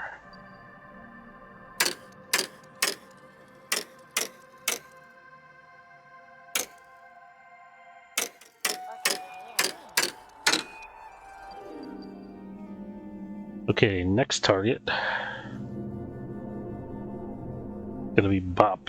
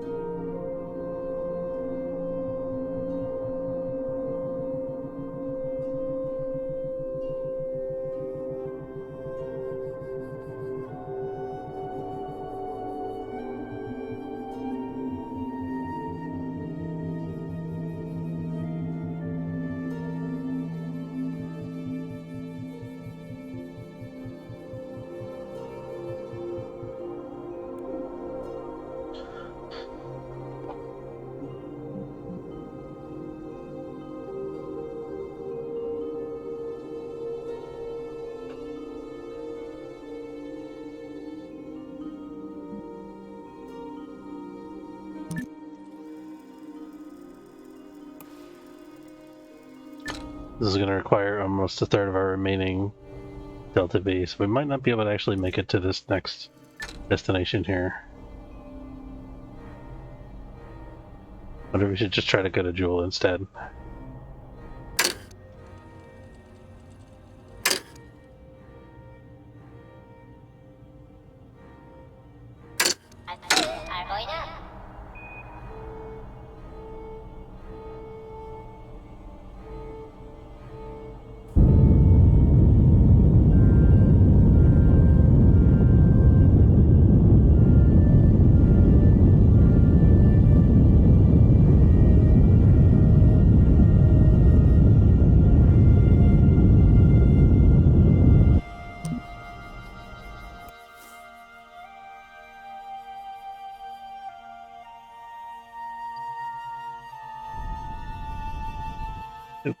Overshot a little bit, that's okay.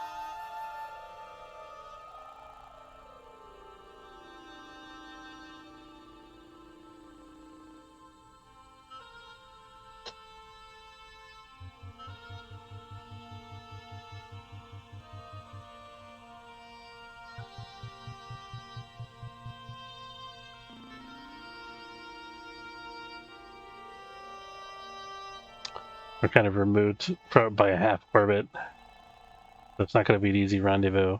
Maybe we skip to the next planet. So we're skipping Bop. Well, the rest of them are way out of plane, though. Let's go just check out Jewel, and then maybe we'll stop at Lathe if it's convenient.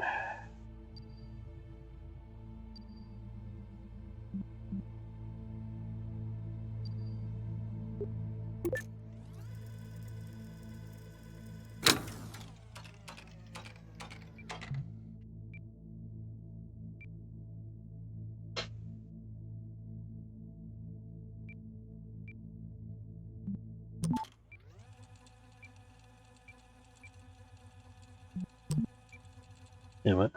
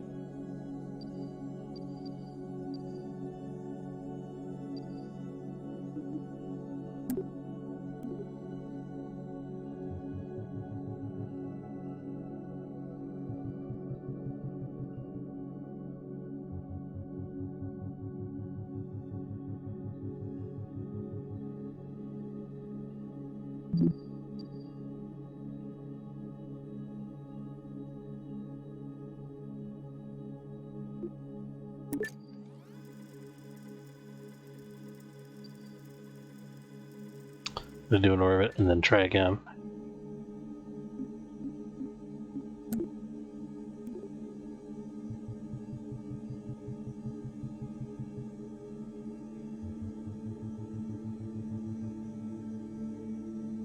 Better.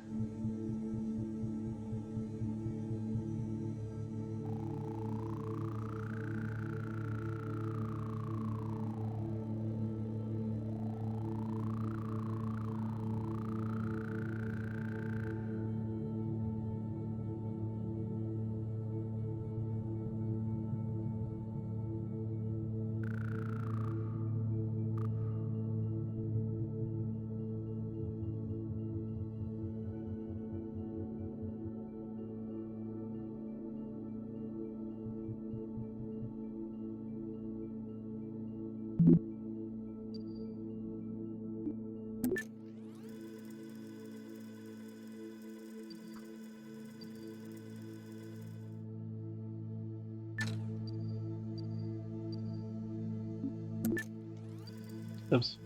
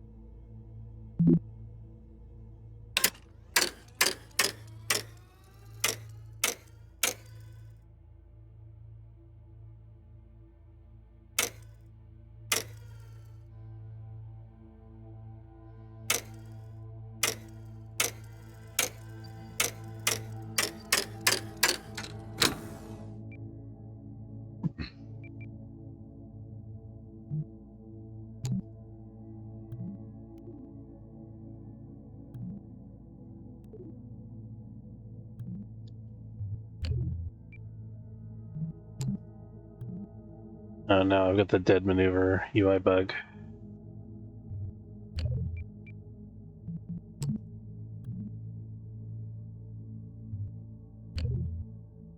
Okay, I think we're just going to travel as close to Jewel as we can.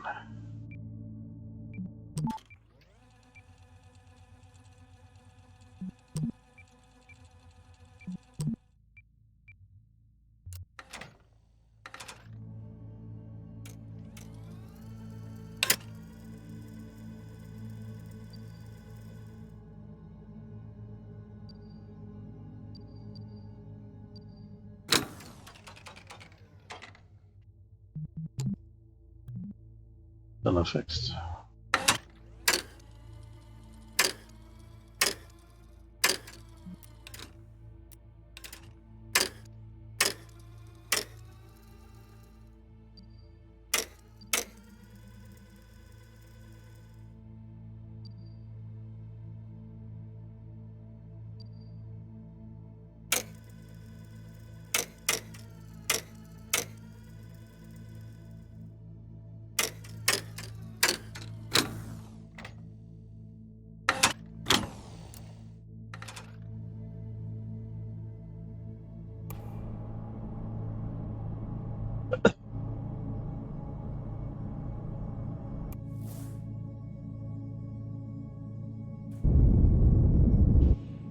Oh, wait a minute. We might get an encounter here.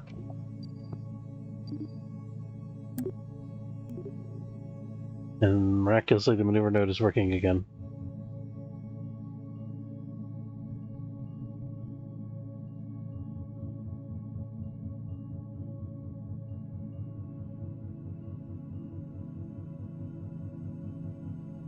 Hold on.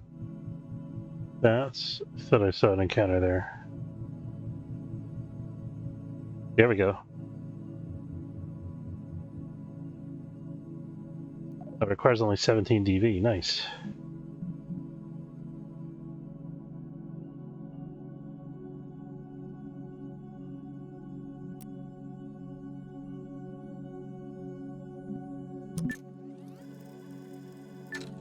This is going to be a very minuscule adjustment.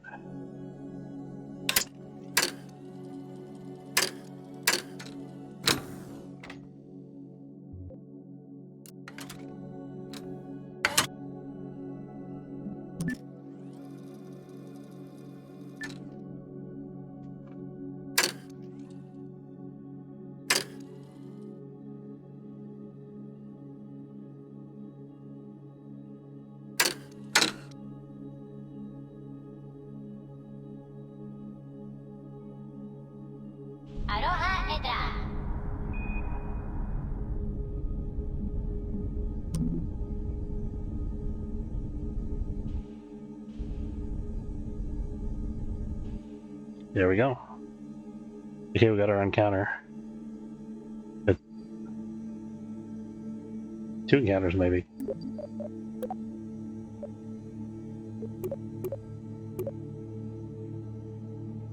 Jewel 2.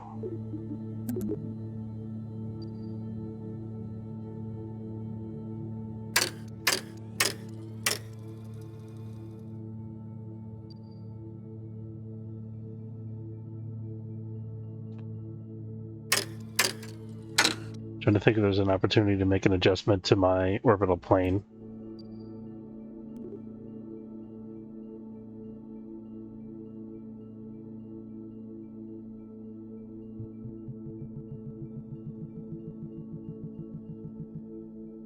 That's not the way to go. I'll run out of fuel.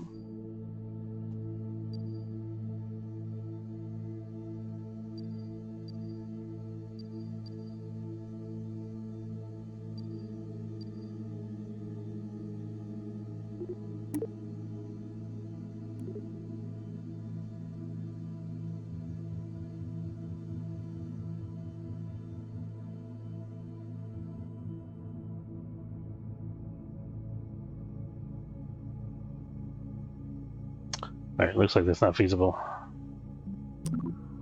So, gonna warp to the first encounter.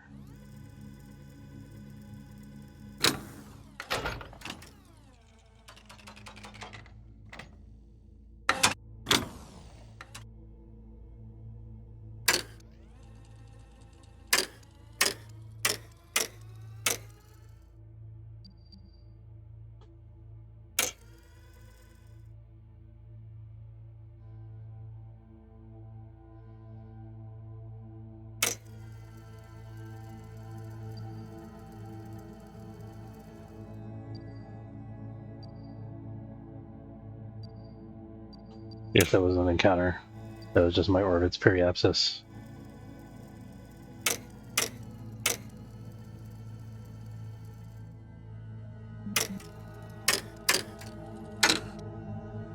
We're in retrograde.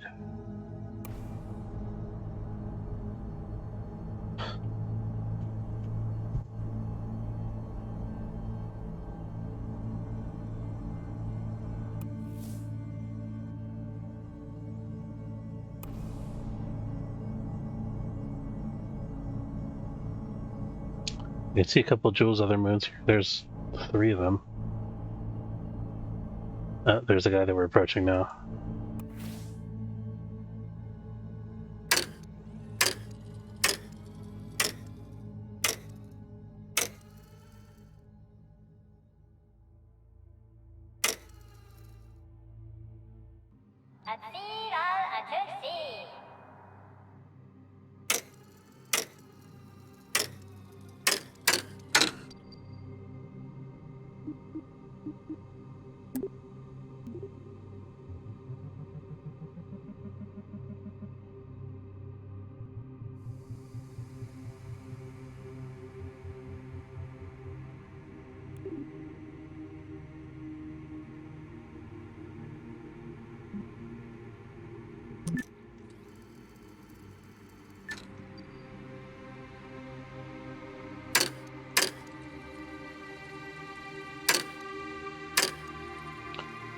Capture is going to take most of my remaining fuel.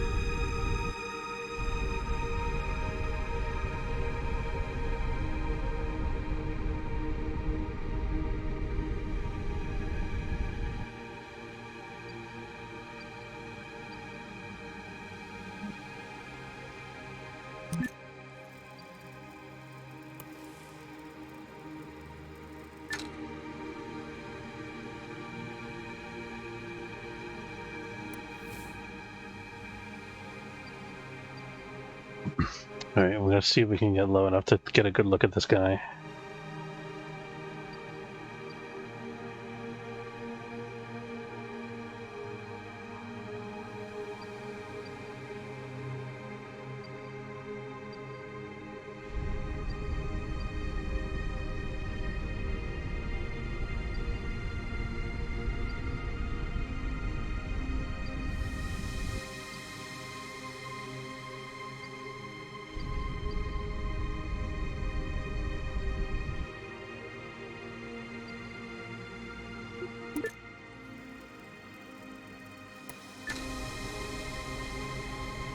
Oh, look at this. It's like an emerald green rock. I did not expect that.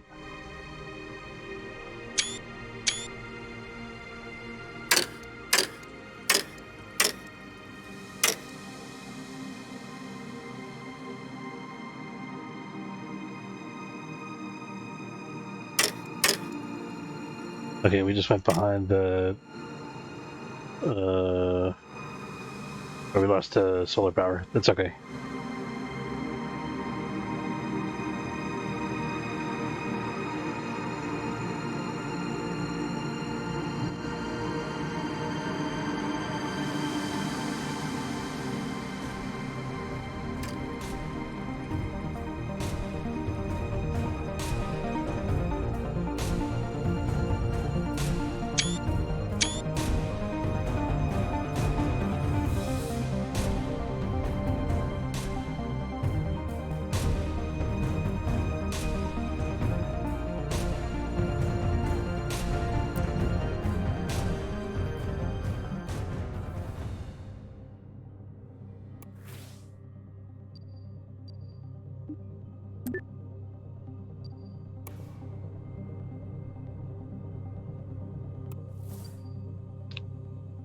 I don't know exactly when this node is. Oops.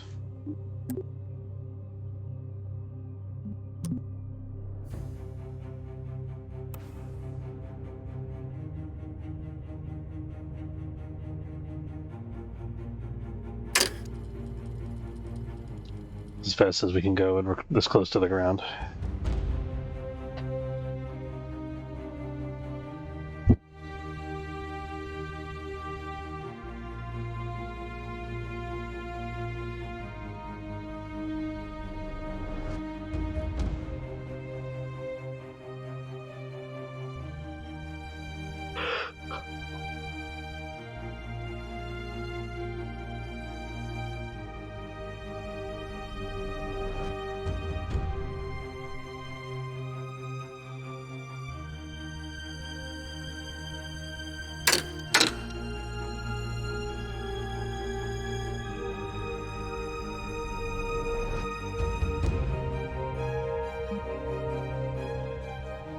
Oh, facing the wrong way here. I want to be prograde for this.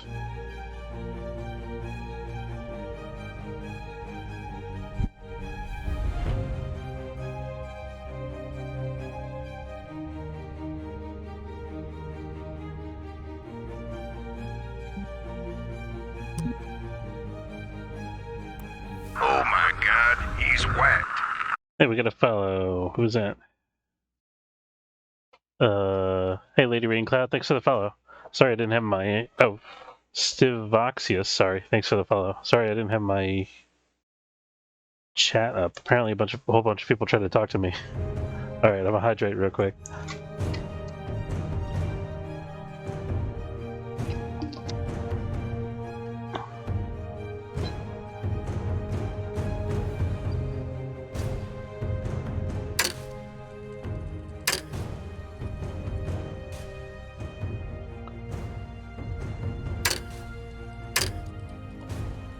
Alright, let's get back out into the Joule system here.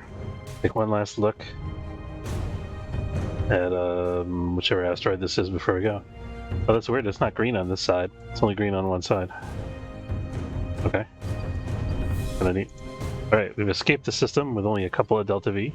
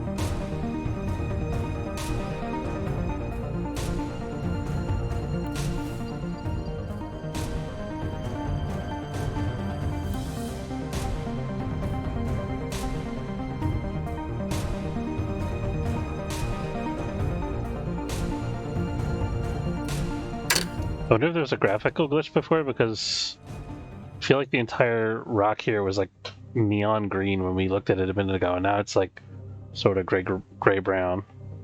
And it could be that it's green on one side and brown on the other, but I'm inclined to think that it's a graphics issue.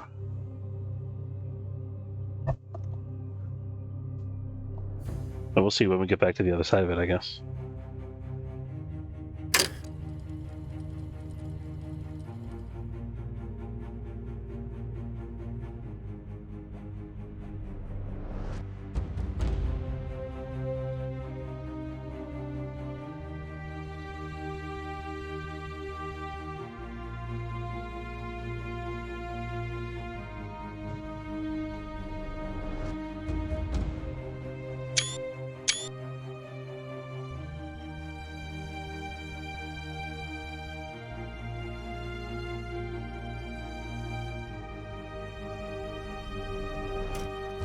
There we go. Alright, keeping an eye out for any emerald green spots here. Yeah, I don't see any emerald green spots there. Maybe there's some on that side of the asteroid. Kind of hard to see from here.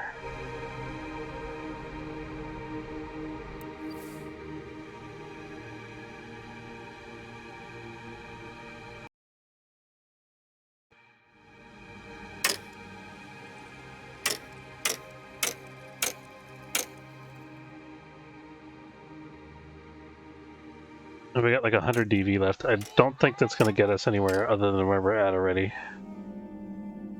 I think we're going to find that wherever we go, we're not going to be able to get there.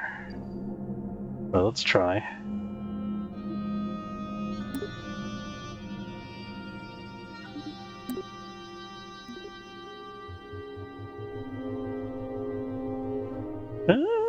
Maybe.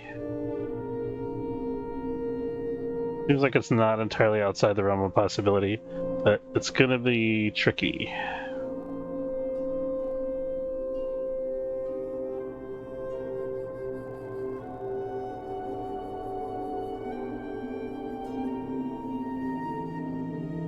The thing that's really going to mess with us is the orbital inclination.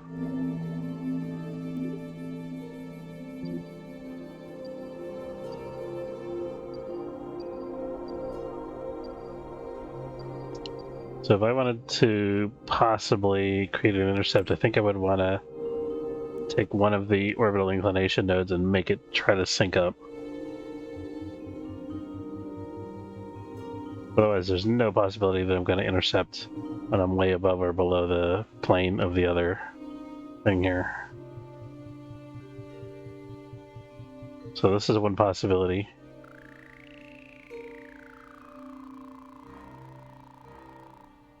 And then here's the other possibility. They're about the same, I would say.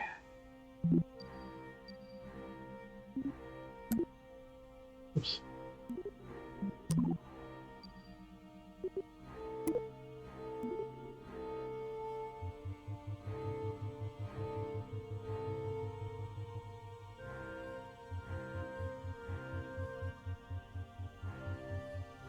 Oh, that's a little closer. I think.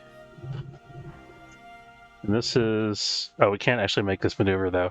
Requires 263 DV. Yeah, so that's the end of it.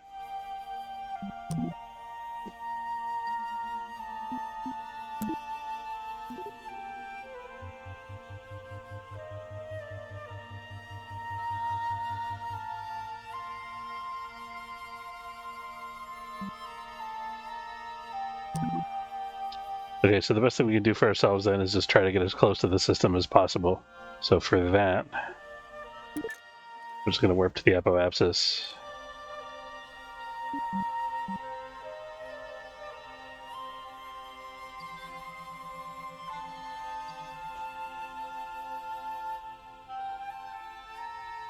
Unless we could somehow get a gravity assist off of this guy, Bop. I think that would be very complicated to arrange because we're so close to it right now.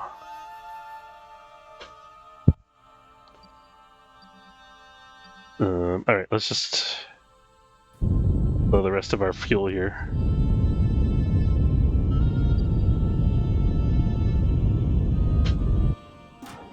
Alright, that's it. See what we can see here.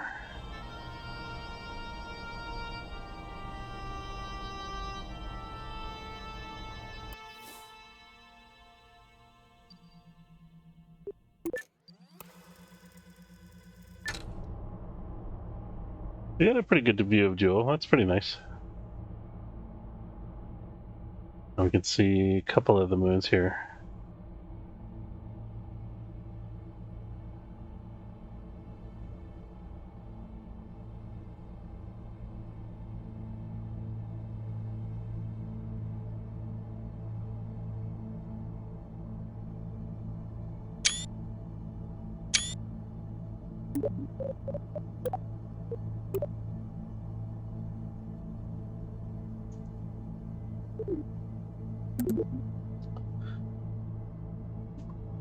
Alright, so we got our little sightseeing tour of the Joule system, as much of it as we could manage anyway. And I think I'm going to wrap up there. I want to say thanks very much for watching. Hope you enjoyed. If you did, don't forget to follow if you're watching on Twitch, or subscribe. It's free if you're watching on YouTube. And sorry, folks, that I didn't answer chat messages. I sometimes accidentally minimize the little overlay that I use for chat. It's like a transparency thing that sits on top of the game, so it doesn't always work the way that I wanted to. Northern Southerner, thanks for the follow. Appreciate it, man. And yeah, so Inverth, even so, I don't know if any of these people are still on anymore, but Inverth, Zunlu, Lady Raincloud, and Northern Southerner, thanks for hanging out. Red alert! Red alert! Yeah, all right. And oh wait, I got 8 people on. Wow. Okay, let's do a raid actually. All right, I'm gonna wrap up the recording here. Thanks for watching.